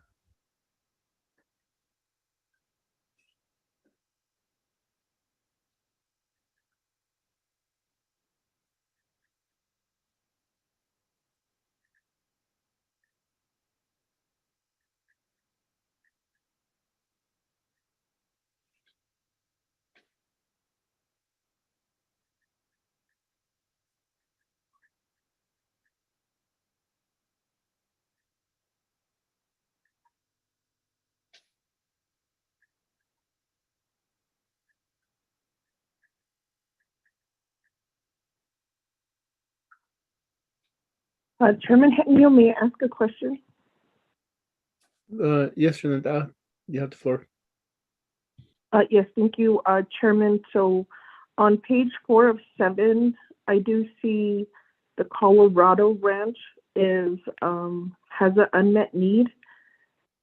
I would need help from either OMB or if someone is on the call from DNR. We have ranchers that are dealing with the drought and have to like pay NAPI for leasing fees. So it looks like everything, the description of need for the Colorado Ranch, because we just gave them millions of dollars.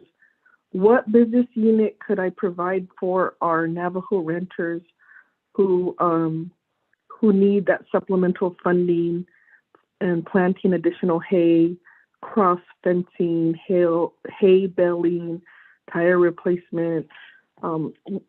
What business unit would I be able to use, or what program provides that service directly to our Navajo renters? Chair Henia, this is Peggy. I can answer that. Peggy, you have the floor. Thank you, Chair Henia and members of the committee. That would fall under the Department of Agriculture. You know that they have the drought insurance that they use toward those expenses as well.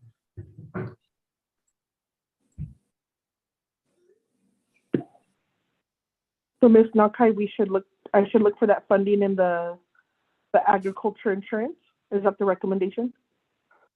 That's really up to you, Jadeja. It's really up to you. If you want to put some money from your allocation into that for the farmers and ranchers that you mentioned, that's really up to you. Okay, what business unit would I put it in? I just see Department of, and I apologize, Chairman Henia, but I just see Agriculture District Grazing Committee. Would that be the right line item, or that's why I need OMB's help? Or should I just leave that blank, but the intent is to help the ranchers, directly help the ranchers? I know there's a business unit number that they use. I need to look through their budget binder, but it could be listed as a new program too, if you wish to, for general funds. But let me look real quick. Okay, and if OMB or if anyone on the program has some technical assistance. Peggy, this is Rowena Charamaya with Division of Natural Resources.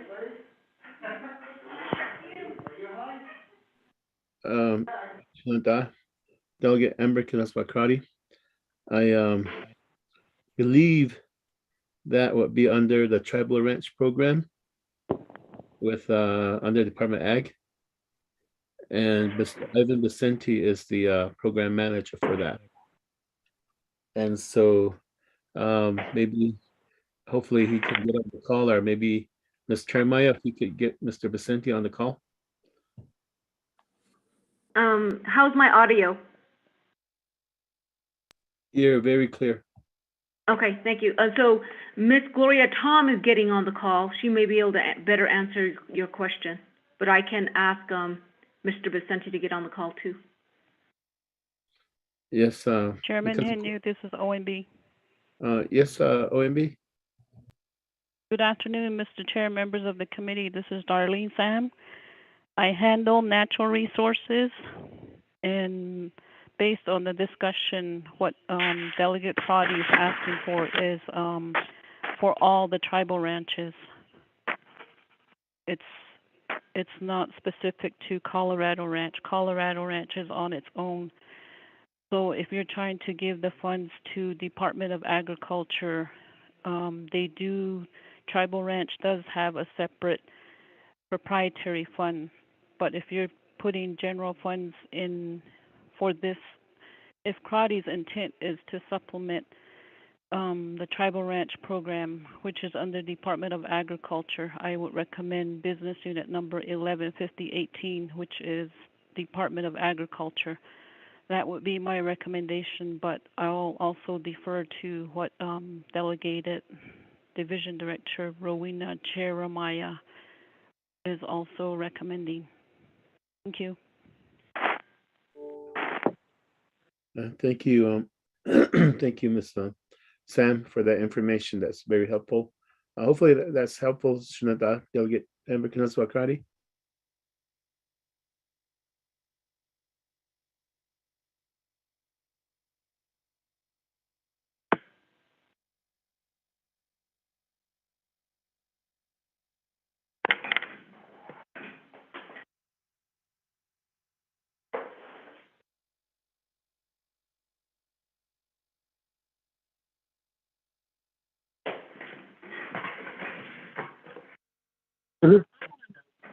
Hello, Chairman. This is Delegate Yellow here.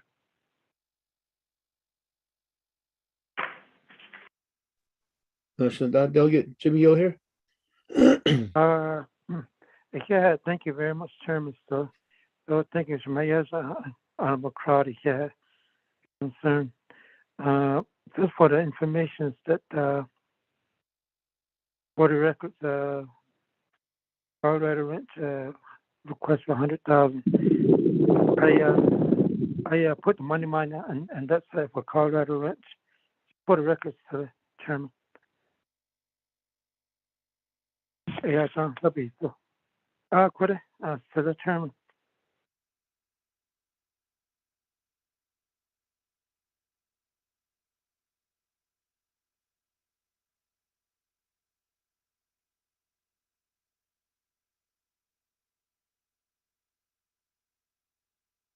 Chairman Henio, this is Gloria Tom with Fish and Wildlife. I'm on the call.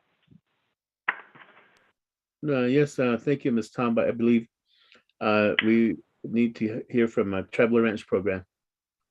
But thank you for being on the call. Chair Henio, just for clarification, Ms. Tom is oversees the Colorado Ranch. I understand that. I've been there, and she's with Fish and Wildlife also.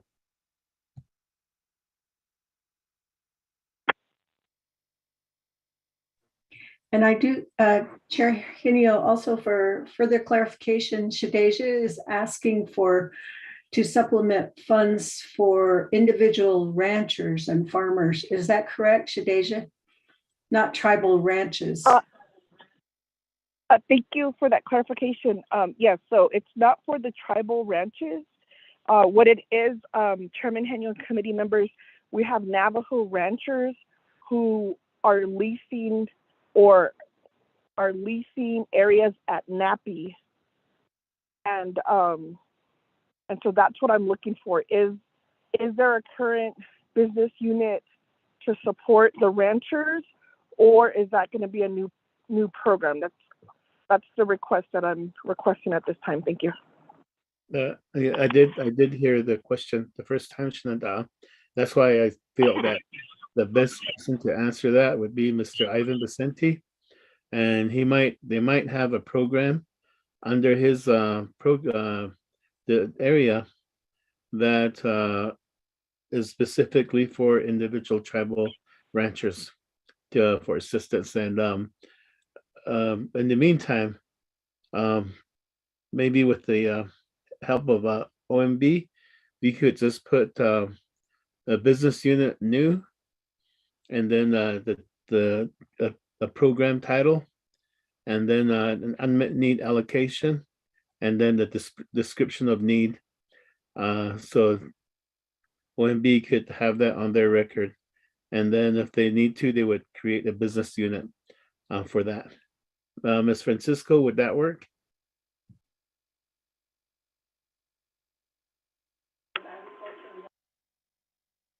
Chair, yes, that will work. Okay, so Shananda, Delegate Amber Canespa-Crotty, you could go that, you could take that route and make your list complete. Okay, thank you, Chairman. I'm almost complete on my end. Thank you.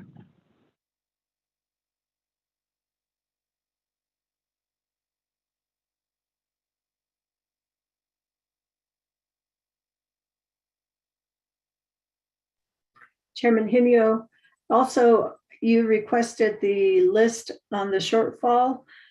I was emailed a copy of a 4-page document on that, so you might want to look at that. Let me see, I sent that out at 2:56. No, Kushina, let me go back on that side.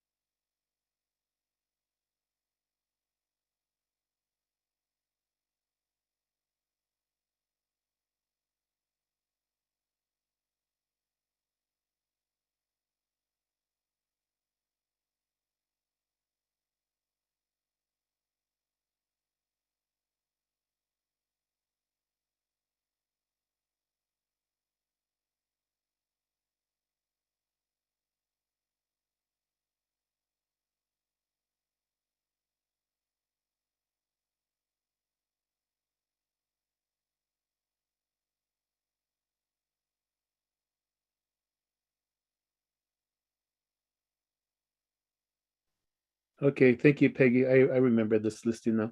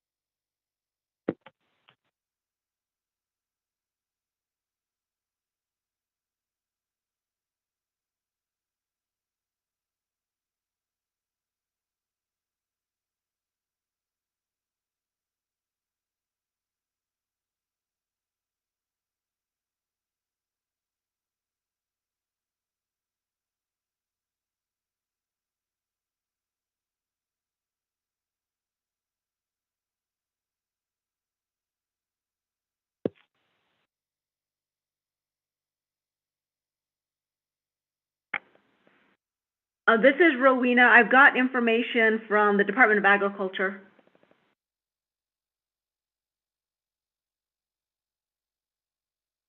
Okay, Ms. Cherimoya. Yes.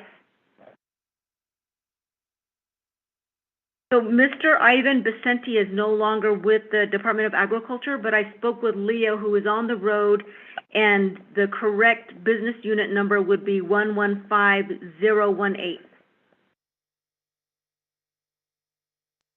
And what's the business unit name? Hold on 1 minute.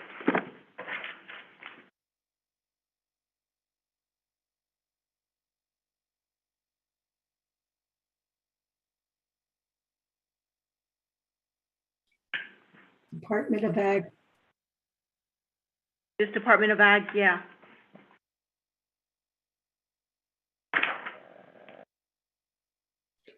And that's for the individual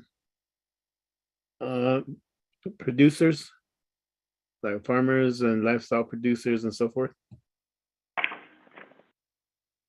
Yes, that's where they could put the money in, where it would come from. Okay, thank you. Thank you for that information. And I believe that will help out Shananta Akudo as she makes her listing up.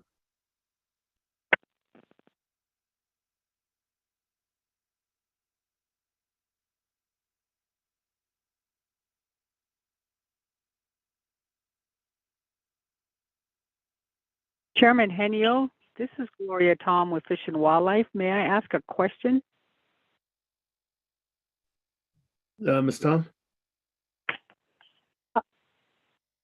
Am I of the understanding that the unmet needs request for Colorado ranches is that request is being moved to individual tribal ranchers? Am I correct? No, that? you're hearing everything wrong. This is the Okay. request that was made by Delegate Amber Canas-Marcrati. She wanted to see how the individual farmers or producers could be assisted with their unmet needs as they are moving along with their business. Meaning, like some farmers are renting parcels of land at Napi, and they need assistance with their rental leasing fees and so forth. Colorado ranches is totally separate, and that $100,000 unmet need has been supplemented by Delegate Jimmy O'Hare's allocation.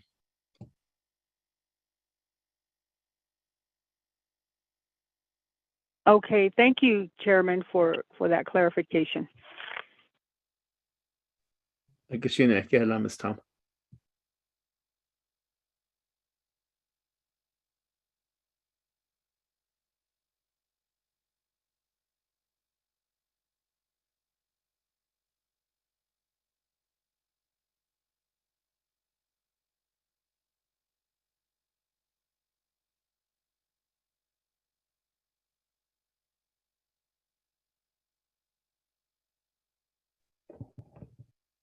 Peggy. Yes. I mean, it refreshed my mind on the unmet need for the BNF committee. That's already been taken care of, right, by Speaker Damon's and his budget. From the, it's going to be taken from the council budget, is what I was told, but I haven't seen any revision to the council budget. And then there also, the committee didn't accept the Navajo Utah Commission. Their request was, there was one for a request that they made for unmet need too. But that's really up to the committee if they want to just take it from this unmet need listing to fund it under the personnel savings or the Lapse fund. What was Utah's request? I remember seeing that real quickly. There's a small amount, hold on.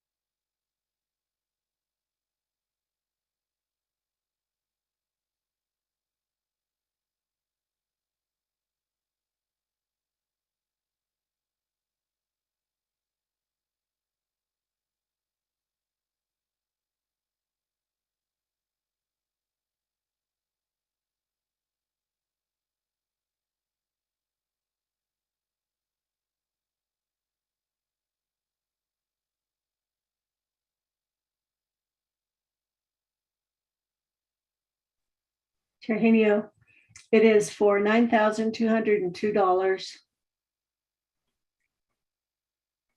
Christina, and that was for their operation? Personnel expense. Personnel expense, okay, let me see here. In use, do you have a business unit number? Yes, hold on. It is 10-10-18.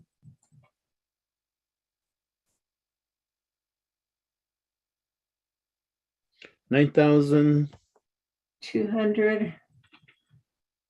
Hold on here.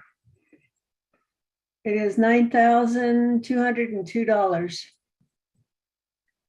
Okay. I just sent it to you. I'll be on that. Okay, I'll put down my listing because as we didn't address it, so I'll get it covered on the site.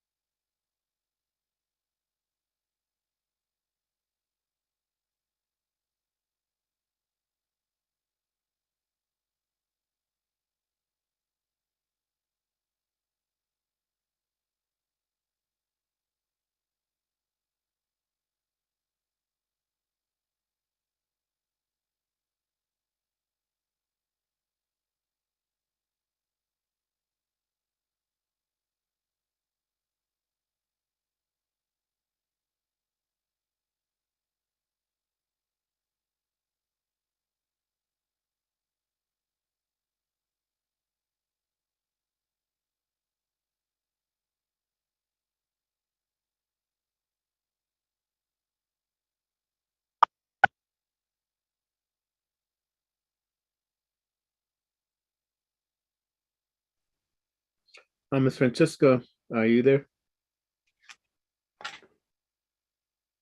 Yes, I'm here. Okay, I have a question. The shortfall listing that has been produced by Division Community Development, and that's also part of President Niz's letter. And in there it lists a lot of New Mexico capital outlay projects. And what's that, for example, in my area, that's the only one I see. Memo Chapter Senior Center Building Construction Macaw. And the original allocations there, and then the shortfall amount, and the total. And so if I were to add this to my listing, what would I put as a business unit number?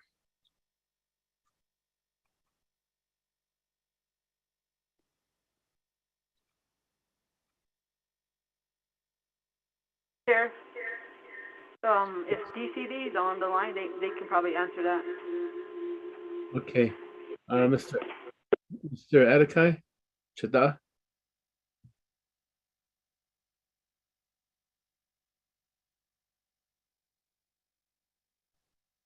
Oh, yeah. This is James Adekai from DCD. Okay, is Mr. Davis on the call? Yeah, he is. Okay, let me call upon him. Mr. Davis.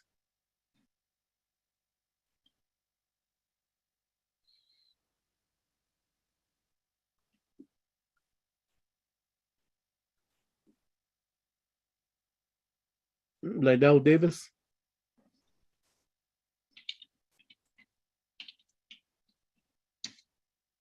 Good afternoon. Yes, thank you for being on the call. I have a question on the shortfall listing that was shared with us. And do you have that shortfall listing for New Mexico? Yeah, I've got most of it sorted. There is one for the heavy equipment that I am not sure who came up with the 300,000. So I was trying to get that allocated to the agency, like it was requested by, I believe, Delegate Crotty. Okay, well, what I'm looking at is the the listing for the constructions, and I'm looking at number 24. Okay. What business unit would I use for that? You know what, what's number 24 on your end? Number 24 on my end is the Rama Chapter Senior Center Building Construction. Yes. What business unit number would I use for that? I'll have to look that up. The worksheet provided didn't have the business units, so that's another thing I don't have. Okay, I'm going to relay my listing to Ms. Francisco. Would you be able to email the business unit number to her? Okay. Thank you. I appreciate it. Thank you. Ms. Francisco, I'm ready for my listing. Okay, I'm ready. Hello. Okay, let's start with page number 1 and business unit 108001, the DCD chapter DOJ 150,000. Then on the same page, on page number 1, business unit 105001 OMB 174994. Okay, Mr. Henry? Yes. The first one, can you repeat that? I can't see it on the list. Okay, it's on page 1. Okay. It's the program name is DCD chapter unit. Let me see if I can get back on that one here. Oh, yes, I found it. Okay, and ADGA business unit 108001 150,000.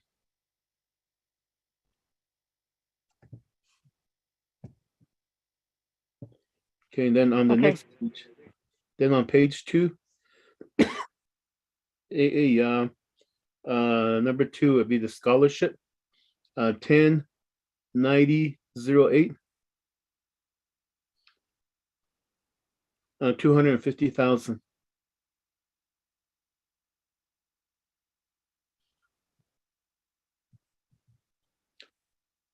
And then going to page 3, on the top of the page, business unit 110006, Eastern RBDO, 56,000. And then on that same page again, page 3, you go down to business unit 112006, Navajo Nation Telecommunication, 125,000. And then you go down on the same page again on this RDC resolution business unit 111001, NNEPA administration, 50,000. And then right below that, 111011, resource and conservation and recovery, 11,614. And then right below that again, 111014, criminal enforcement department, $17,299. And then if you go down to the next page, on page 4, under the RDC resolution again, you'll see resource enforcement department 115027, 200,000 for the spay neuter and for spay neutering. And then you go to the on the same page again, number 5, page 5 would be, let's see here, where am I at? Oh, page 5, yes, I'm sorry, next on. Page 5, if you look at the LOC, Crown Point PD, business unit 116006, I'm sorry, 116003, Crown Point PD, $78,440. And then a little ways down, Wonder Rock PD, 116008, to buy police radars for Highway 264 is $150,000.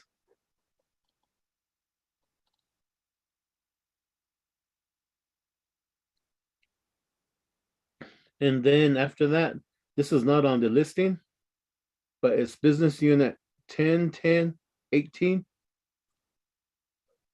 Navajo Utah Commission, $9,202.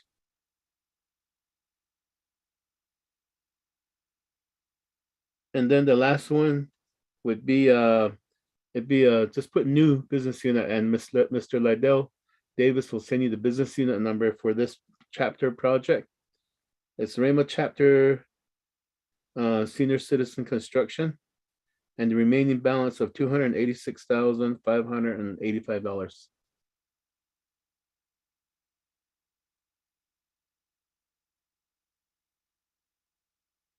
And let me know if that adds up.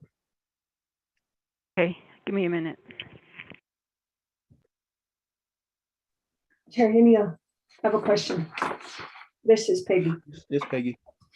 The one for on page 4, 115027, is that 240,000? Just trying to follow you along. Is that for the scholarship? Resource Enforcement Department, Oh, spade. resource enforcement for the spade, 200. Oh, 200. Okay, thank you. And what was our unmet need for the budget and finance? $30,000. 30. Okay. You know what?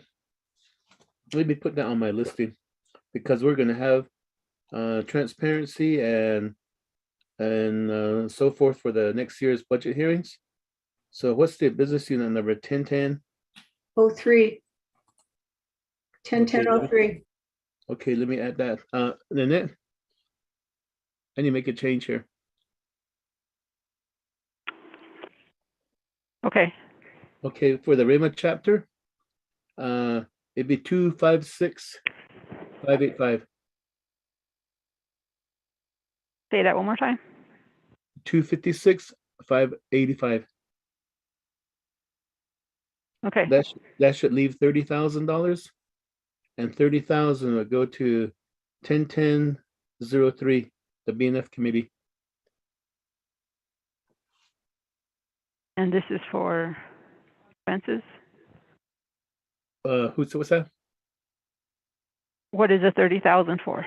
To Budget and Finance Committee for their unmet need. Okay.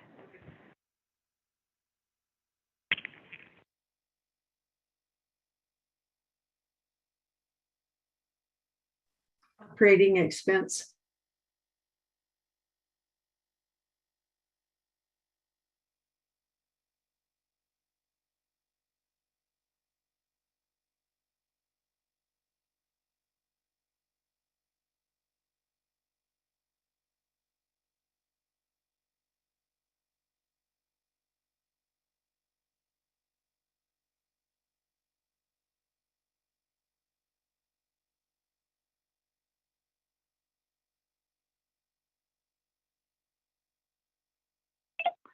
Chairman Henyo, this is Delegate Cardi. May I ask a question?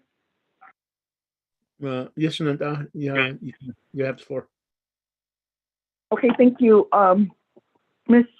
Jeremiah, on page, I believe it's, let me see.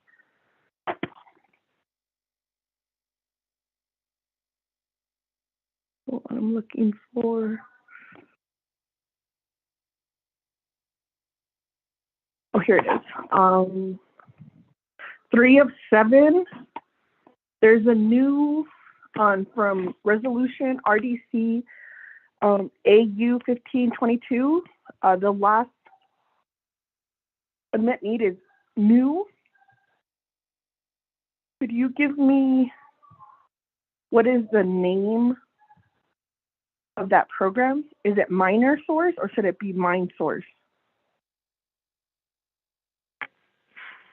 Hold on, Delegate Crotty. Let me get to that page.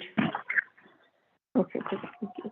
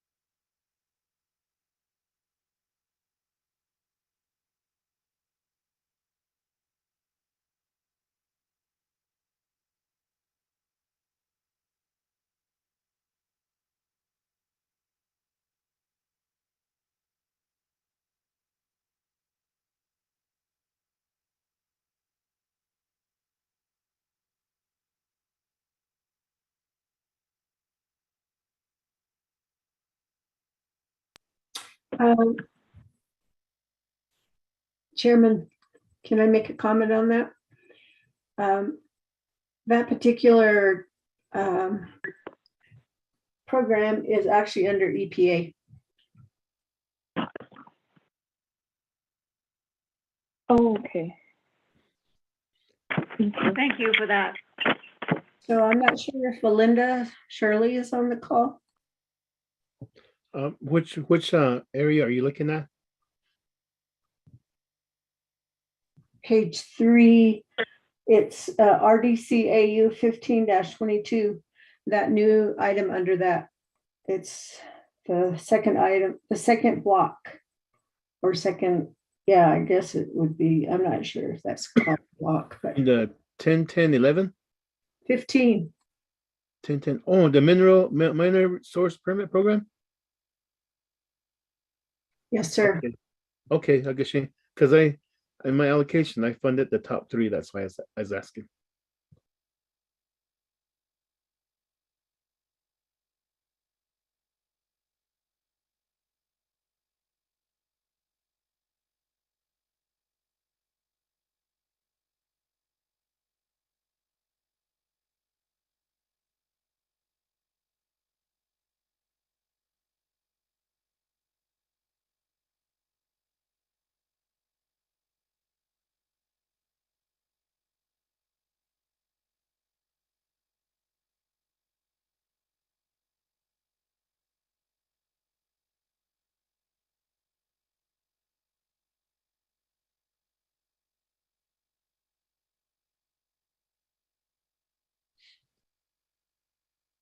So Miss Francisco, I might do mine add up because I had to take off both shoes and count and find. I think it's correct.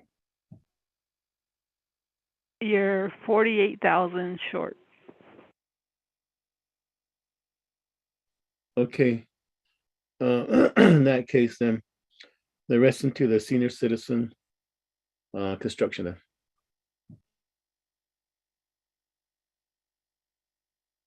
Add 48,000. Okay. 48,000.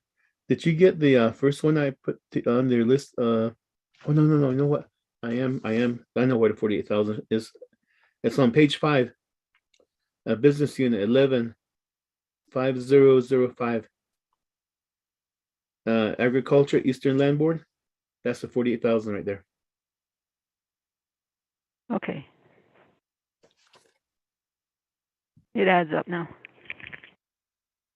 Okay, that's it. Yeah, the very first one on my listing. I skipped it.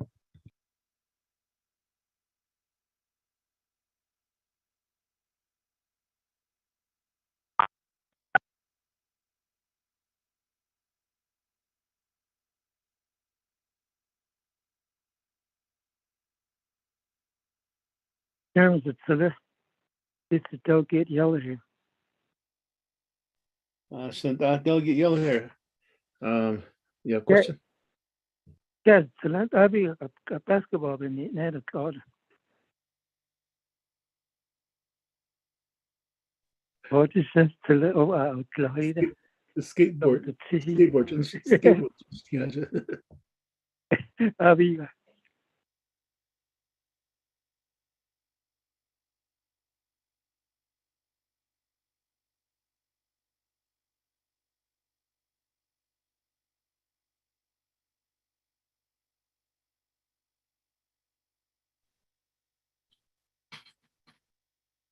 So Chair Henio, is that all of the amounts yet? We just have one more left, right? Oh, one more date. Delegate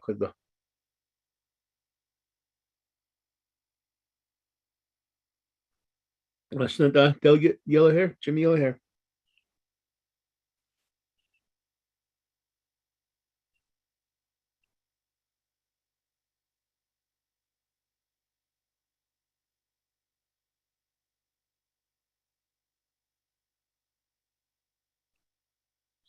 Delegate Jimmy Yellow hair. Thank you very much. Say I'm done. Are you in Window Rock today? Oh, I'm done. Oh, I'm in Window Rock here. Can you sign off on the budget legislation as a co-sponsor? Before 5.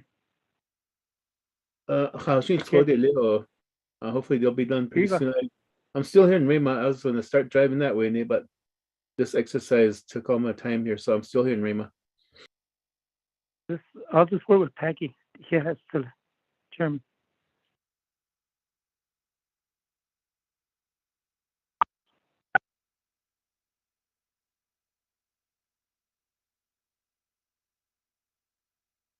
Chairman, don't get yellow here. Shanada, delegate Yolair. Oh, since I'll coordinate. I'll work with Peggy, our Oh, advisor, when we're oh, done. Yes, okay. Biga Kena.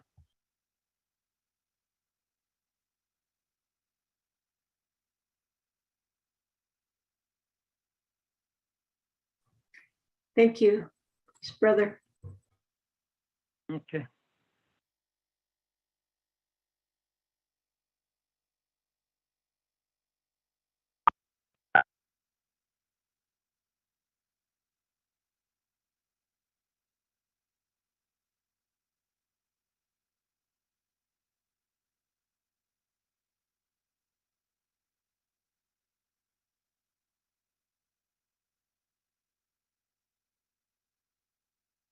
Chairman Henio, this is Delegate Cardi. No, Shanada, delegate Amber Knowles-Watt Karate. Yes, thank you, Chair. I did just respond to the revised unmet needs email, and I attached an Excel form. If I'm just looking at who's on this email. Okay, I'll forward. Well, I don't know if I need to forward it to Budget and Finance Committee, but I did just request that OMB, excuse me, review, and then I'll be ready for the allocation for Northern Agency. Thank you. Nagashini Kena. Miss Francisco, Nanette Francisco is taking care of everything for us right now. Somebody just email it to her.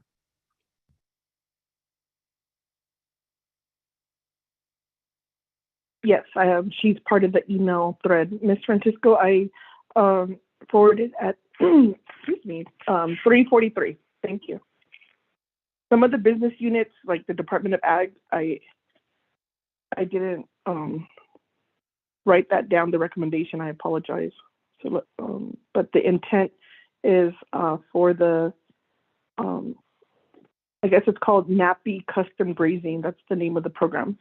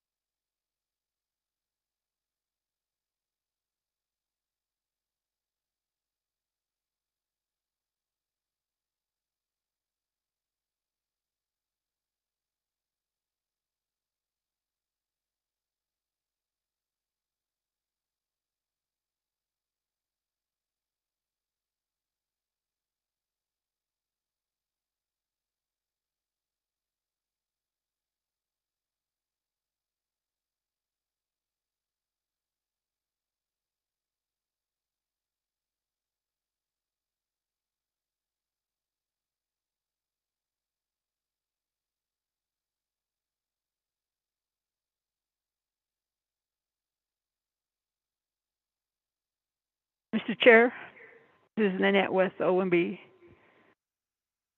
On Delegate Crotty's list, yes. She has two of them from EPA that you already put on your list. Business Yes. unit is 1111 or 111011 and 111014. She has that on her list. Okay, I could modify it. Thank you. Okay, Biga, Shanada, go ahead. I modify your listing.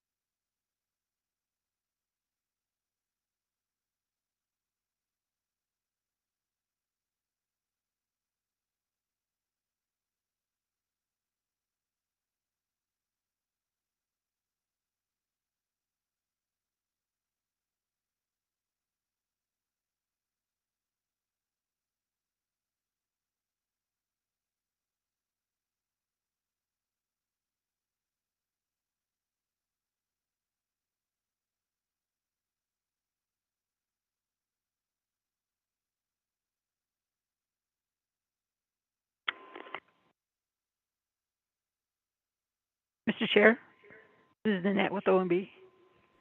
Good evening, Nanette. On Crotty's list, she has mine source permit program, but she has the wrong business unit. I wonder if that's an error or. Yeah, yes, on the list it just says new on there. Okay. So if she's I'll gonna. fix it right now. Thank you. I'm gonna send you an updated one. I think I got them a little confused on my end. Sorry about Chair that. Camille, for the list that says Criminal Enforcement Department. 17299.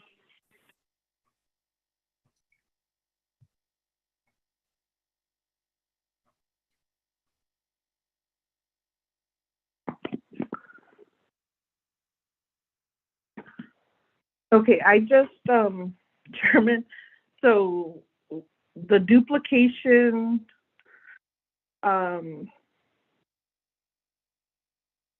mine source permit program is new.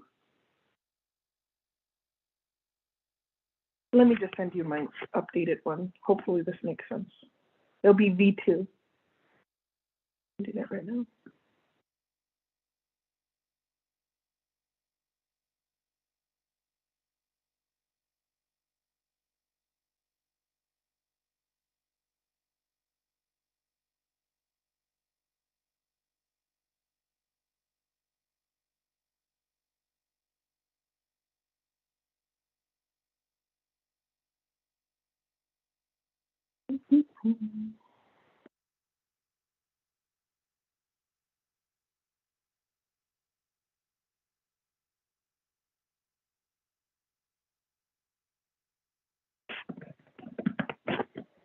Okay, I'm sending version 2.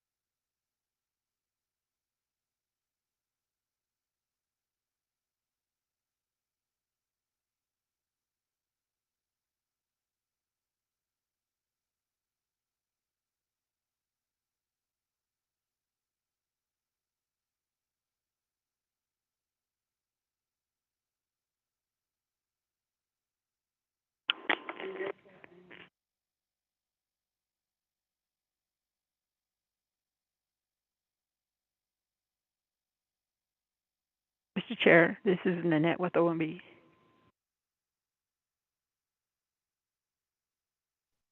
Okay, Nanette. I have a question on that Veterans Trust Fund, the business unit on Crotty's list, Delegate Crotty. Yes.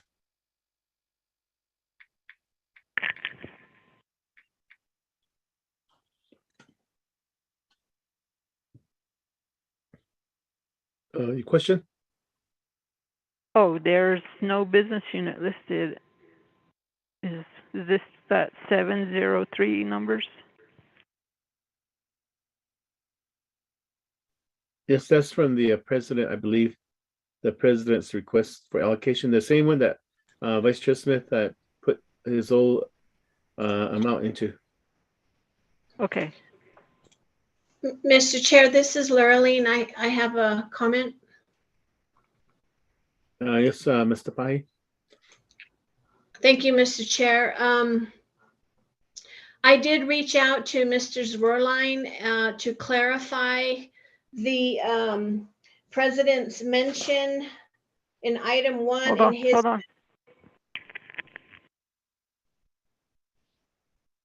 Oh, yes, go Sorry. ahead.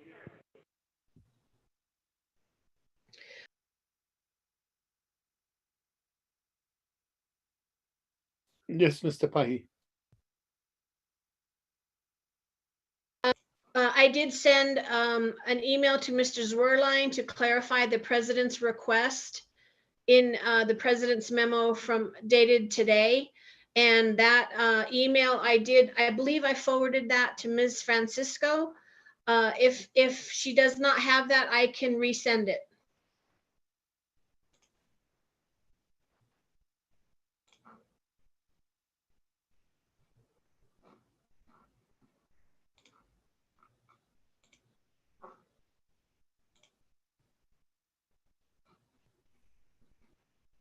Mr. Chair, this is Peggy. Peggy? In Mr. Swarline's figures, his is a little bit different than the totals that the president has in his memo.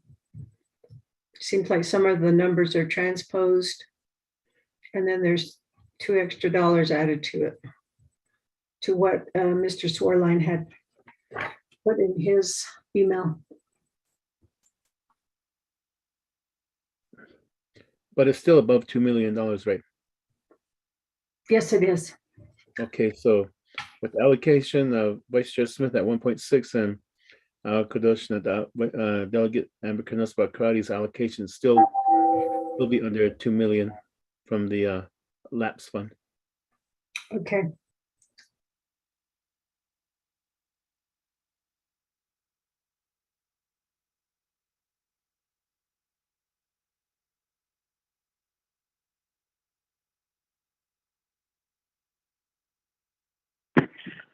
Chairman Henio, I found an error that I did on my side. Ms. Francisco, on my line 15, for the mine permit program, that's to be 50,000, and line 16 for the Nappy custom grazing, that's to be 100,000. So that was just a mistake on my end.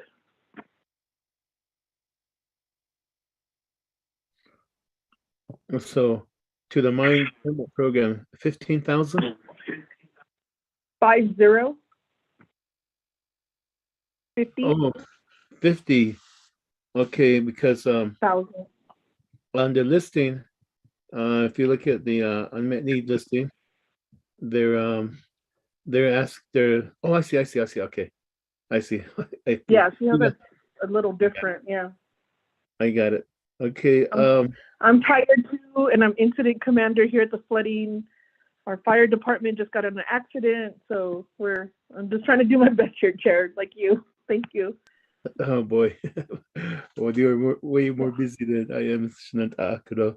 So let's move forward, and then I understand. And so, Ms. Francisco, did you get that?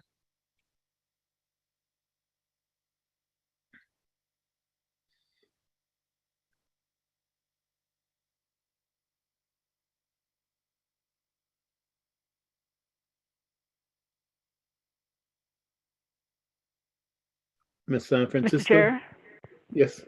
this is Nanette. We just want to clear on the Deltec. Is that going to be new? And the Department of Water Resources Irrigation, that doesn't have a business unit. And the Department of Ag doesn't have a business unit. Department of Ag is 115018. 115018.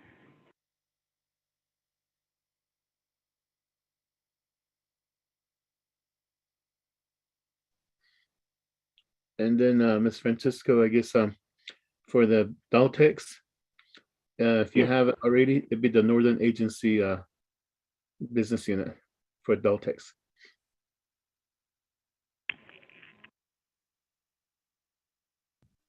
That's 113005. For Northern, I think I heard somebody say 113005. Is that correct, Ms. Yes. Francisco? That's what we have for Northern.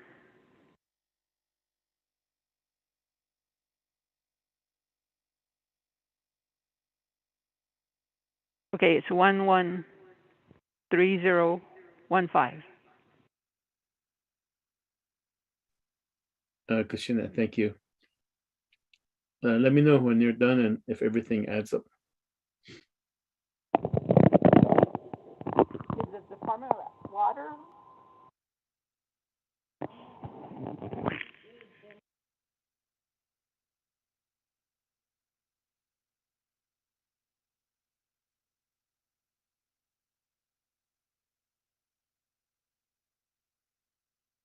One more question, Mr. Chair. Is she using the unmet needs list for Department of Water Resource? We have 115013 as a business unit.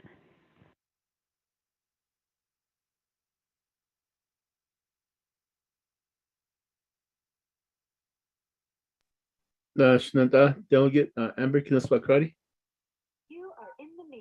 Chair, thank you. I would have to get some help from Ms. Jeremiah. I received a budget from the Department of Water Resources regarding an irrigation project. And so I received it from Mr. Sagboy, who sent it to Mr. Tark. So I'm not sure what the budget unit is. So this is not on the unmet need listing, but it is a project to finalize the construction of an irrigation project, the Phase 5 irrigation project. You could assist with the business unit. And Chair, on the second issue, it looks like the allocation, our original allocation was, there's a little bit of additional funding. So if we're allocating 1,635,531, I wanted to put the remaining into the Veterans Trust Fund. So on my side, I now have Ms. Francisco. If those numbers are correct, the Veterans Trust Fund would be 227,369. But I could send this version 3 to see if my numbers are correct. Thank you. Ms. Francisco, you'll be getting a revised version real soon here. And Ms. Jeremiah, are you still on the line? Yes, I'm still on the line. Okay, would you be able to assist with the business unit that Delegate Amber Kinoswakrati is referencing? Yes, Chair. So the correct business unit number would be 115013, which is Water Resources, PCOB, Operations and Maintenance. Okay, thank you. Ms. Francisco, did you get that? Yes. You got it. Thank you.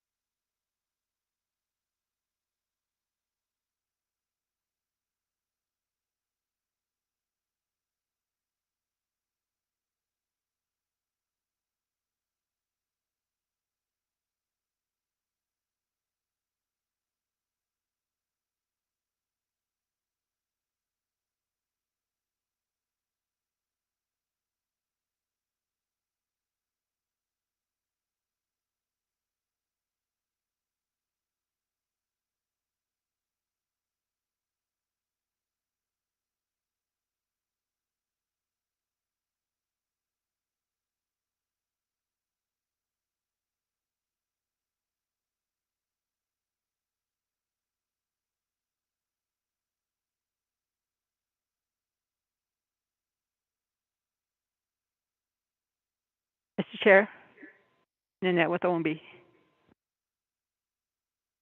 Okay, Nanette? The new version on Ms. Delegate Crotty's, she's over. Her total amount is 1,635,531. by 25,000. Okay, what's our 28, amount? 397.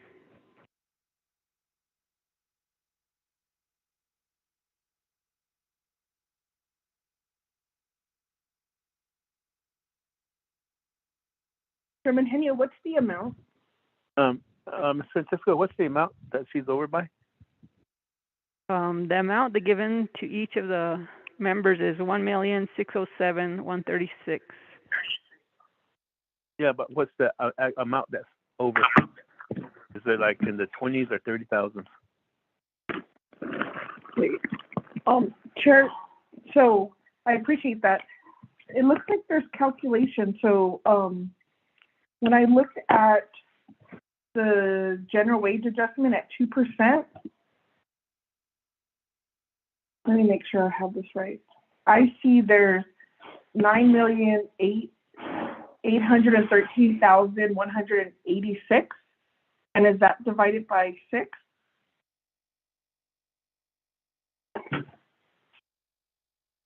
There was a revised amount the controller had. That's that disregard that. It's the second revised amount is what they were working on. They made an error in the calculation. So it was actually 9,600,000 and something thousand. That divided by 6 came out to 1,607. Okay, let me try this again. Give me a few minutes. Thank you, Ms. Francisco. Also, can you put the purpose for the ones that aren't listed on the unmet needs list? Thank you. I will. Thank you. Chair Henia, the amount is $9,642,806. That's what we're working with, divided by 6. Yes, I understand that. I'm outside getting a breath of fresh air, so that's why I don't have my computer with me. So that's why I just kind of guesstimated that. Yes, thank you.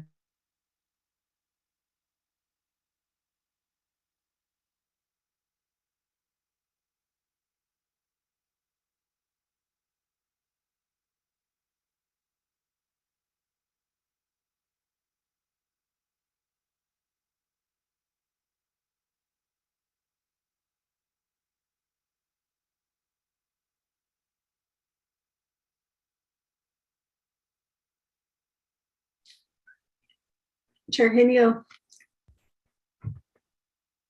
Yes, thank you. Is the committee going to vote on the GWA amount then? Just the GWA, the 2%? Yes, when we're all done here, then I'll entertain a motion in a second for the whole everything for the GWA and these allocations. Okay. The other thing is on the carryover exhibit. I've been asking if there's anyone that's doing that, or are we going to go there? We need to. I believe there was a cap put on the carryover for each branch. Is that right? Yes, that's pertaining to the 3-branch agreement that's in the BIM that committee approved. Yeah. Yes, and that's why when we go to that exercise again for the carryover amounts, we need to pretty much, I guess, stay within that area as far as which what allowable carry amount should we allocate. Okay.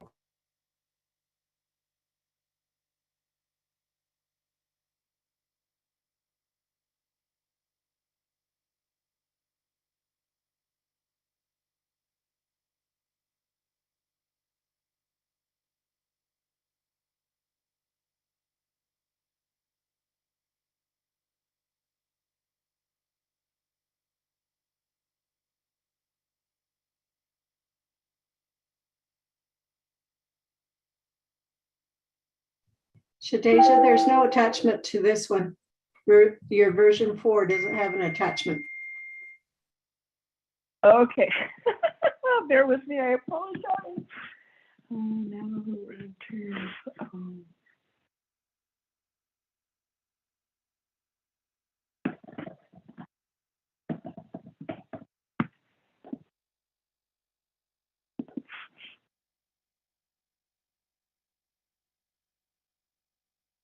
All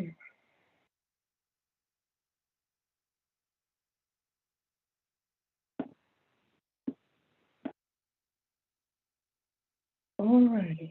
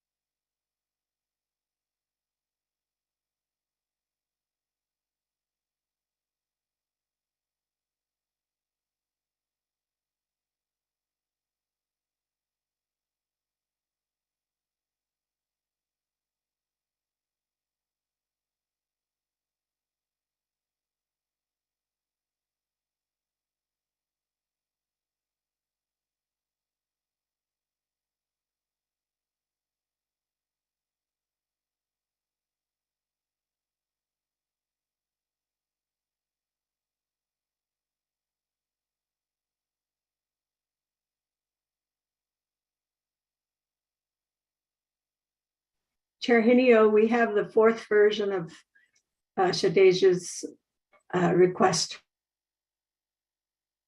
Okay, thank you.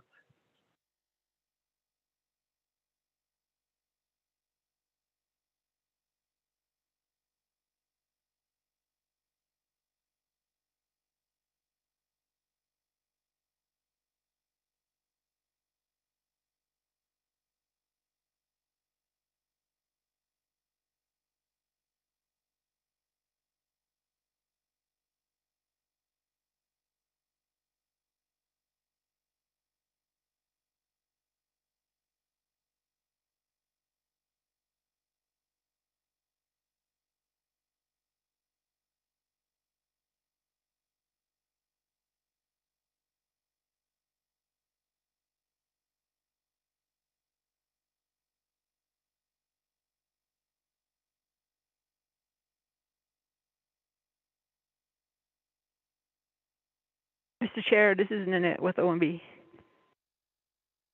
Delegate Crotty's worksheet is good. Akashina Ekiala, thank you for the information. So all 6 committee members are accounted for. Ms. Francisco.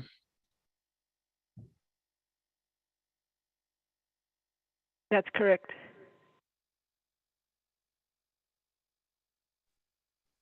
Kashikiala, thank you for the information, and therefore we will move forward to accept the allocations and also the GWA amount.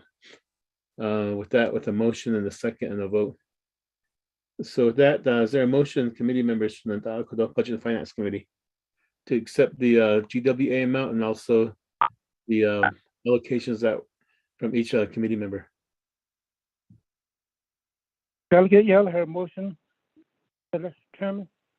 Delegate Jimmy Yale, her motion. Is there a second?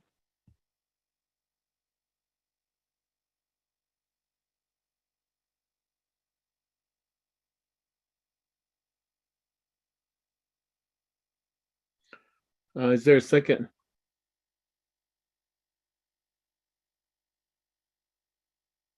This is Delegate Brown. I'll go ahead and second. Delegate Nathaniel Brown. So we do have a motion and a second to accept the GWA and also the allocations from each of the BNF committee members. So with this, are there questions, comments? If not, I'll go straight to a vote. Chair, this is Delegate Begay. Delegate Elmer P. Begay. Chair, I know I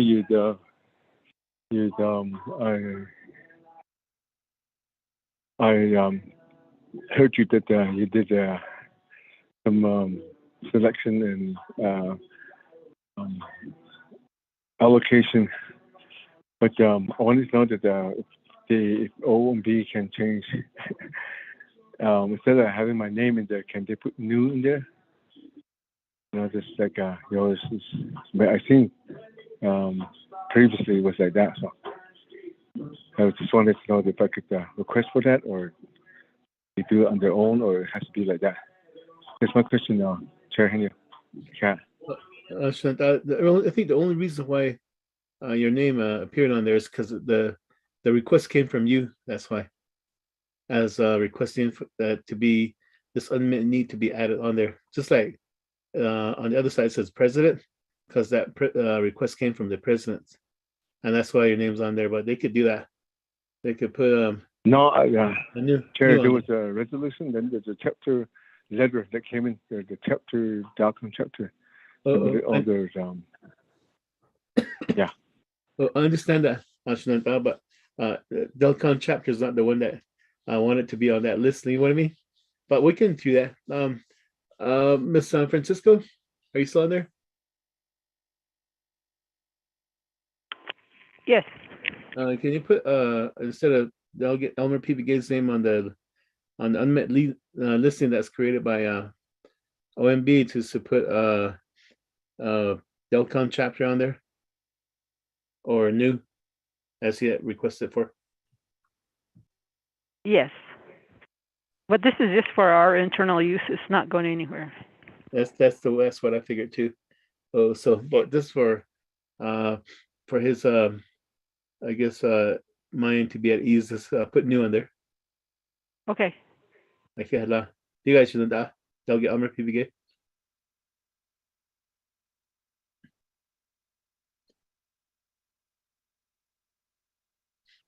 With that, Ramona, roll call vote.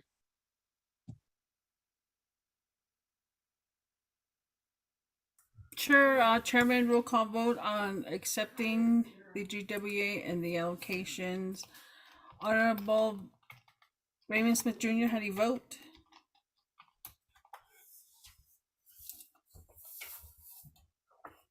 Honorable Raymond Smith Jr., how do you vote?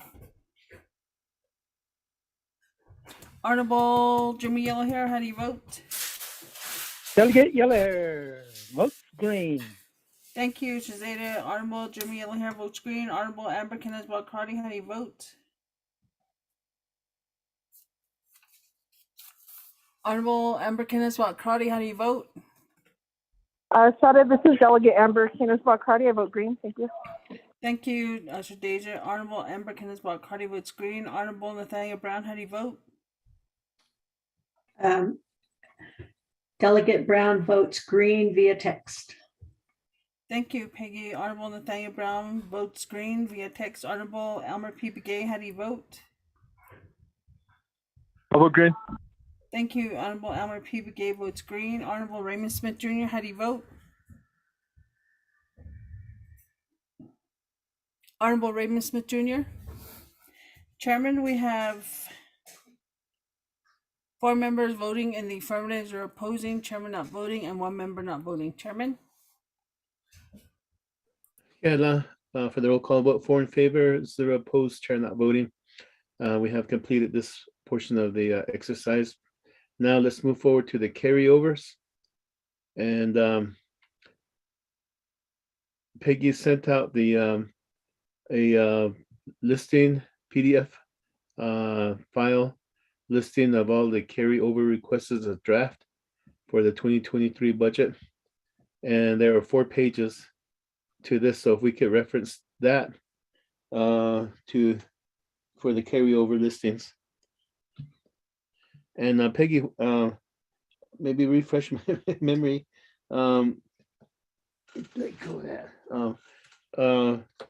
Refresh my memory to what were the caps on the carryover amount for each branch of the government?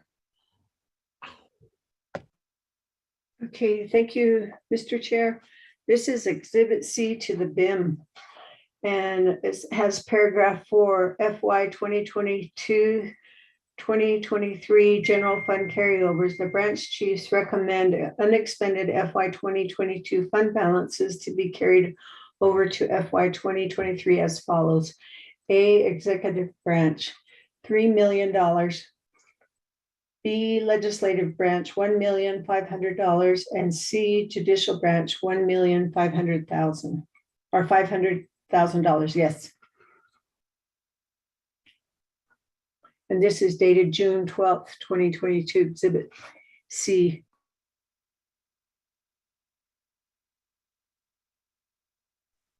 Agustina Angela, thank you for that information. So with this part of the exercise, Peggy, maybe provide us some guidance of how you wish the committee to proceed. Chairman Henio, with the help of OMB, maybe OMB can get their calculator out, and then the committee can determine, just going like you did again, you might want to just randomly choose which ones you want to carry over and make those recommendations to the committee. I don't know if you want to split it 6 ways. It's $6 million.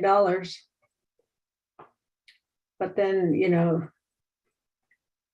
1.5 for legislative, 1.5 for judicial, and then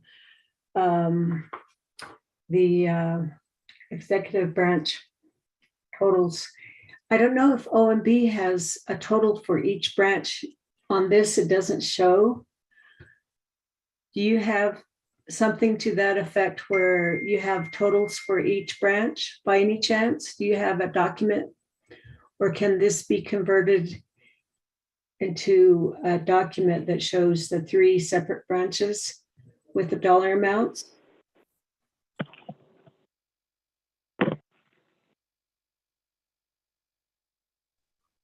The OMB, Office of Financial Budget.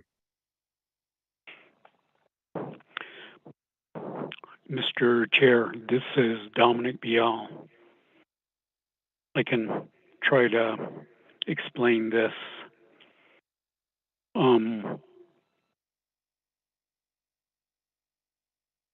This particular listing that we sent to you, again, the source, the document source, is the recommendations from the oversight committees. So based on their committee hearings with the various divisions, branches, and so forth that they oversee, that's where this particular document comes from. And in my referral message to Peggy and Lurleen Tapahi, Dana Barbroff,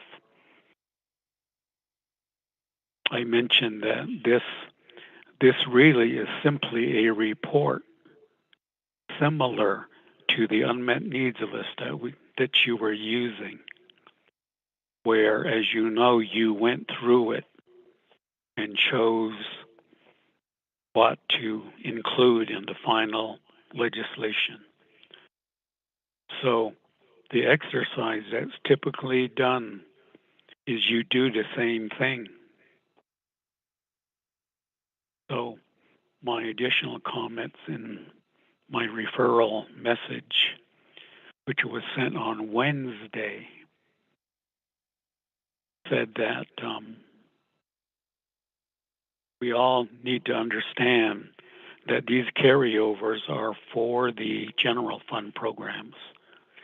Now remember, the classification and pay plan resolution, which again was the source of the funding that you just voted on a few minutes ago now.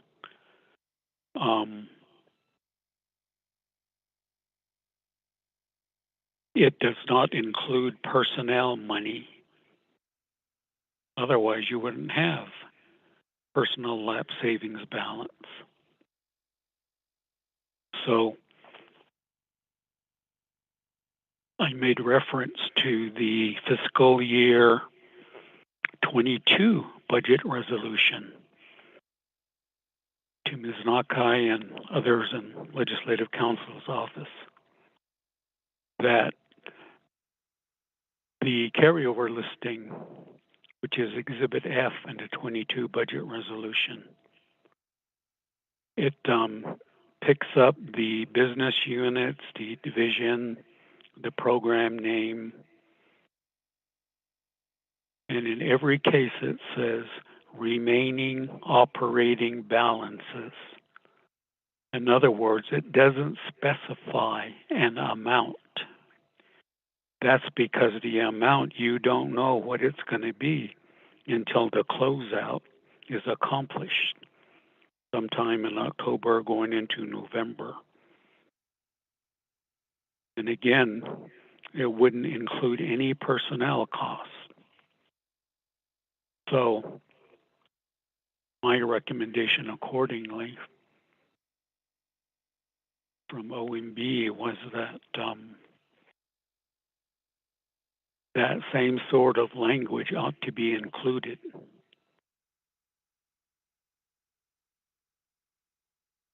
And then once you've, if you accept that and we follow the same format, then the information that's in this report, this is just a report, would be reformatted in the final form, which would become the exhibit. If any, the BNF committee might remember a few years ago, there was a lot of discussion about carryovers, then you decided not to do it. So this particular listing that's before you, that you're going to begin to look at, is simply compiled again from the Oversight Committee recommendations. Mr. Chair, I hope I've explained that clearly. Thank you. Oh, I forgot to say something. Ms. Nakai was talking about the $3 million for executive, the $1.5 million each for the judicial and legislative. Grand total of $6 million projected. That is it is carryovers, yes, but it's a little different than this. In other words, these carryovers are not going to come out of that balance. That was the original recommendation. So that's another matter that you may have to deal with, Mr. Chair.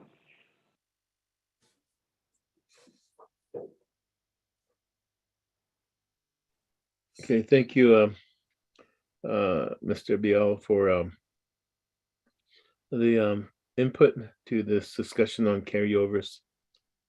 And so with that, moving towards the end of our agenda, let's, are there any comments or questions from the Budget and Finance Committee?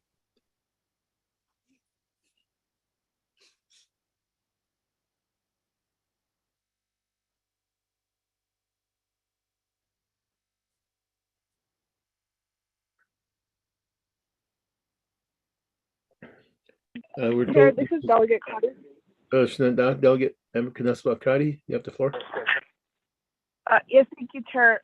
Understanding the three branch made that agreement, and we won't know final numbers until November. I think it'll be hard to try to take any action without knowing the numbers. I don't personally, or working with the programs, we know there's a lot of internal challenges. So I think I'm fine with the carryover amount, because the Oversight Committee monitor their budgets. So I'm willing to make a motion just to approve all of them and then ask for the final numbers when they come in October or November. But I could also defer to the committee. It's just sometimes it's very hard for the programs to spend their dollars, and so they need some extra time. And I'm looking at like fire department and public safety. I would want to still give them that opportunity to use those dollars. They just may not be able to do it within our fiscal calendar. Thank you, Chair. Those are my comments. Thank you for your comments. And if you still wish to make that motion, I'll recognize it, and there'll be a topic for a discussion. And if there are no discussions, then we'll just go to a vote, and then we'll settle this right away. Chairman Henio. Okay, motion. Okay, motion by Delegate Amber Canespa-Crotty to approve the carryover. Second by Delegate Brown. And second by Delegate Nathaniel Brown. So we do have a motion and a second on the floor, and is open for questions. And I did hear Mr. Arvin Mitchell chiming in, so maybe he can provide us some input as far as working with the budget for all these years, number of years. Mr. Mitchell? Thank you again, Shanantai. Though based on comments made by Mr. Bial, it is true that we won't know the balance until probably late October or early November on the carryovers. So what happened in the previous carryover is that they'll just leave the number in there. For an example, is $3 million carryover for the executive branch. So when all the accounts are closed out, each of the branch chiefs work with OMB to submit in the amount. Let me just go back to executive branch. In this case, 3 million budgets to OMB. That was how we handled it previously. Because you are right, we don't know the amounts right now until probably early November. Then a report was given back to BNF on where the carryover went. Thank you, Chair. Mr. Mitchell, for your input and making some clarification. So with that, it is true that closeouts they come in after the fact. At the same time, there's always that rush for expenses.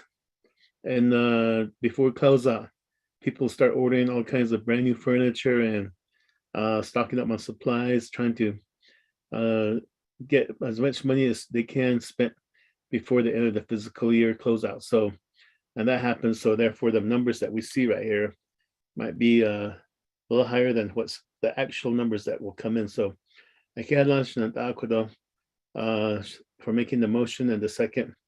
And so, Delegate Jamil here.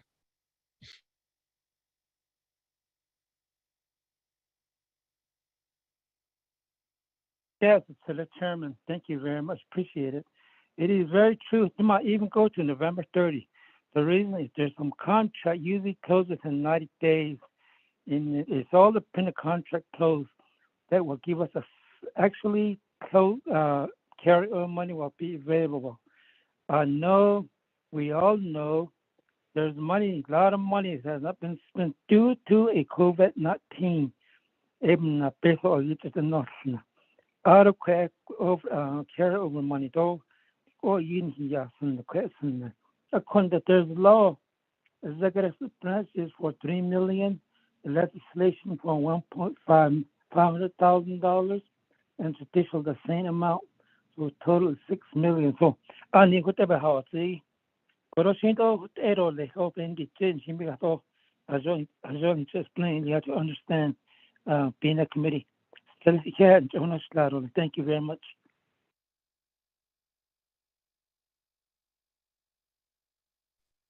Kushina, for your input.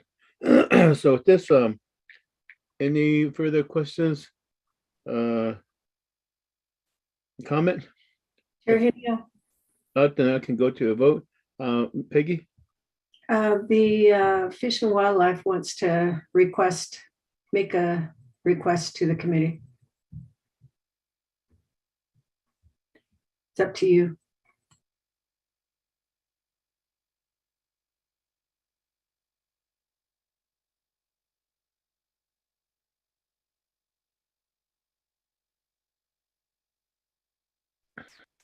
Okay, I believe as far as if they're requesting to have an amount added to the this listing, that is would have been presented to RDC, and then that's how we are looking at this carryover listing, as far as how we're looking at the LOC they have their carryover listing. So I don't know if we'd be able to maintain any type of addition. They have $443,164.64 on this list for business unit 115026, Fish and Wildlife Animal Control Program. Okay, I'm still trying to look through the list. I haven't gotten to that yet. But if there's no objections from the committee, Ms. Gloria Tom.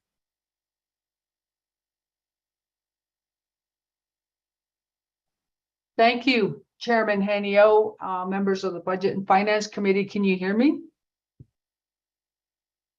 Yes. I just want to explain a little bit about our requests. Our requests have been in the budget package and was approved by the Resources and Development Committee. So I just wanted to provide further explanation. Hearing Mr. Bial's statements about carryover of personnel funding. The Animal Control Program received additional funding in response to the death of a young lady in Fort Defiance by dog maulings. This additional allocation was provided in fiscal year 2022, and because of problems that we had with personnel classifying the positions and then taking over 3 months to get applicants cleared by the Office of Background Investigations, we've been unable to utilize all of those funds. However, we are in the process right now of continuing to recruit and select individuals for these vacant positions. So therefore, the two requests from Animal Control in 115026 and also in 115042 are specifically related to personnel expenses. Mr. Chairman, I just wanted to provide that explanation. Thank you.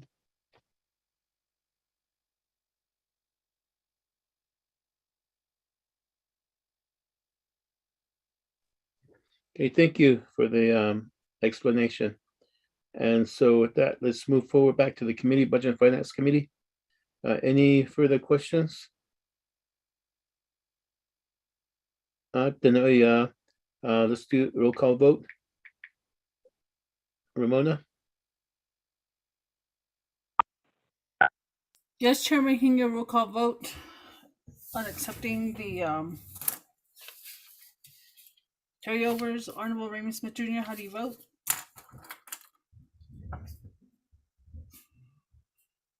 Honorable Raymond Smith Jr., how do you vote? Honorable Jimmy Yellowhair, how do you vote? Delegate Yellowhair, votes green. Thank you, Zeta. Honorable Jimmy Yellowhair votes green. Honorable Amber Kenneth-Barcardi, how do you vote? Shada, this is Delegate Amber Kenneth-Barcardi. Is this the vote on my motion? Yes, it is, Shadeja. Okay. Oh, Shada, thank you, Shada. This is Delegate Amber Kenneth-Barcardi, and I vote green. Thank you. Thank you, Shadeja. Honorable Amber Kenneth-Barcardi votes green. Honorable Nathaniel Brown, how do you vote? Delegate Brown votes green. Thank you. Honorable Nathaniel Brown votes green. Honorable Elmer P. Begay, how do you vote? I'll vote green. Thank you. Honorable Elmer P. Begay votes green. Honorable Raymond Smith Jr. Green. Thank you. Honorable Raymond Smith Jr. votes green. Chairman, we have 5 members voting in the affirmative, 0 opposing. Chairman not voting. Chairman?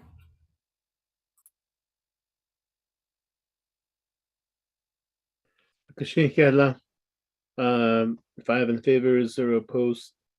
Chair not voting. So we have accepted the carryovers as they are, and then we'll move forward to the next item on our agenda, which it would be review of legislation before finalization. Mr. Pai?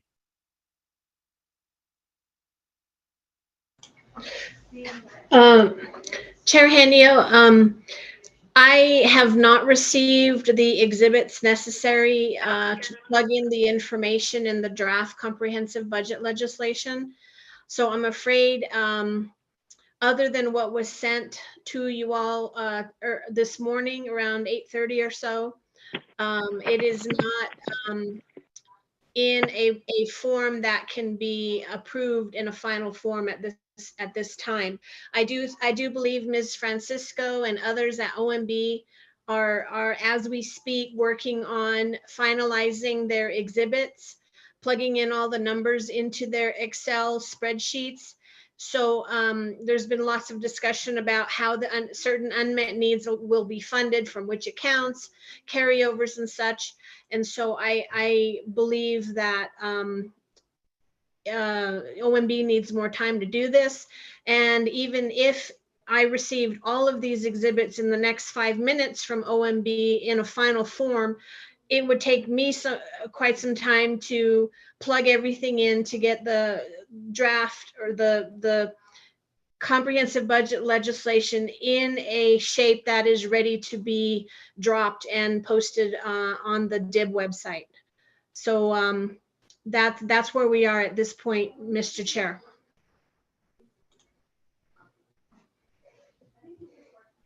Okay, thank you for the information. And so therefore, do you have the legislative concerns and the conditions of appropriations information? Yes, Mr. Chair, we went over that, and I believe the committee did do a informal vote to approve those formats, or the ones that I had revised according to a few delegates' wishes to insert new ones. So I did that. I think we're good to go with those 2 items. But again, there are so many blanks in the draft that I sent. Those all need to be filled in. And I do that according to all of the exhibits that I get from OMB. And I have not seen those exhibits at this time. I have one draft of a carryover exhibit. It is marked draft. So I'm not comfortable attaching that as an exhibit at this time. It is marked draft from OMB. And I don't have any other exhibits at this time, Mr. Chair.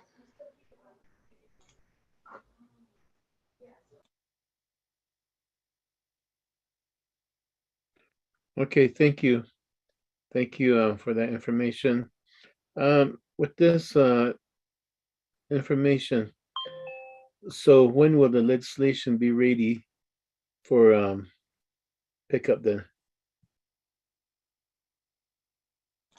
Mr. Chair, that depends on when I can get a hold of when I see the exhibits from OMB. There are quite a few exhibits that I need from OMB. When I get those, I can start plugging in all the numbers from those exhibits. And again, I don't have those. So I would need those, and then I can start plugging those in. I don't know. I'm going to say it would at least be an hour or possibly 2 hours that it would take me if I got all those exhibits right this minute. It would still take me a good 2 hours to plug everything in, to make sure all the dollar amounts are plugged in properly so that I don't miss mess up anything, put in the wrong dollar amount and such. We've seen folks get, little numbers wrong here and there. For example, in the president's memo, he has a different dollar amount than what was, Mr. Zwerline indicated. I believe the DCD chapter shortfall amount was a little bit different. So I have to be extremely careful when I see the OMB exhibits. And I have to be extremely careful and very meticulous when I plug in all those dollar figures. So I don't want to rush that process, Mr. Chair. So I give me a couple hours, but that would be the countdown there for 2 hours would start after I get all of the exhibits that I need from OMB. And I know that they're taking time because they need to, because they're short-staffed, and I appreciate all the help they're giving to Legislative Council. And I know that they have to be very careful and meticulous as well in plugging in all of these numbers. And my eyes would be, I would be googly-eyed right now if I tried to do all what they're doing. Thank you, Mr. Pai, for your openness and the time you would need and how much time it would take. So I really do appreciate that. And so with this, the Budget and Finance Committee, it seems that we will, hold on before I go anywhere further. Mr. Dominic Bial or Ms. Francisco, how much time would you need to, or how much time will it take to get all the numbers to Ms. Tapahi?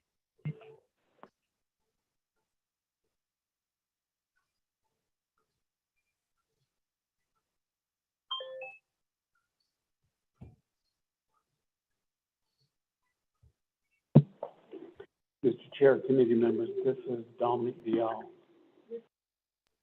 Yes, Dominic?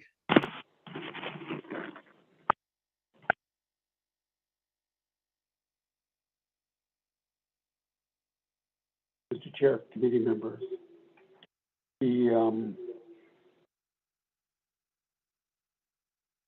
with what you've done so far, it's going to take a while.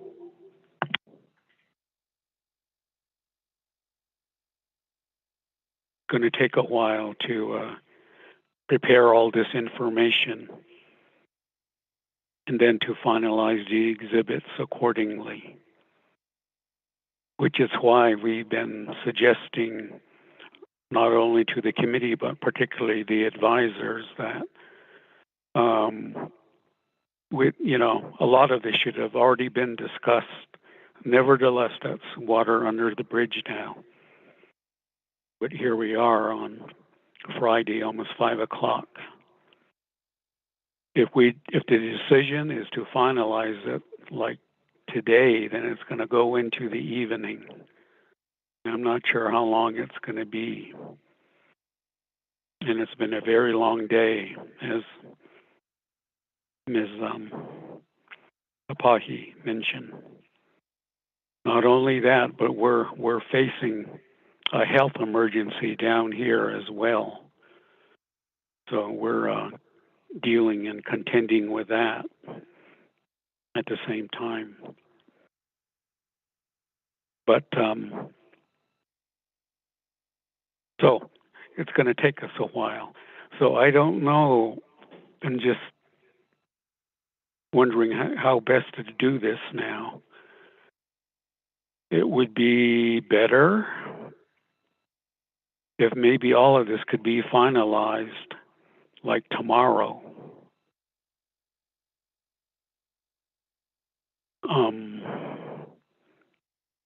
That would be the better way to go, but I know that the way some of the staff have been talking at Legislative Services and Legislative Council, they want to have a final draft ready for your review before it is actually dropped. So I don't know what the likelihood of that happening tomorrow, if that would occur. But having said that, The other matter that is still not addressed is the 27.9 million permanent fund income excess. It's still there.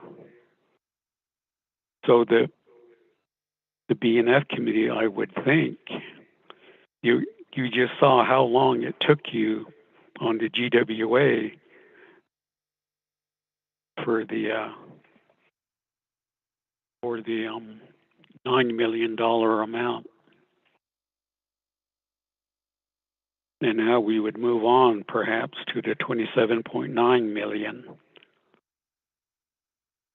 So that's going to take another, 2-3 hours potentially, because you could go back to the unmet need list again and pick up other costs and budgets and so forth. But with that, you're going till, as I said, 8, 9, maybe 10 o'clock. I don't know if that's a good thing for now, for today. Or, having said that, I guess there could be language added to your resolution that would just hold that fund until a little bit later. Given the way all of this is going, maybe that's a possibility.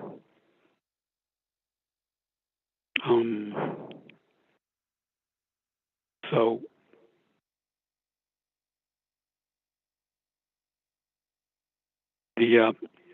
I mentioned again to some of the legislative staff a few days ago that we do have the draft exhibits A, B, C, D, E based on the initial set of budgets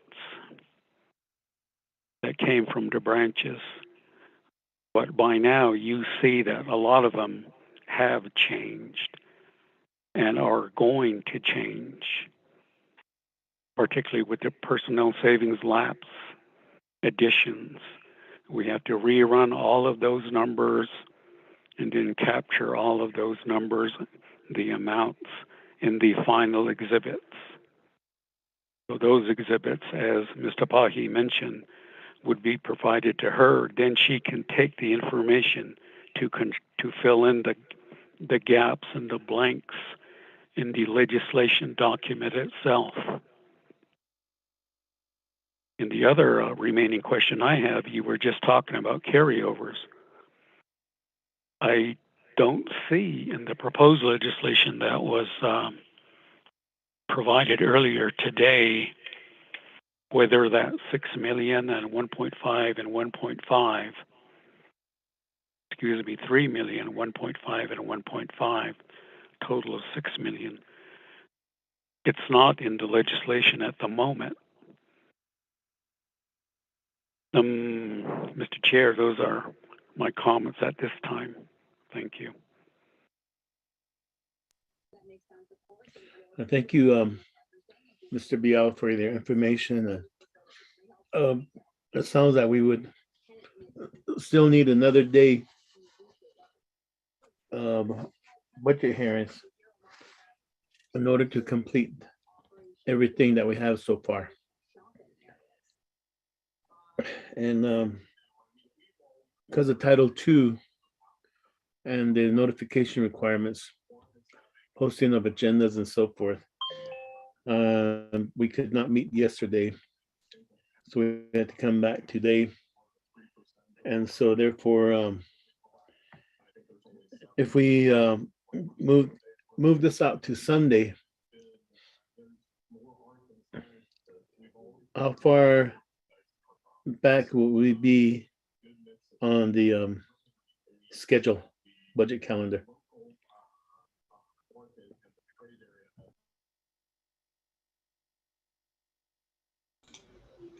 Mr. Chair, if I may. Yes, please. Thank you, Mr. Chair. I for one, am very uncomfortable with everybody working on Sunday. I know a lot of people use that as a church day, a rest day, a family day. I think if possible, the committee could meet Monday, that would meet the posting requirement. And then I'm committed to staying until midnight Monday night to get the legislation posted if that becomes necessary. Based on the length of time it took for the discussion on unmet needs today, I think a half a day, maybe 3-4 hours, maybe could be set aside on Monday for the unmet needs discussion, and perhaps the delegates could, look over things and sort of have things in their mind when we next meet. So there's not too much discussion. In other words, those can be just sort of, spoken out real quick, and then Ms. Francisco or whoever can start, writing those down and plugging those into the OMB Excel sheets. That would be my recommendation, Mr. Chair, but of course it is up to the committee. I do understand that OMB, as well as some staff from OLC, have already, because both OMB and OLC are short-staffed. We're missing bodies, to do this work. So we have been working over the weekends, and I know some folks worked on Monday, which was supposed to be a holiday for everybody. So they're already putting in weekend and holiday hours working on this matter, Mr. Chair. I believe the budget calendar said today was the last day for dropping the legislation, but last year it was dropped, I believe, about a week after the budget calendar. So we would be 3 days behind if it gets dropped on Monday, Mr. Chair, according to the budget calendar in the BIM. Thank you. Okay, thank you for that input. I just put out Sunday because I mean, if there was a necessity to actually meet again, then we would have to look at Sunday because of the 24-hour notice requirements. That's why I said Sunday, because we can't meet tomorrow because of the 24-hour notice requirements. And of course, we still have to get another memo out to Speaker Damon for his approval to have another meeting. So it's almost 5.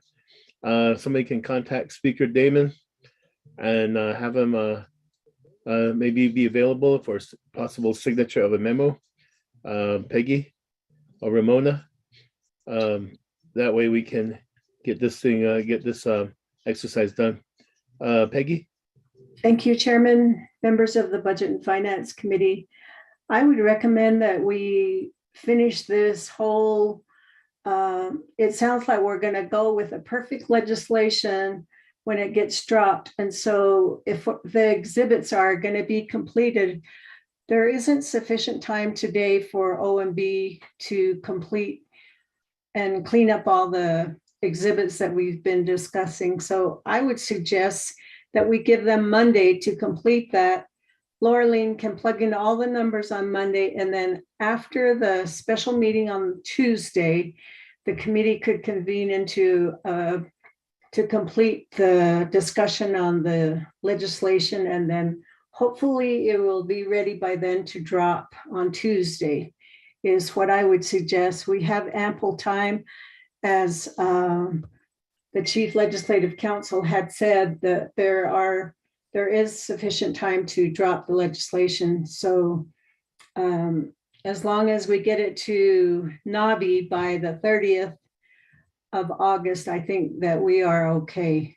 So far for the Tuesday agenda, we just have an update report from on the CARES funds for Tulani Lake. And then I'm not sure if we are going to do hardship and the FRF update.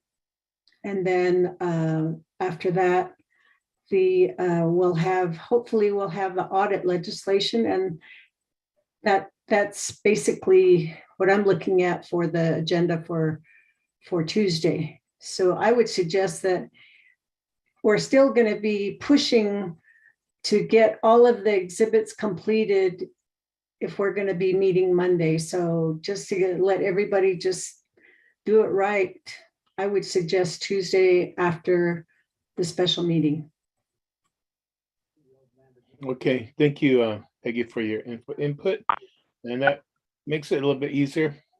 Because I was under the impression that we had to drop it today and everything, and so therefore, but if that's if we have a little bit of breathing room, then that's good to hear too also. So based on your suggestion, and if there's no objections from the committee, we'll go that route. When do you need the memo signed? Monday is fine. If vice chair's around here today, I could get that out this evening and then we can put it in. Maybe we can, Delegate Yellow Hair is there. Maybe you can sign off on the memo. Okay, that sounds fine. Oh, Abiga. Oh, Gashina, he's. Abiga. Gashina. Biga, how close? Hello. Hello, Biga. Monday sounds good to complete the budget. Or give our employees time to any budget and so stress. Let's give our employees a rest Saturday and Sunday. Monday is good to let the holiday. I support it. Thank you very much for both Laureline and Peggy. Thank you. Actually, it's Tuesday afternoon, Shnada. We'll be taking it over as soon as our BNF committee's meeting's over. We'll take up this as and get the finalized draft moving. So go see Peggy, Shnada, and she'll have a memo ready for you. Then submit it to Speaker Damon. So with that, Shnada, Budget and Finance Committee. End of our agenda. Who's this? This is Vice Chair Smith. Vice Chair Smith, you have the floor. Thank you. I'm still here at the council chambers. Thought I was going to be gone, but my phone went out and I'm using Ida's laptop. So my phone is being charged and I can wait till Peggy gets that document and I can sign off on it. Biga, good to hear that, Vice Chair Smith. I'll Peggy, Vice Chair is there, so I'll have you work together. So with that, is there a motion to adjourn? Delegate Yellow Hair, Chairman. Delegate Yellow Hair. Yeah, Vice Chairman still there. Abiga, Illa Sinjun, or Stella.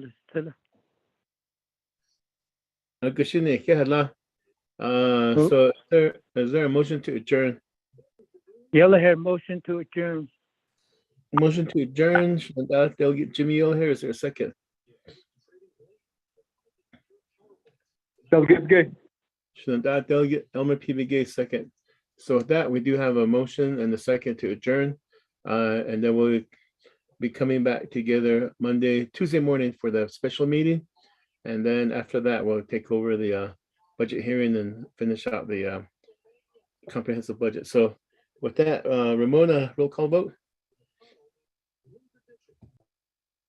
Yes, Chairman Henry, roll call vote on the adjournment. Honorable Raymond Smith Jr., how do you vote? Green.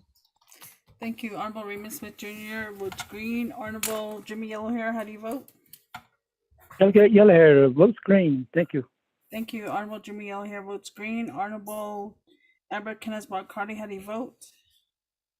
This is Delegate Amber Kenneth-Barcardi. I vote green. Thank you. Thank you. Honorable Amber Kenneth-Barcardi votes green. Honorable Nathaniel Brown, how do you vote? Delegate Brown votes green. Thank you. Honorable Nathaniel Brown votes green. Honorable Elmer P. Begay, how do you vote? I'll vote green. Thank you. Honorable Elmer P. Begay votes green. Chairman, we have 5 members voting in the affirmative, 0 opposing. Chairman not voting. Chairman? 5 in favor, 0 opposed. Chair not voting. It is 5:02 p.m. Therefore, Budget and Finance Committee and for a very productive day. And it causes your brain to malfunction every now and then when you talk about numbers. When they said we're going to go to midnight, I usually because Itle Bajan, my neighbor, well, I'm just a consulta habilikat. So have a good evening, have a good weekend. So everyone with budget and finance, what the OMB stated about the 27 million, Asia Joban Sada case, as you're going about the weekend and Tuesday, go how you want to go with that as far as the recommendation from the 3 branch chiefs, 27 million need at the end of what Dominic was discussing. So that's something to consider. Tuesday morning, your meeting starts at 8 o'clock. You already voted on that, so it's approved, and we're meeting at 8 o'clock. So Ashia tonight, if everyone gets here on time and everything, I mean, on our Zoom meeting anyway. So that's why I'm thinking that we can take care of everything Tuesday afternoon with the budget. Thank you so much for all of your participation. We got a lot of work done today. Appreciate it. Yeah. Thank you, Chairman and Vice Thank Chairman. you. Delegate Yoder. Thank you, Peggy and Laureline. Oh. See the committee members. Yeah.